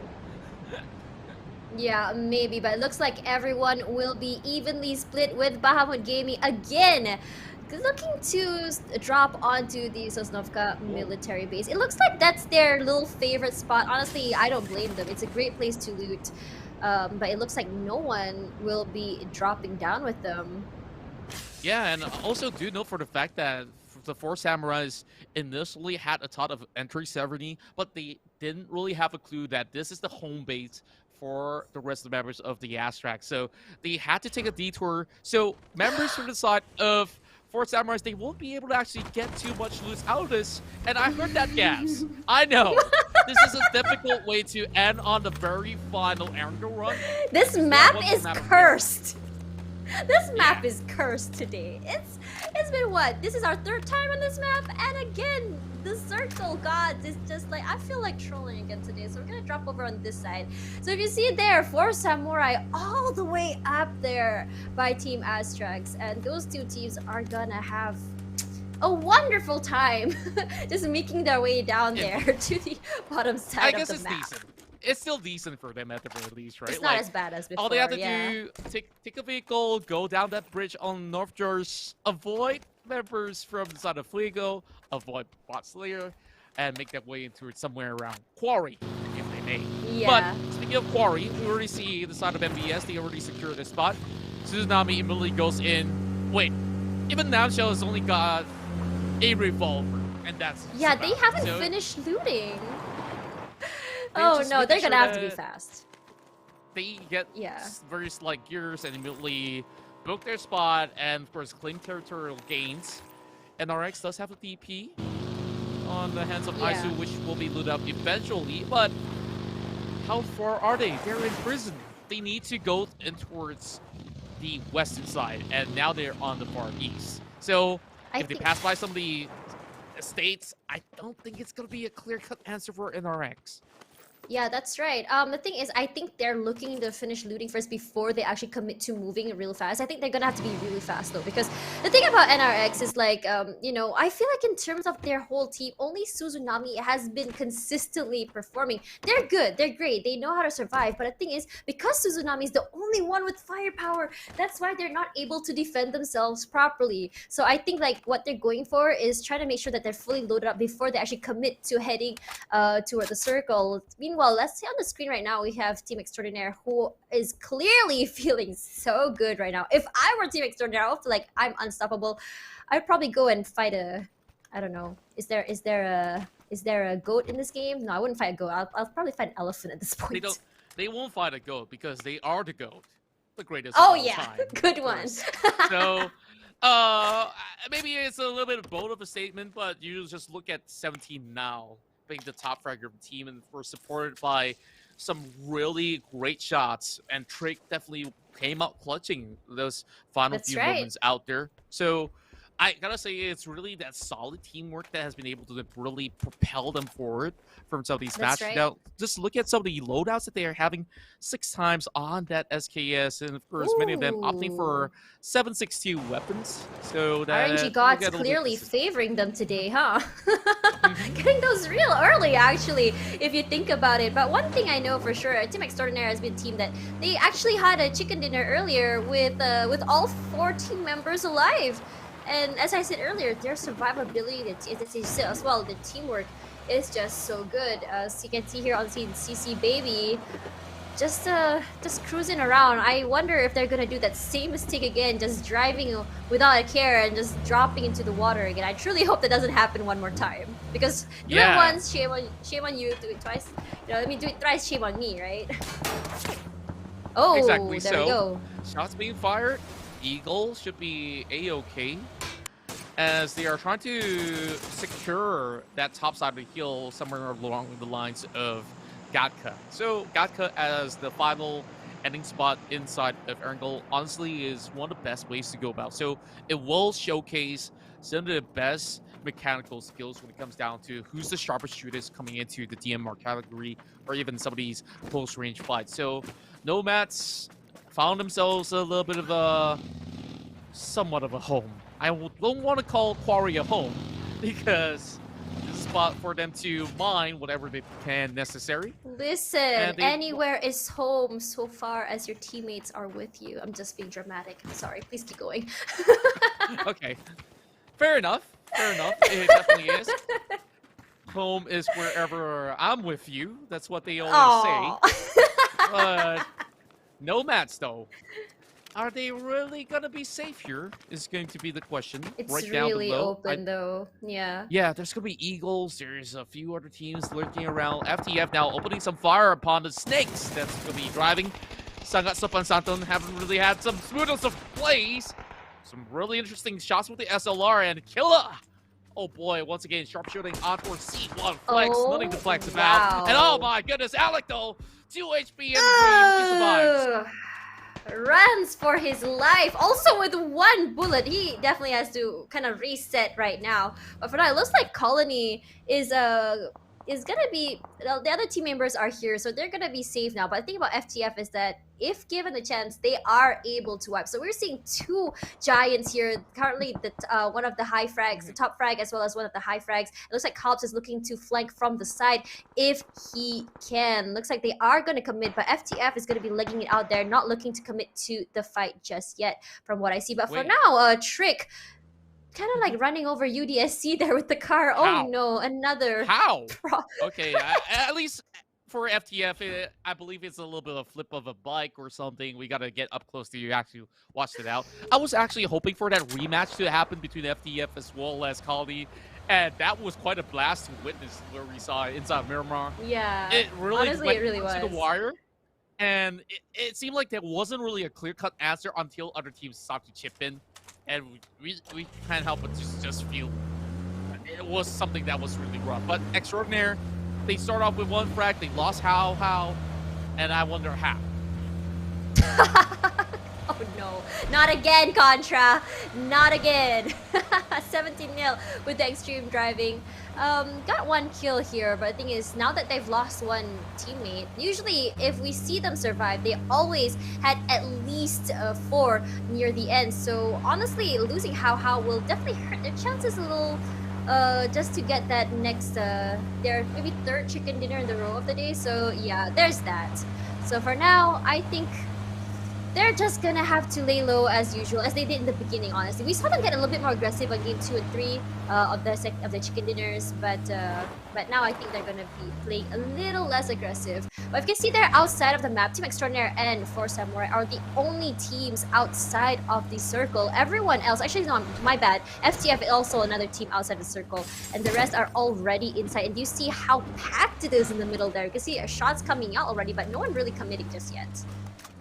Yeah, you could just see majority of teams are just establishing zone control. The final team to arrive to the scene will probably be either 4 Samurais or even FFG. FFG is already on the move. It's gonna be 4 Samurai. Yeah, and for the side of FFG, at least they have a clearance on how they can easily proceed this. They can stop by the hills of Pachinki if they want to. While shots are being fired, Trick and the rest of Extraordinaire, they managed to cut over on towards the bridge without any sort of hassle, so they can secure the top side of the hill. Now, there's a chance where Extraordinaire could actually leverage on this open field over on the top side of Gatka, because that Quarry region is pretty much stacked with teams, and they don't want to dive directly in towards the Dragon's Den, the Tiger's Den, the beehives of the colony, or wasp, whatever you want to call it. It's just a cluster of teams wandering around.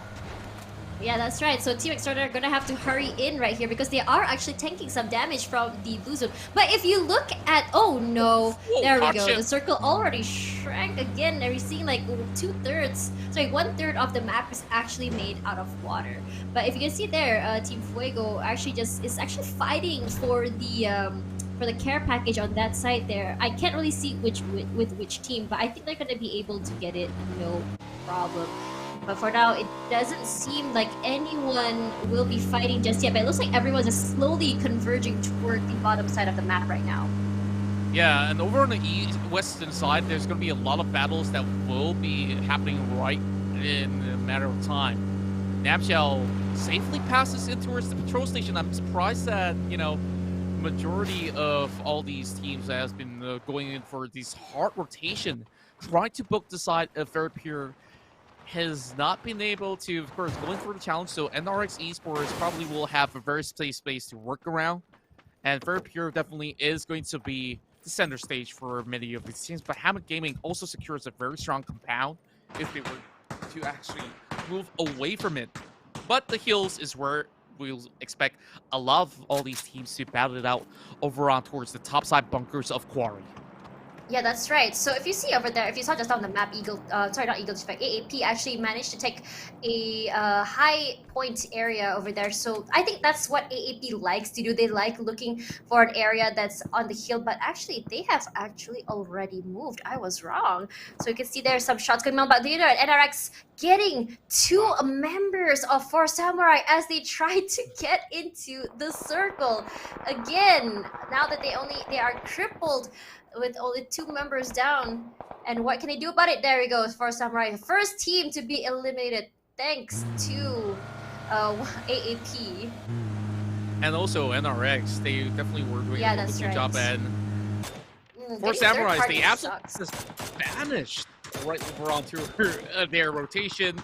And we did talk about it, right? They were coming from the furthest point. They tried to contest a Severity, which they were flushed over the side of the hills of Stalber. Very little loots, very little resources. I guess it's something that is just a bit unfortunate round for them. Crushing out early, nothing to lose, nothing to gain as well. Now, MBS, going by the shore, this is going to be one tough place to be. We've seen this before. We've seen this before, but will they? Oh, they're going fine, but Frisia, I think, in the back there, all alone. But I don't think he'll be caught out just yet. And they'll be able to just cruise by the seaside with no problem at all. It looks like Monkey Boss looking to loot over this side. What is Broken Hearts looking at? I think in front of them is actually, oh, there we go, 2 Arc right in front of them. And I think that FTF is looking to get some kills if they can. Actually, oh my god, that climb actually scared. Okay. I thought someone came in. You know, that scene looked like something out of Ju-on or... I don't know, like, I didn't expect that window to be, you know, that much climbable. Honestly, I didn't try to squeeze in really tight into its corners, but hey, it works out for them, getting a little cover. But, you know, pros, they definitely can abuse all these sort of the terrains that that they go! Wow, that sent them all flying! Oh my god, Fuego! Where did they come from?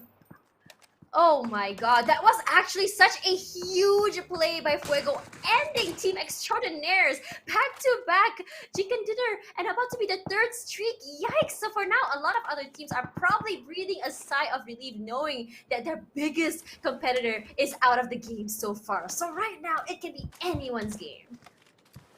Oh boy. Extraordinaire, after 2 streaks of a back-to-back chicken dinner, this is where they were late to rest. Chibrit now holding onto that pistol, just making some noise, making himself known.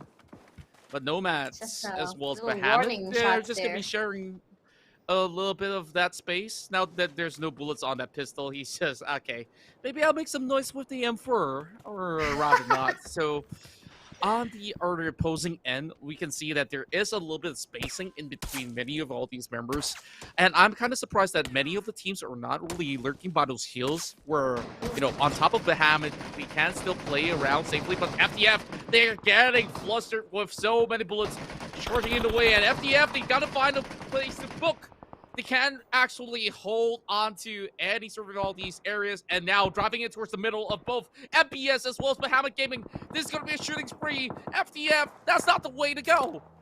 FTF is just in the middle of 4 teams, and no matter where they go, they are gonna be shot. They're gonna have to do something about this. Either they're gonna have to fight back or die, I guess, at this point. But for now, if you look at the kill feed there, you can see Kirmizi has been knocked, actually just knocked out of the game by AX Serpent right over there. But for now, let's have a look at Bot Slayer here. They're looking to go head-to-head against Fuego, getting hit there by a little bit by the frag grenade.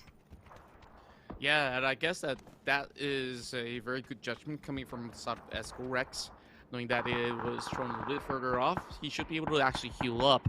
Now, a lot of all these jungle warfare is going to be happening over on towards the top portion of that kill.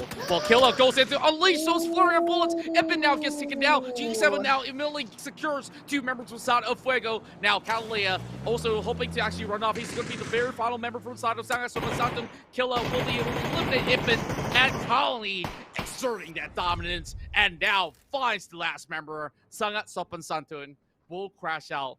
The second team to go down, or should I say the third team overall, and they didn't really catch too much of that heat going out into this battle. So 4 kills coming in for Colony, still needing that chicken dinner, and if they do, honestly, yes. If they propelled them actually up to first place, if I'm not wrong, right? Yeah, exactly. You took the words out of my mouth. I am so sorry for stealing those words. Yeah. And for now, you see there, getting shot at Fuego Fad, getting dropped by 7. And Kevi will be dying to the zone. You can see that Colony, Alec has been one of the most aggressive players in the team right now with 3 kills. You can see there, 2 are playing it really careful because they know that Colony is out there looking for blood. And I feel that there's a little bit of hesitation coming from the side of Lavish as well as Nonzi. They're not looking to really commit themselves to it. But meanwhile, during this Mexican standoff, you can see that Arip getting a knock there to Sly DD, and as well as Pasha. Ooh, looks like Bot Slayer is in trouble, but for now, G7 and Edsco gets the... Oh my god, and AX just answers back and just annihilates them in one fell swoop. They can't even do anything about that. Yeah, and they were relying on smokes, and then only 2 of these shacks being able to save the side of ASTRAX, and they had 2 members remaining to be able to work things out. Unfortunate for the side of Escorex, he was already being challenged from multiple angles initially, and they will be, of course, taking a little bit of a break before going for that very final hurdle into Miramar. So, match 11. A lot of uncertainties here on who's going to be able to take number 1 spot, but Babaji, he gets that free picking, immediately transitioning over onto our side of ADV, and immediately falling all the way back because the rest of the Colony, they are trying their very best to recuperate as well. This is so crazy. Like they were 2 arc was outnumbered by Colony, but Lavish getting 2 knocks before getting knocked down. That was absolutely impressive, and in a way, kind of really helping them. But for now, Momonji pushing forward, looking to finish off the other 2 members, but 2 arc just healing up and just able to recuperate so easily. Momonji throwing out a grenade, but not quite hitting anything. Just like Kalps looking for the flank as he always does, gets a knock there onto 2 RD. And Lavish all alone. Looks like they're going to be pushing forward. Grenade comes out. Lavish going to push forward, looking for the flanker. Kalps making sure to play with the terrain and making sure he's not being seen over here. Cal still trying to actually hold on towards this sort of angle. ASTRAX will be crashing out. Nomads doing a flurry attack, and Moto Loco being the man on the mission to be bringing him down and over on the back as well. Momaji comes in for a far flank, and now ARDV pretty much cornered up. That should be the very few members of 2ARC, of course, needing to be expended right there. Meanwhile, the other two will be retreating over on towards the North Point. But speaking of the North Point here, it seems like Nance is not really all too happy about his members getting taken out. There's still that Dacia by the edge of the blue zone, which they could easily utilize to move forward into towards phase number 5. Yes, that's right. So for now, let's have a look at how Colony will be able to push in. Honestly, Colony played it quite well, knowing that the two teams were separated and looking to kill 2 first before committing forward, because knowing that the other 2 is kind of separated in the back. And honestly, it was quite interesting to see how, you know, I think what was trying to happen is that 2ARC was trying to bait them with the other 2 members, but it didn't quite work in their way, and the other 2 members was not able to do anything to help the other 2. Now 2ARC getting shot at by AAP Mad Dog, gonna be running for his life, throws out a grenade to just kind of like buy some time, but gets shot there by another team. Oh boy. They're in trouble, does some insane driving, but dies to the hands of FTF. FTF definitely having a little bit of full send going on. And of course, driving in towards that pit is one of the worst ways to go about. But Habit Gaming, though, they're just making sure that they get all that sort of clearance, squeezing those bullets right down below. NRX gets annihilated with those sharp shooting coming from Mr. Chan. Mr. Chan still at it, looking for AAP. How many more bullets left in the chamber? He still has 10 more to expend on that SKS. And there we have another far flank coming in from the rest of Bahamut, with Artgot coming up close and personal as well on that southern edge. AAP, they have a little bit of bunker going on with all these vehicles that's being set in stone.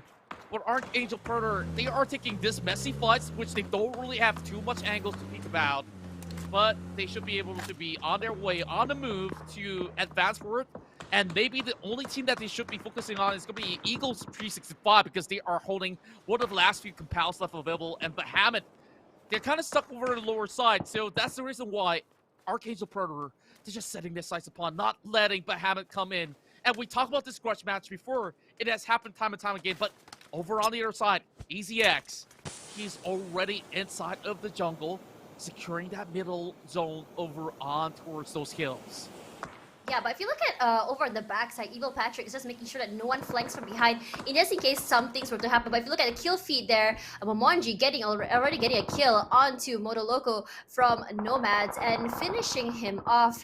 And there we go. That's the Colony, the aggressive Colony that we know and love. But for now, Mr. Chan now in trouble, getting shot at by AAP Evil Patrick. Mr. Chan looking to answer back, but he's gonna have to back off because he doesn't really have the angle to really see what's going on. So let's have a look at the circle that just shrank. It looks like it's going, there are absolutely no compounds where it's gonna be. BG Easy already securing there, but right in front of him is the team AAP, and they're getting shot at from 2 angles. So let's see how they're gonna try and push in. It really feels backwards out of Archangel Predator, and the members that are currently inside of this warehouse zone, they really have to make a move. Colony now needing to look for an exit plan at the release. And on the other edge, it's going to be that straight member side of Nomad that's still causing a little bit of a ruckus. But knowing that he's going to peek out, this is going to be a flurry. Oh my god! Sent towards the side of Momonji, needing Killa to also respond. Momonji needing to be picked up, but there's so little time. Can they actually do it though? 1 member remaining, but Nomads, they get flushed upon. They are going to duck down. Colony now needing to actually save their teammates before moving forward. Can this one-man army do it though? Nomad now gets that pummel through. Finds Alec. He should be able to save Momonji in time, but there we go at the back. There is going to be a little bit more of a helping hand from Killa to be able to annihilate Nomad. Good fight being brought out to play. Now 5 more teams remain. Bahamut Gaming only down to 1. And looking at this current scenario, many of these teams are having difficulties to even march right into phase number 6. Yeah, but for now, we have Art God knocking AAP CJ over here, and Eagle 365 Esports have their eyes set on the team in front of them, which is Colony PH. This is the battle of the giants that we want, but Eagle 365 is actually sandwiched between two scary teams, which is Colony PH as well as AAP. For now, Jexy has his sights on a member of Colony, but doesn't quite get him for now, and I don't think he really knows where exactly their positions are. See that FTF also looking to join into the skirmish as the circle slowly closes down. But there, X-Easy, who had actually pushed in, gets knocked down by AAP. As I mentioned earlier, he was directly in the line of fire of AAP. FTF now kind of stuck in between two of these teams, but Eagle, they are looking for a better positioning. So FTF, they got to prioritize though with the zone shrinking right in. Colony is already making a move, making a mark as well, but they need to make sure that there is somebody to suppress some of all these members from the side of FTF before cutting across the corner. Now, these top 5 teams here is trying to look for some opening, and we can judge for the fact that inside of this forest, there's not too much of coverage other than the trees that are already being set in place. All 4 members from the side of E365, they're just by hugging by the edge, just like how FTF is doing. Archangel Predator over on towards the lower side. These only have 2 members to work with. Meanwhile, there's still 1 stray member on the side of Bahamut, hoping to still pull it in the back. And with the hopes up high, now that this top 5 teams, whoever gets that chicken dinner, Colony, AAP, or even E365, they should be able to actually snag that #1 spot. But oh my goodness, Calves, how did he squeeze that? Oh my god, for now, Kalb's getting into another kill, but is getting shot at by Hanzi. But Kalb is just saying, I need to finish my food. He really wants to finish that kill before someone else, third parties, and steals his kills. Meanwhile, we are on the POV of Teddy over here. Not quite sure if he actually wants to push forward just yet, because they already know how scary it is. But Jexy finishes off Man, and Teddy looking to go on the aggressive, pushing forward, throws out some grenades and some smokes towards the area of Eagle 365 positions, whoa! but oh my god, that grenade over from Chibiru and Jexy just annihilates them. Wow. Just wow. FTF just got blown to smithereen, and they didn't see that coming. Now, Eagle 365, they still got work over on towards the southern area, where we've already seen Jexy. He's getting knocked, but he should be able to be saved by the bell. Archangel Predator now taking 2 fights at a time. Patrick in the hopes to connect a grenade, but I think that this is going to be quite a long throw that needs to be popped over the direction of the tree. So Colony now getting spotted up once again. Good shots coming from Evil Patrick just by the pixels. And Mad Dog slowly creeping forward. I think that this is some smart plays coming from the side of Archangel Predator, although they only have 2 members left alive. But Hammond already down for the count. So it's going to be a 3-3-2 that's going to be set in place for the top 3. Wow, Evil Patrick now on a killing spree. 5 kills over on his side. That is crazy. So for now, we're having a look at that. I think, I'm pretty sure Archangel Predator and Colony PH are pretty much aware where each other are. So let's see if Evil Patrick can get that. Wow, 1-2 shots there on 2 Cubs. Beautiful shots there. Managing to knock down Cubs, but he can't really get the angle to finish him off. And it looks like Mamonja and Killa are just going to slowly make their way forward to protect Cubs. But Mad Dog looking to see if he can actually move forward to finish off the kill, but Mad Dog are not able to push forward now because Colony PH is just throwing out some shots there, making sure that he's not being able to revive his teammate. And with Colony already receiving all the vital info that they need, they already know the positioning of the rest of them. But the problem is, Colony, they're down to 1 man. It's either they go in for the rescue, or Archangel Predator will just go in to flush them all out. Killa now being forced to use that UAZ. I'm not really sure if that's going to be the best play. But that grenade will connect with 2 members being knocked out already. Kill being secured. Now they're dealing with Eagle 365. Archangel Predator now has the highest point in the game. Of course, the remaining team right now, considering the fact that FTF is already down for the count with 71 points, they won't be able to chase right in, and whichever team gets this chicken dinner, they will have the second one to contest with the side of Extraordinaire. ASTRAX as well as FFG. So it's really down to who gets the win by the end of the day. At E365, they may not have that number of points out there to challenge, but two chicken dinners is the hopes and dreams for them to go into the final game in Miramar. Yeah, that's right. So for now, we can see Eagle 365 looking like the most number of players to go for. But I think they know Chibier getting some shots there, getting hit there a little bit. It's gonna be healing up just a little, but he should know that these are the three biggest teams here in the PUBG Challenger Rumble. So let's see which team will be actually going to be able to take this round for now. Mad Dog getting into his sights, knowing that he is actually sandwiched between Eagle 365. Oh no, he's solo 19 HP, getting shot at by Chi Birit, the most aggressive player in the team. And E365, they're slowly establishing a little bit more zone control, slowly pushing out, and that will be the last of Colony. Sharp shooting coming out of Mad Dog. And now with phase number 9, we will have to decide a winner right now. Archangel Predator, we've been waiting for that come up. And of course, this might just be that moment. They've already known those angles, just waiting for the peak. Don't really get the hits out there. 53 HP. And Evil Patrick, he gets squashed down with the rest of E365 having the numbers. They're now on a push, on a hunt for the dog to be taken down out there and going out with a big bang. This will be it. Final bullet comes in. Eagle 365 gets the chicken dinner. Yeah, there we go. Such an aggressive yet great ending from Eagle 365. They played it very smart this time around, not getting too aggressive, not getting too hasty, and it actually paid off for them. This is actually the first game today that we actually been seeing the three big names out there just fighting out, and this was the battle that we wanted to see. Definitely, it has to be the final game for the decider where we have so many different scenarios for this championship of the weekend.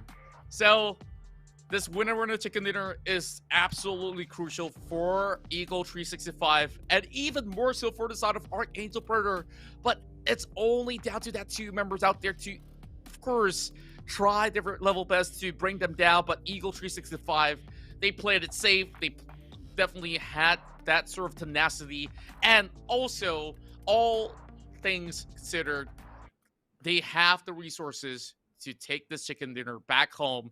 Now it's only down to the final round, but before we get into that inside of Miramar, let's check out some of the highlights because we saw special deliveries from all corners. I actually felt really bad for, I think it was 2ARC just now getting shot by 3 teams before finally getting hit by FTF. It was kind of like a game of football, but with a player. Indeed it was, and I think that Colony was just squeezing it off from really tough spots, and Calps, they're being taken out by Patrick was their downfall, hitting it towards that Actually, top 4 true. fight. And I guess down towards this very final moment, it was really some spectacular plays that has been able to really get that opening, especially when Patrick was already taken down. So members of the side of Eagle hunted them down, just like how Eagles do when it comes down to But honestly, on the play. my god, honestly, I feel like I really thought that AAP actually had it in the bag, but once they lost a member, it was just like game over for them already. I don't really know. It was like they kind of got too pressured, I think, and that's how they choked. And I think I noticed about AAP this time around is that they were kind of just like clumped together this time around, which kind of like is making it so easy for them to be picked up. But for now, let's have a look at the match scoreboard, which Eagle 365 Esports getting their first chicken dinner today with 8 kills that match. But Archangel Predator, being the Predators they are, getting 11 kills, putting them at 2nd place. Calling PH also with 8 kills.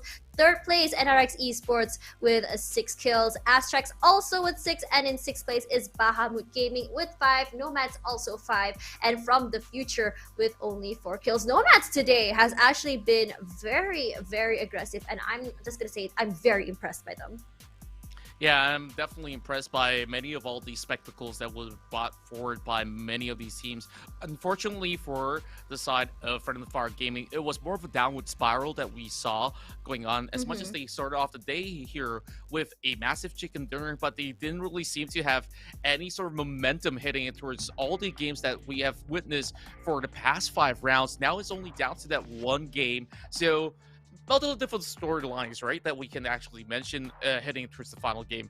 If Eagle gets one more, then it's definitely rest assured that they'll be able to, of course, take that top spot out there. And many more to come, but before, of course, we elaborate on what kind of scenarios can, of course, get ourselves our champions by the end of this weekend, we will take a short break. And, of course, Tash Bunny, I'm ready to, of course, witness who will be able to take home that great sum of a cash prize. So with that said, we'll catch you guys in a couple of minutes.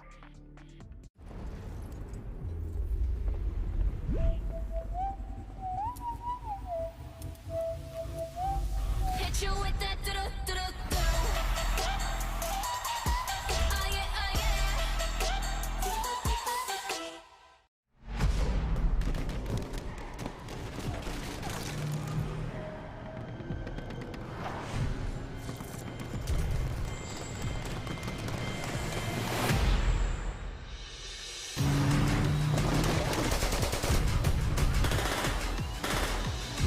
Hi everyone, Brian Corrigan here with another new state field trip. Today we're looking under the hood of some of the new vehicles you'll encounter in Troy. Then we'll review the utilities you need to master to best the competition. Let's jump right in. We've all been there. The blue zone is on your heels and you need a fast getaway. Troy has the classic PUBG vehicles that you know and love, but there are also a lot of new toys in the garage.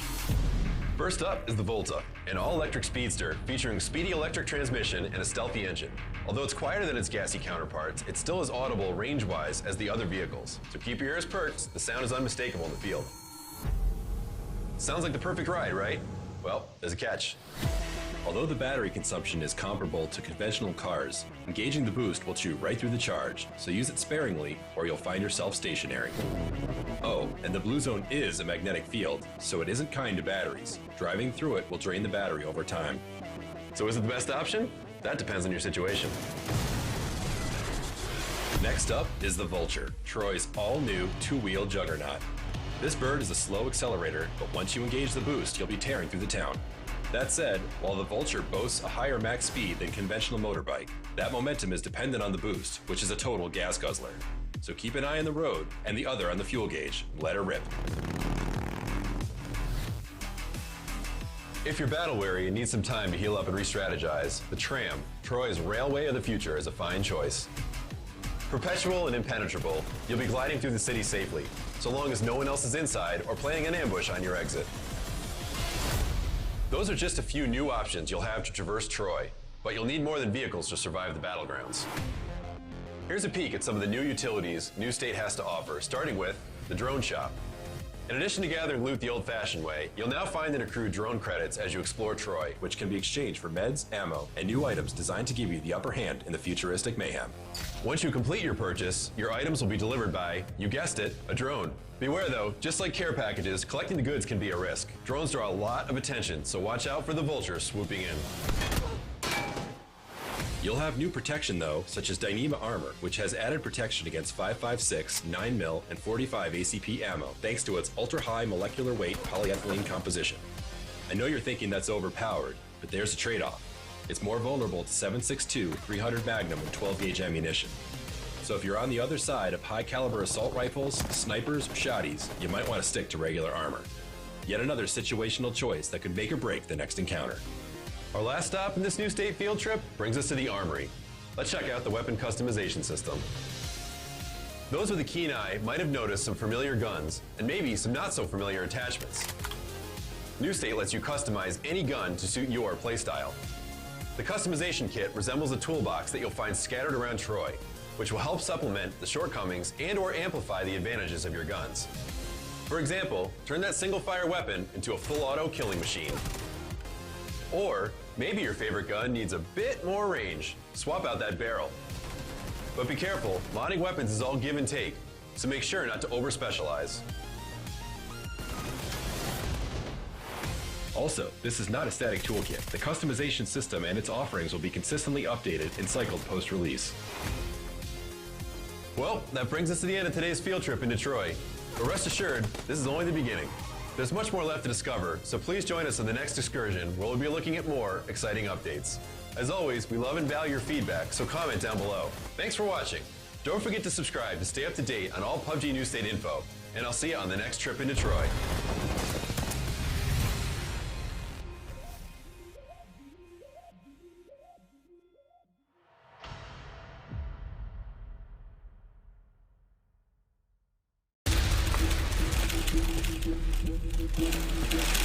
Yes, please. What sort of changes do you expect? Yeah, I will be running with the new squad.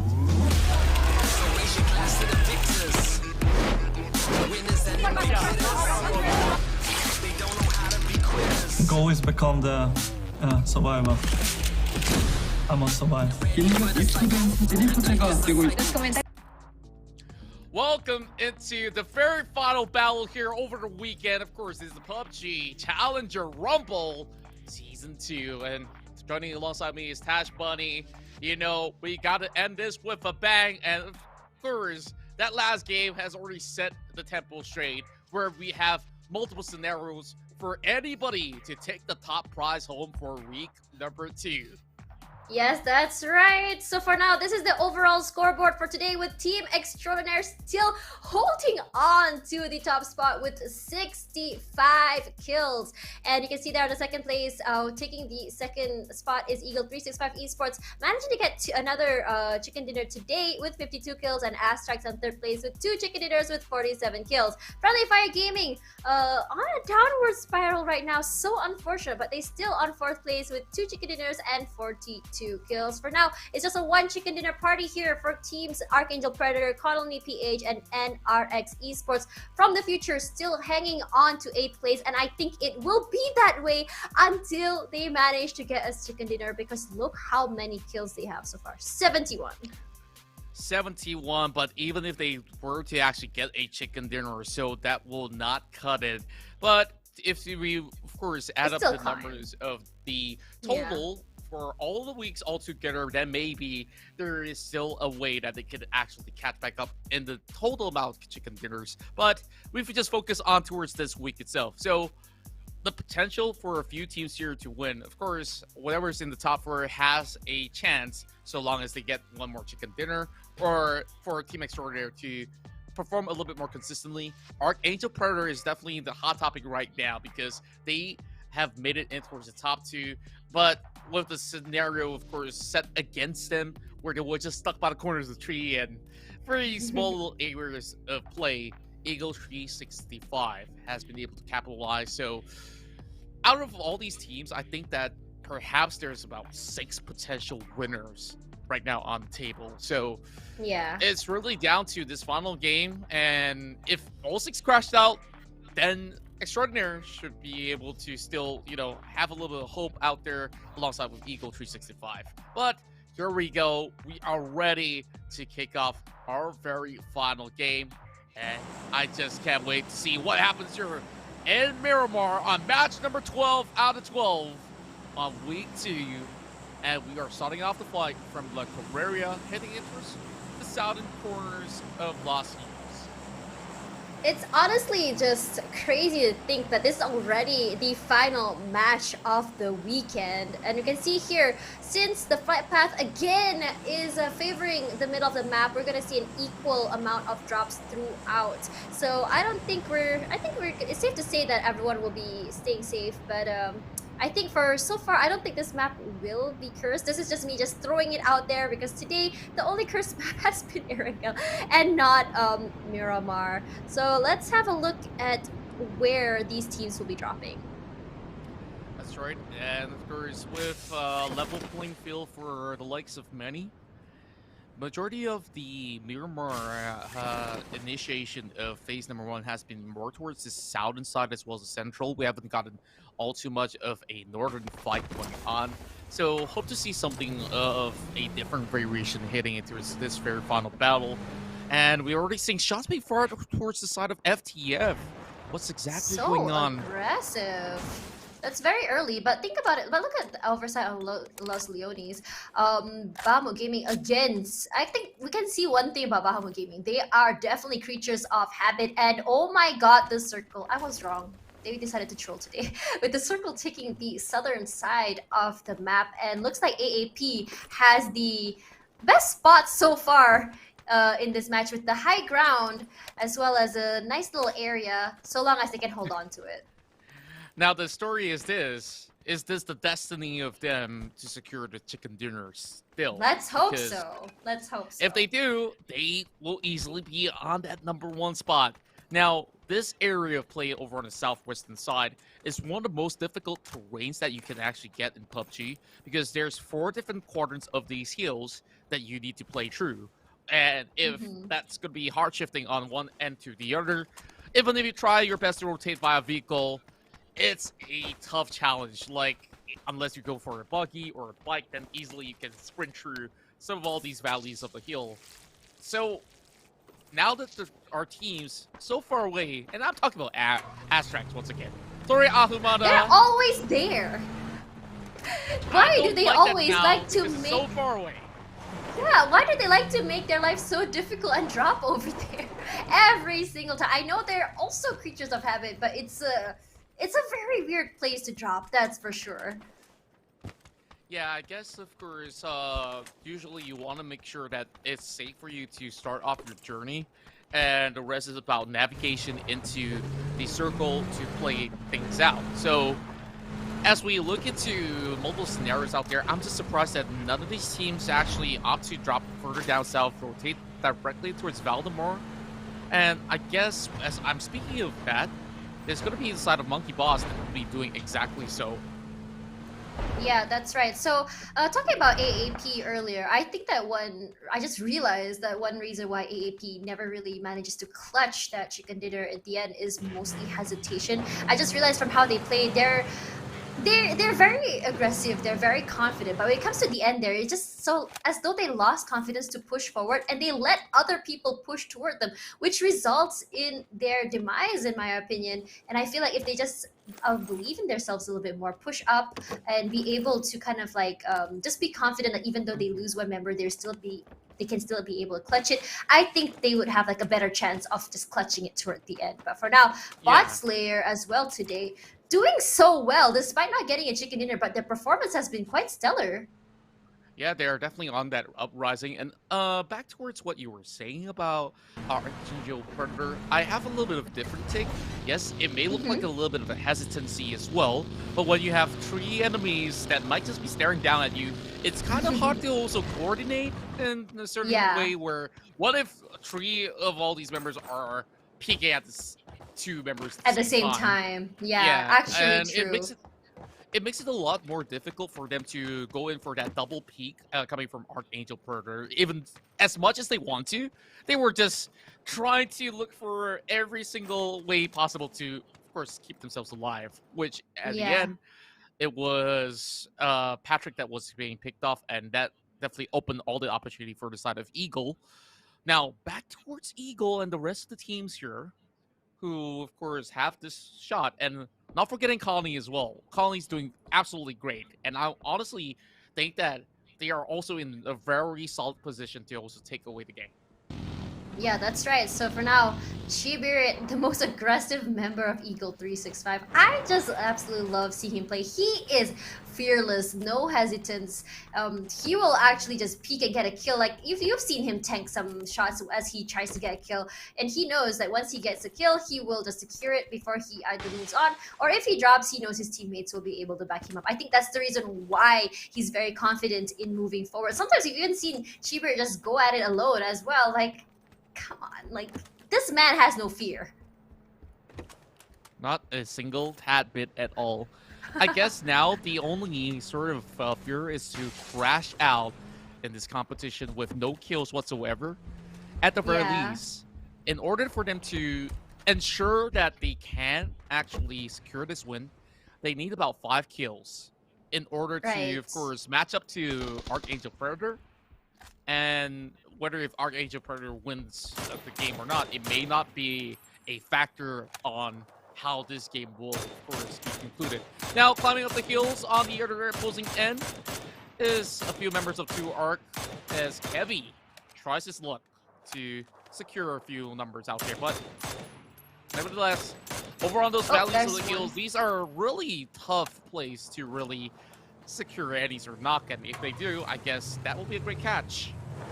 Yeah, but I think he just managed to one tap, a very tap on the vehicle, and that's all that he managed to do. But meanwhile, we're looking at AAP right now. Honestly, one of the favorites, I think, are in the running for the first spot today. If they do manage to clutch it out today for the chicken dinner, Fuego as well was actually survived me, managing to survive quite some time in a few matches ago. I was surprised. Me too. Like, just look at the way that they're, of course, amplifying the way that they have been able to approach attacks as well as defense.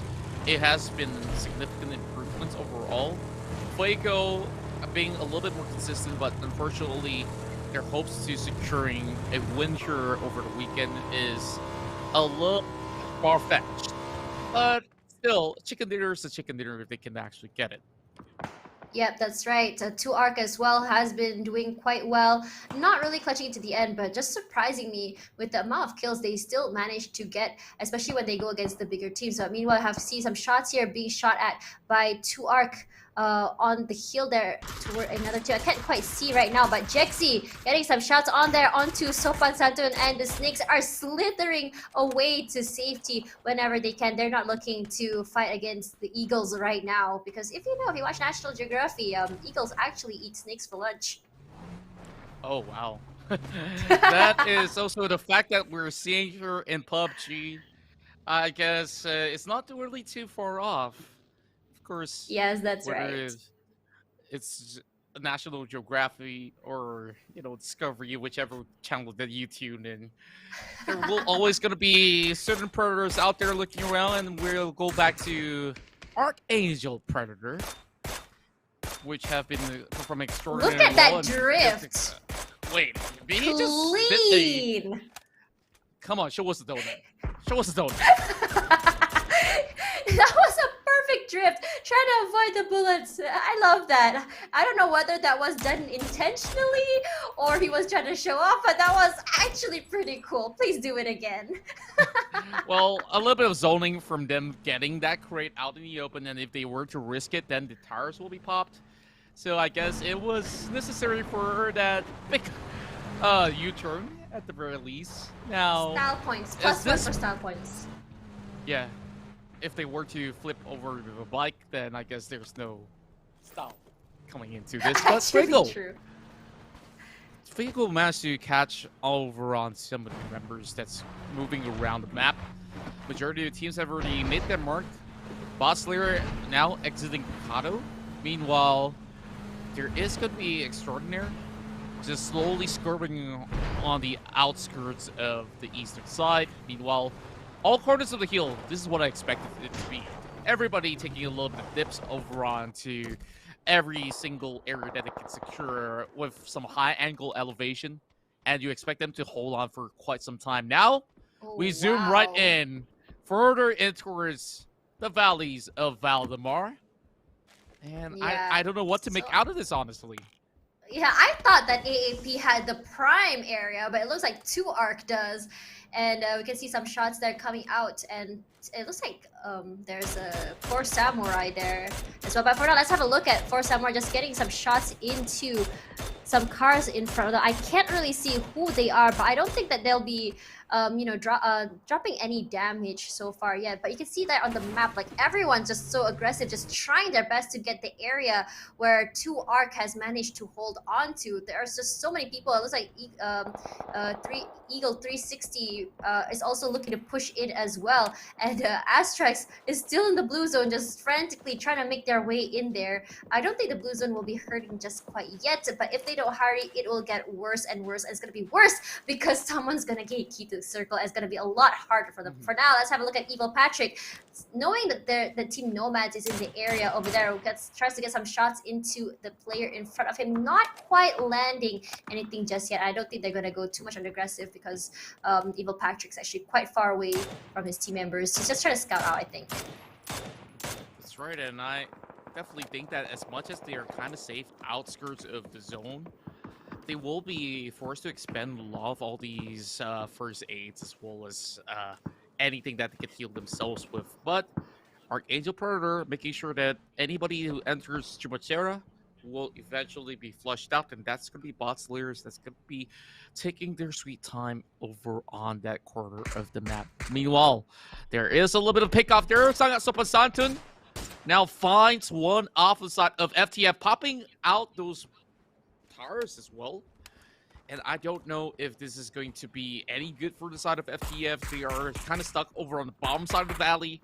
Qualixy probably is still on the lookout point in hopes that if members of the side of FTF tries to go in for the revival, they will also be able to get a second catch. For now, if you look at the kill feed, Alec has managed to finish off Angelo over there. But I want to see SOPAN SANTUN actually finish off this kill. But as we know, FTF is one of those teams that are very, very strong when it comes to gunfights. So we can see that FTF now moving forward. We may just be seeing a fight here. Man getting tapped there just a little bit. Will be forced to move back a little bit, and C1 Flex is gonna play it safe. They're gonna have to reposition, and it looks like they're just gonna keep their distance just a little bit to make sure that they don't get killed. But over there, Suzunami getting some picks onto them, and Katali will be able to finish off Teddy, and FTF will be only left with 3 players. Oh, it's so unfortunate. Broken Hearts has been able to arrive to the scene, but a little bit too late to the party. Eagle, right down over on towards the other side of the valley, has been able to also chip in a little bit of an effort, while there is a little bit of a slight movement coming in from below, where Catalia is the only member that's going to be strafing across. So, Nomads now going on foot. They've already secured a little bit of an area. They've taken down one member from the side of Bot Slayer in the form of Slidey D. Well, NRX is going to have bullets sent their way. Nice already knocked down, and NRX, you know, after yesterday's performance, we think that they are one of the top contenders. But today, a little bit of a slower pace coming out from them, and many of it just happens to be bad luck, you know. Like, they take the drives, they get caught out, they take the compound, they get flushed out, and this time around, inside of the quarters of Valdemar as well as the hills, I guess it gets a tad bit more difficult for them as well. So Tsunami already catching a vehicle on fire. Oh, That's where oh my god! Now Xiao coming with a frag, but I think that C1 Flex may just have a little bit more room to save his fallen friend. Yes, that's right. But we can see there that SOPAN SANTUN in the first place was already in trouble when they tried to go against FTF, because they were actually sandwiched in between NRX. So while they did get a kill onto Teddy, they were actually punished for not knowing that behind them was another team. So let's see. Catalia is actually bleeding to death. It looks like C1 Flex is also low as well. Nam Xiao gonna have to move back as they take a little bit of damage over here, and C1 Flex just trying so hard to get the revive, but will he be able to? Slowly, they're just going to bleed out. But for now, Suzunami going on the aggressive with the car, going to reposition to see if he can get a pick over there as Catalia gets the revive. Oh no! Dropped again! And they're both dropped, and there we go. Suzunami getting 2 knocks over there and finishes off Catalia and looks to finish off the other one as well. I think it's just leave them to dry, honestly. The rest of nowhere to be seen. Nice though. I'm not too sure where that shot is coming from, but that was a beautiful one. And speaking of which, it's hailing from the side of Eagle, just having the sharpest sights, being locked right in. So Nisel needing a little bit of more helping hand. While over on the top quadrant, this is going to be to work. just making sure that they stay safe for now. They don't really have to rush out, but Eagle is known for the fact that there is a team up above, so they're just fancying their chances, going for certain pickoffs. And CJ now also gets one more member off from the side of FTF. Slowly, FTF is just getting chipped out one by one from different teams, and they're gonna have to be careful about their positioning. And honestly, it's not such a great day for them, seeing them just so unlucky meeting one team after the next. AAP managing to revive one team member as they're getting shot at from the other side of the valley over on that side. NRX also needs to be careful because while they are inside, Eagle 365 has the upper hand for them, and on top of Eagle 365 is AAP. It's like a little domino effect over here. Indeed, and of course, stack deck, if you want to call it, or yes, that's it. domino. That's right. That's the word I was looking for. Well, dominoes isn't in any form of way that you can make it into a deck as well. So I guess in any way possible, I guess, of course, so long as the point gets across, right? So yeah, that's right. moving it towards Colony, they're right down on the check. I think UD can squeeze them split in. Okay. I mean, will he want to risk it though? Because right up there is 2Arc. You can see there, it's just like on top of a hill, on top of a hill, on top of a hill. It's just so hard for you. If you go out, you're just gonna bet responded. Oh, wow, it moved over to that side. Okay, all right. Looks like I was wrong again, I guess. So it looks like a AAP may just have like the best terrain so far with bots just taking on that side. But if they're not careful, that could easily be taken away from them. But from now, looking at the screen there, Trick getting a kill onto a member of MBS, and Fuego taking out another. Ooh, Aoki dropping down thanks to Nomads. What is happening? So many things happening on screen right now. Clean as a whistle. That is a beautiful spray down coming from the side of 4 Samurai as well. Now looking for the side of Zio. I don't think that it's going to be all too great of an exchange. Spots him out inside of those bushes. Not that many of these areas to hide when you're playing inside Miramar. But then again, there's one more snake in the grass. Oh boy. Just right in front of him. Come on. Catch him already. And I guess at the side of EX, they also managed to find a few more openings by taking down members of the side of Fuego. But Friendly Fire Gaming, they're going to be chipping right in, and that's where shots being fired. Kevy is looking for that knock, but that final bullet does not go through. Calp's knocking himself down, and Alex is going to be able to actually pick one off in the form of Dexy as well, while Pasha will take on the side of 2Arc. Over on above, oh man, that was some great control, but still not looking to hit that mark. As he hiding by the pole, it's going to be bullets being sent towards the side of Kevy as well, 44 HP. But the zone, they're already taking the health bar down for both Fuego as well as the side of ASTRAX, and Fuego is just looking to run right through. FFG gatekeeping the rest of Fuego EX, and now we also have Monkey Boss that's just squeezing right by. Can they actually make it though? Oh my god, this is crazy. Only at 19 minutes did the first team drop, and that's actually going to be Colony PH, and they are out of the running to take the first spot today. So for now, let's have a look here. We're going over on a look at Friendly Fire Gaming. Bozo in trouble, getting shot at by Team Extraordinaire. Sunshine just hailing bullets. He only has 12 HP left, 11 and to be exact, and he is gonna have to drop out some smokes to be able to reset and heal up for now. But Monkey Boss gets eliminated thanks to Astrax. Oh boy, this is definitely a flurry of shots being fired out there. Patrick gets another one, lost out with CJ. Oh my word, what a great angle that they're covering here. And the rest of 4 Samurais, they honestly have nowhere to run. That car is turned over and burned. And NRX is the next one to fall to the hands of the side of Eagle. You're down as well. Could this be? News. It might Could just be. this be? Oh my gosh, but for now, let's have a look here. What's happening on screen? We see CJ still going on the aggressive, trying to finish off and make sure that no one else is over on that side. For now, Bots is moving over on that side, making sure that they are not getting flanked. For now, there are still 13 teams alive, and a lot of the big names are already out of the running. Now, the rest of Extraordinaire, they're playing from the back. A little bit safer as compared to the other teams. Archangel Twitter is just having fun, sending bullets after bullets.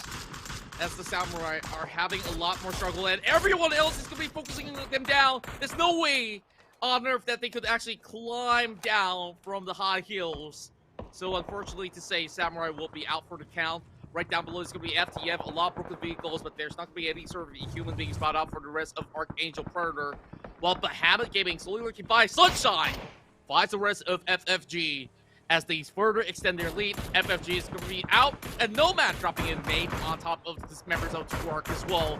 CJ now finds Suzunami, NRX having members depleting. Now, those numbers are dwindling down, and 26 more places still left on the field, and we're going in towards the 21-minute and a half with some crazy slide. Well, I don't even know what exactly to make out of that, honestly. But Archangel Predator, honestly, is on a perfect spot to claim this game. Exactly! Took the words out of my mouth. I see what you did there.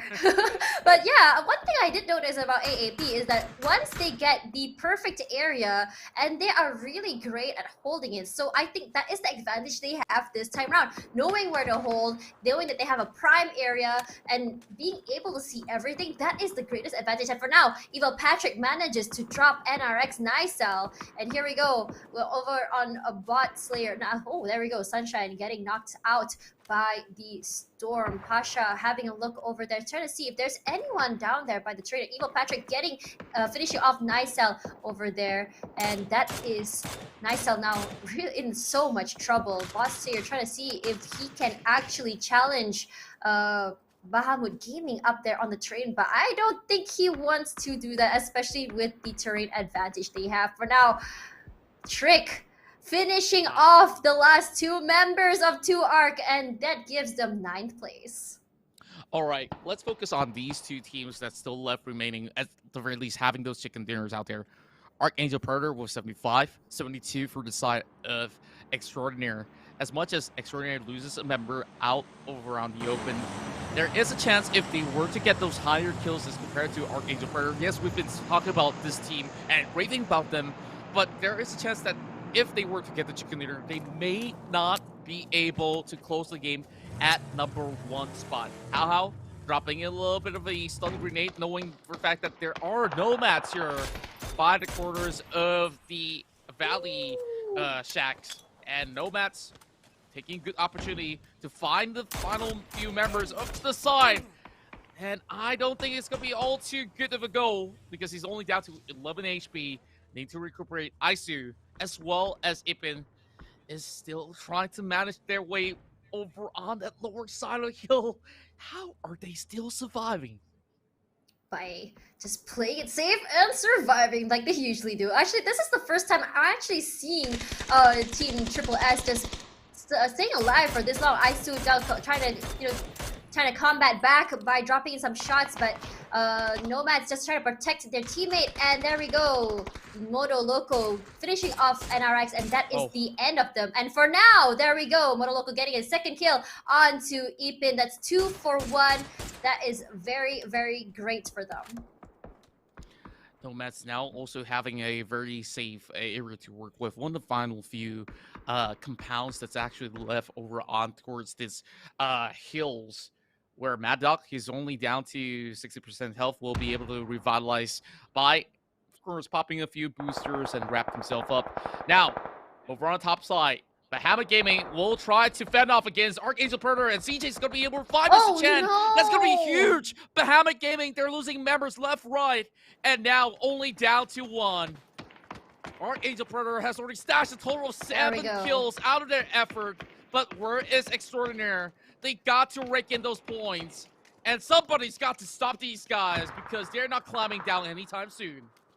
You can see there's a third party happening by Bot Slayer over there. It was kind of like a sandwich between these three teams, and while AAP did not finish it off, Bot Slayer was fast to grab the points as much as they can. So for now, it's gonna be a fight between these three teams, and X-Easy is gonna have to stay safe because right between them,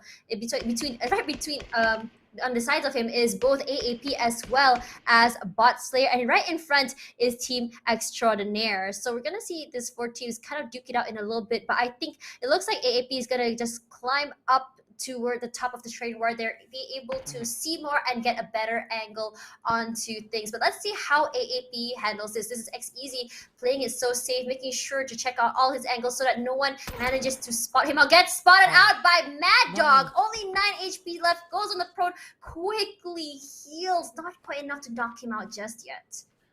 His helmet's torn, his vest obliterated as well. 16 more alive.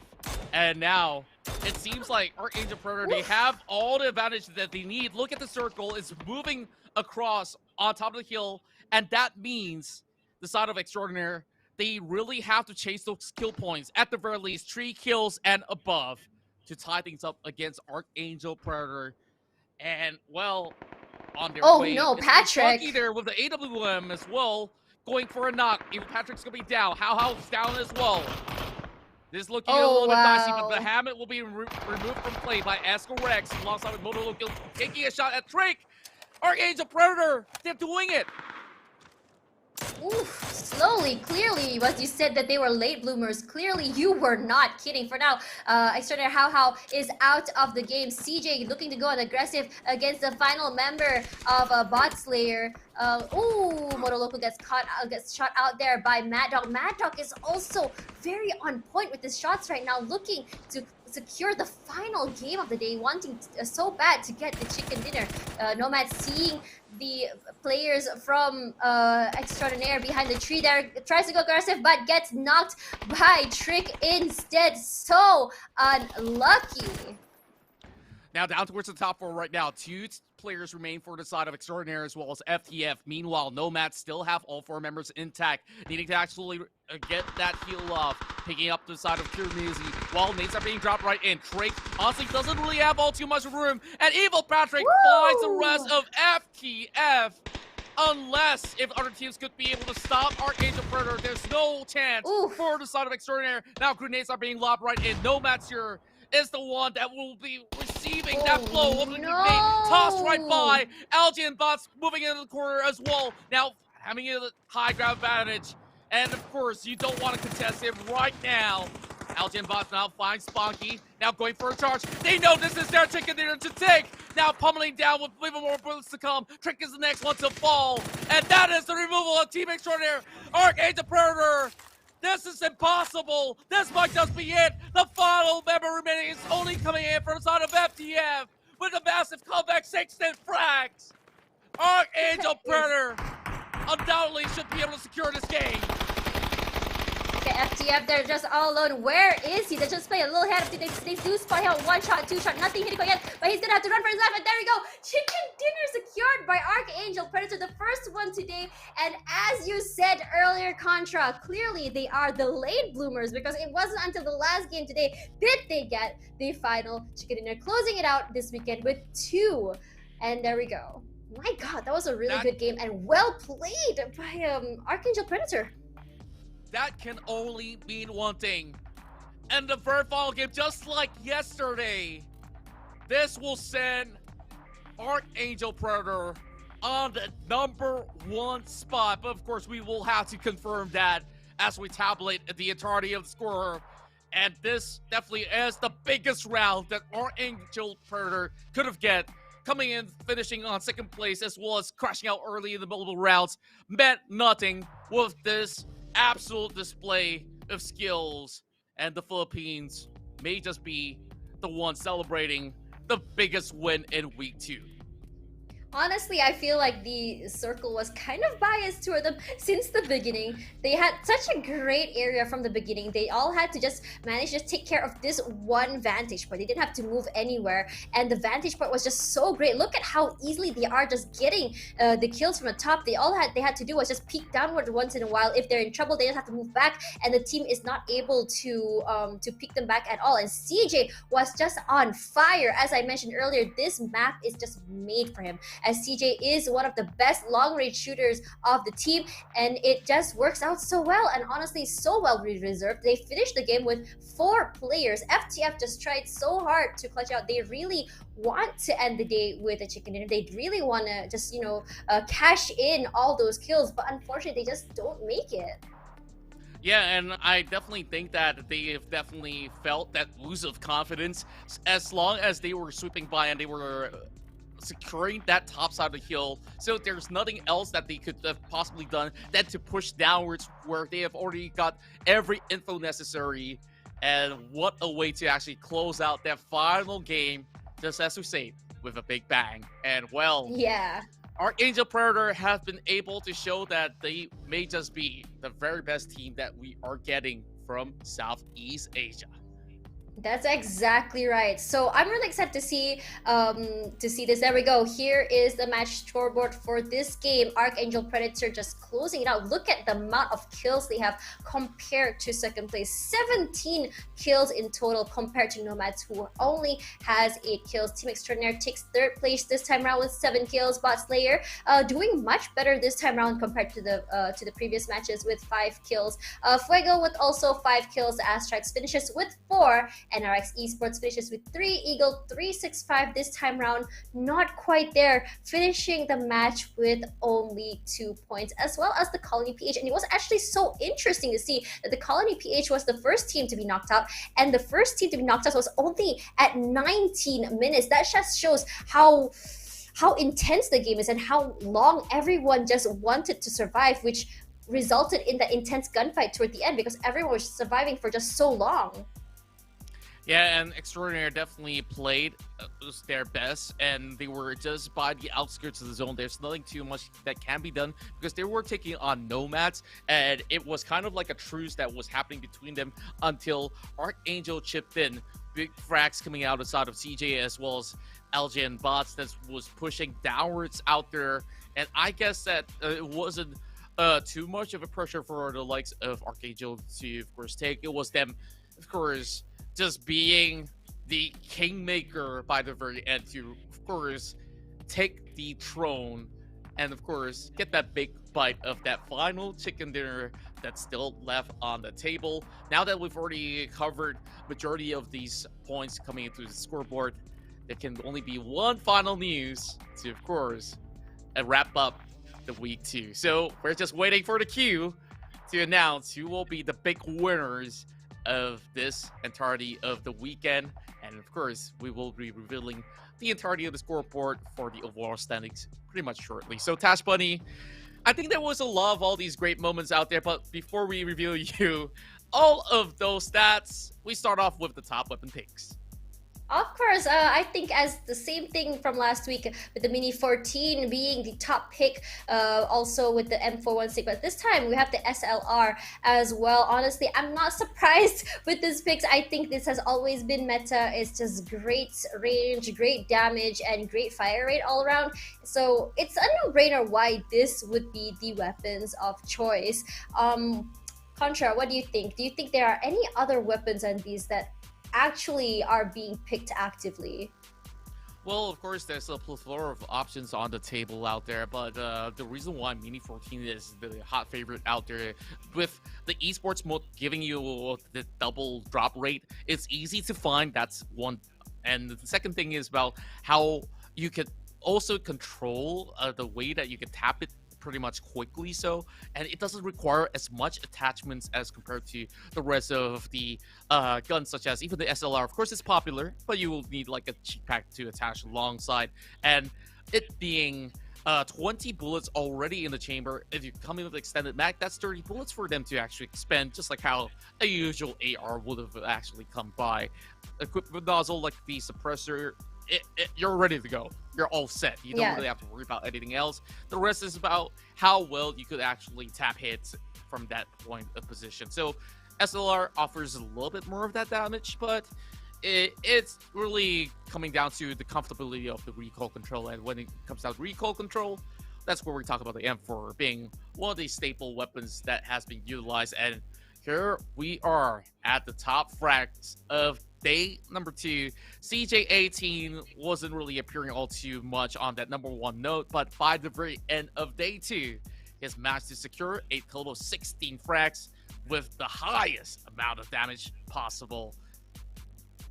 That's a crazy amount of damage. That's like way far ahead of 17 Nail from Team Extraordinaire with 12 kills there with one 1665 damage in total. But we did say earlier during the match that 17-0 is definitely one of the highest performing players in Extraordinaire alongside Trick as well. But for now, Eagle 365, as we mentioned so many times, Chibarit, the fearless man of the team, also with 12 kills, not too far behind in total damage, is 1608. But honestly, well deserved from the side of CJ, honestly, because you can actually see the amount of kills that he got with his powerful long range attacks, how well he gets hits. He is really good at tapping heads, and honestly, you gotta give it to him.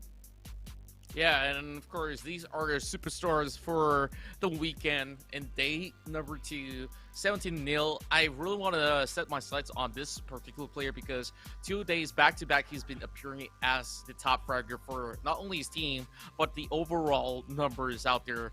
So we are still waiting for the biggest of news coming right after this. But there's also going to be, you know, comparisons of head-to-head against particular teams that has been going on some certain duke outs out there. So production probably is waiting to tease on us to announce who are your champions for the PUBG Challenger Rumble Season 2. That's right.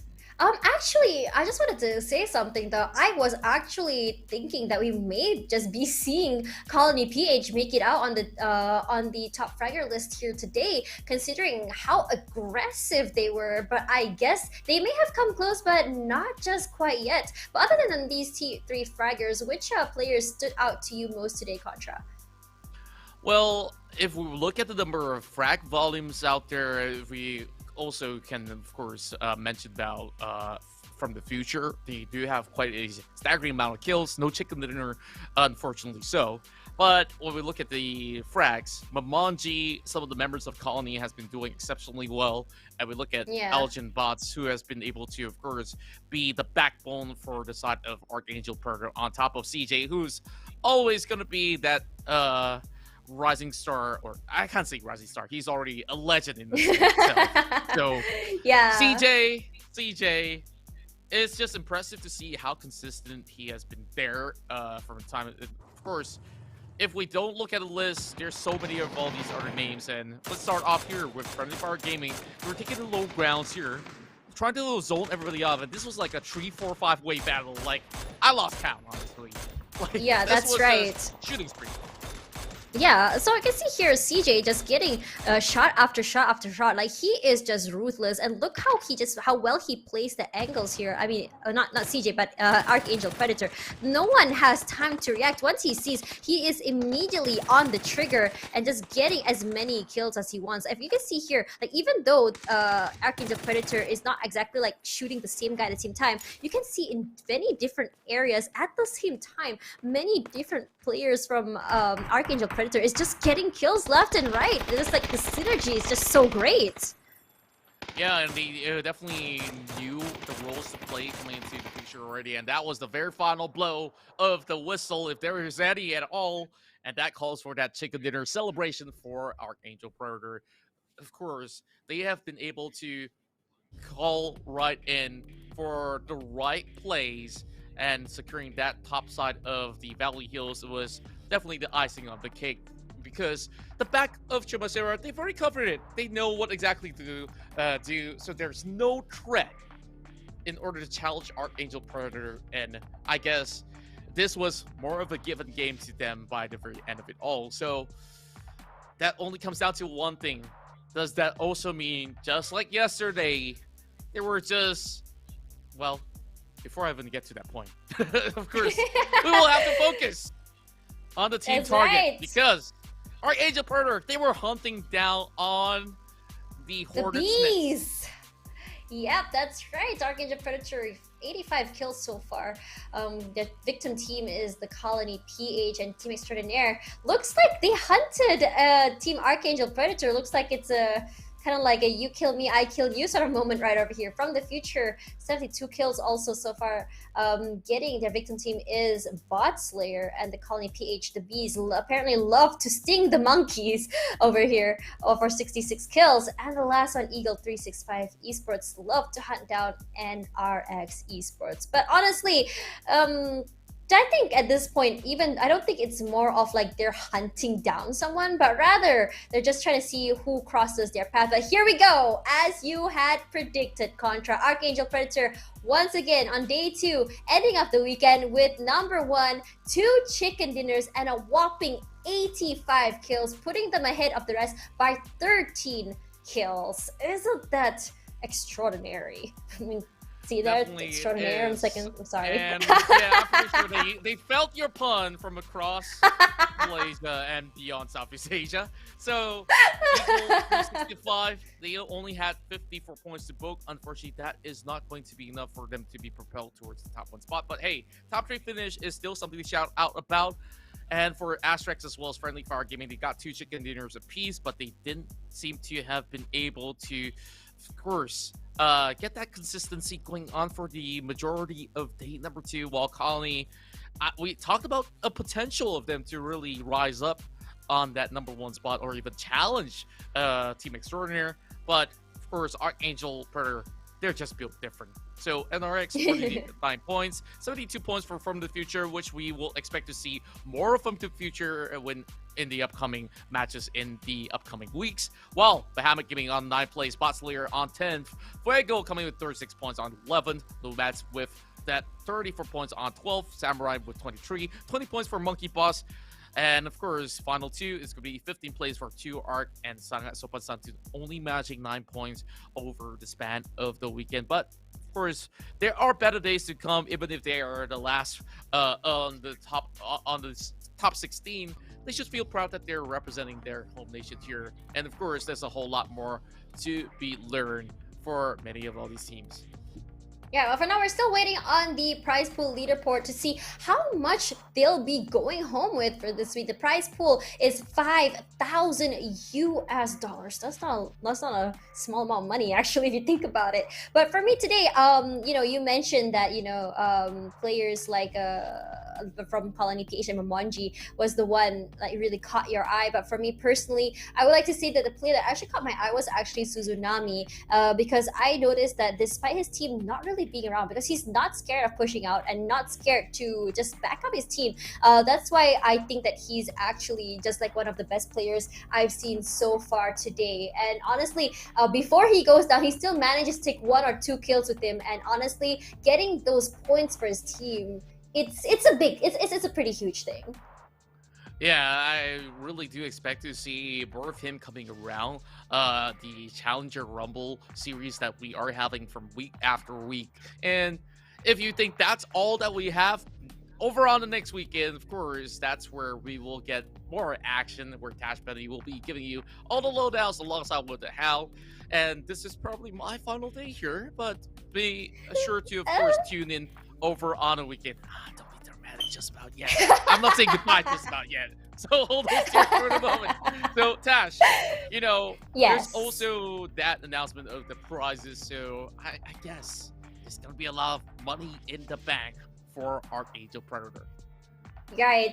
But for now, Archangel Predator's performance today, in the beginning, I thought they didn't have it in the bag. Let's talk about that for a little while. Like, I did not expect it at all. I can't really tell if they're doing that on purpose or if it's a strat, but honestly, they love going out with a bang, and they really pulled through. They just got the kills as much as they can, and despite going back to the lobby, they're still able to pull themselves out and end the weekend with first place. What is your opinion about that, Contra? I definitely think that this is just a masterclass of experience being shown and displayed all across. Like, they definitely had this never say die attitude where even when they were down when it comes down to numbers, they're always fighting for extra kills in hopes that when they do get a win, it's not going to be by the skin of their teeth. It's going to be a massive win, just like how yesterday when they secured that chicken dinner, it was about what, 12-13 frags to actually end the day on a high note. And today they top that record off, almost getting 20 kills if I could actually count. But I guess it's the way that it is tradition for the side of Archangel Predator to pop off at the very final hour. It goes back into even the PCS days where they were fighting against other teams like Fury and etc. That they have been able to, of course, clutch it when it matters the most. Yeah, I was about to say that, but you said it first. You can keep that for now. But let's talk about Colony PH for a little while. Colony PH, one of the top fragging teams today, in my opinion, but yet not really making it so far. And toward the end, just being the first team to be eliminated. I don't know how I feel about that. I feel actually so bad because their performance has been absolutely stellar, and I just really want to see them do well and honestly just see how far they can go in terms of just kills. But let's talk about from the future. They were just so ahead, so far ahead. What happened to them? I don't know if they got tilted or if they were just plain unlucky, because toward the last match I noticed that they were caught up by one team, another person was caught up by one team, and at the end of the day they just were just picked off one by one. I think it's more of a position problem. I guess there's a little bit of that as well, and with this entirety of the area of play ending up over onto Valleys of Valdemar on the top side of the peaks. It's one, like I mentioned before we could start the few battles that we saw, it is one of the most difficult terrains to master and also to really play about, because one hard shift can ruin, can make or break a team. And there are ways that you just have, even if, as much as you try to play safely, like how FTF did, to just squeeze by the corners of the wall, hugging to the very end, you're not going to be able to get things done. And you have to risk that for a fact. And even for Extraordinaire or even the side of Colony, it wasn't really working all too well. And now we add up the prize leaderboards for all the weeks, added up all together. We have yet to see week number 3. So this is going to be week number 1, as we will be, of course, having Archangel Predator securing that $450. And of course, upcoming weeks, there's going to be a whole lot more as well. Yeah, for now, I can see here with $300 is Team Extraordinaire, and also Eagle 365 Esports with $200. With $180 is the ASTRAX. $120 goes to Friendly Fire Gaming at 5th place. The Colony PH ends the week with $100 at 6th place. NRX Esports gets $80 at 7th place, and From the Future with $70 at 8th place, despite getting those high frags. And meanwhile, from 9th to 16th, they'll be going home with empty pockets this week. But from the side of Bamboo Gaming for Samurai Nomads, I have no doubt that they'll be able to climb out next week, no problem, with how well they performed today. Agreed. And of course, we will be expecting a whole lot more action-packed PUBG to be displayed in the course of the upcoming weekend. So make sure you guys lock in your calendar and hang out with us here at the PUBG Rumble. Well, I missed that one word. PUBG Challenger Rumble. Exactly. Thank you for correcting me right there, because, you know, it's been a long day overall. And of course, I hope you guys have enjoyed your weekend by tuning into all of this being offered by PUBG Studios, Geek Events, K&K Revolution, as well as Digitally Asia. So, Tash, buddy, any last words before, of course, we close the show? All right, everyone, have a great week, and we'll see you guys next week. Good night, have fun. I'm Tash Bunny, and with me is Contra, and we'll see you guys soon.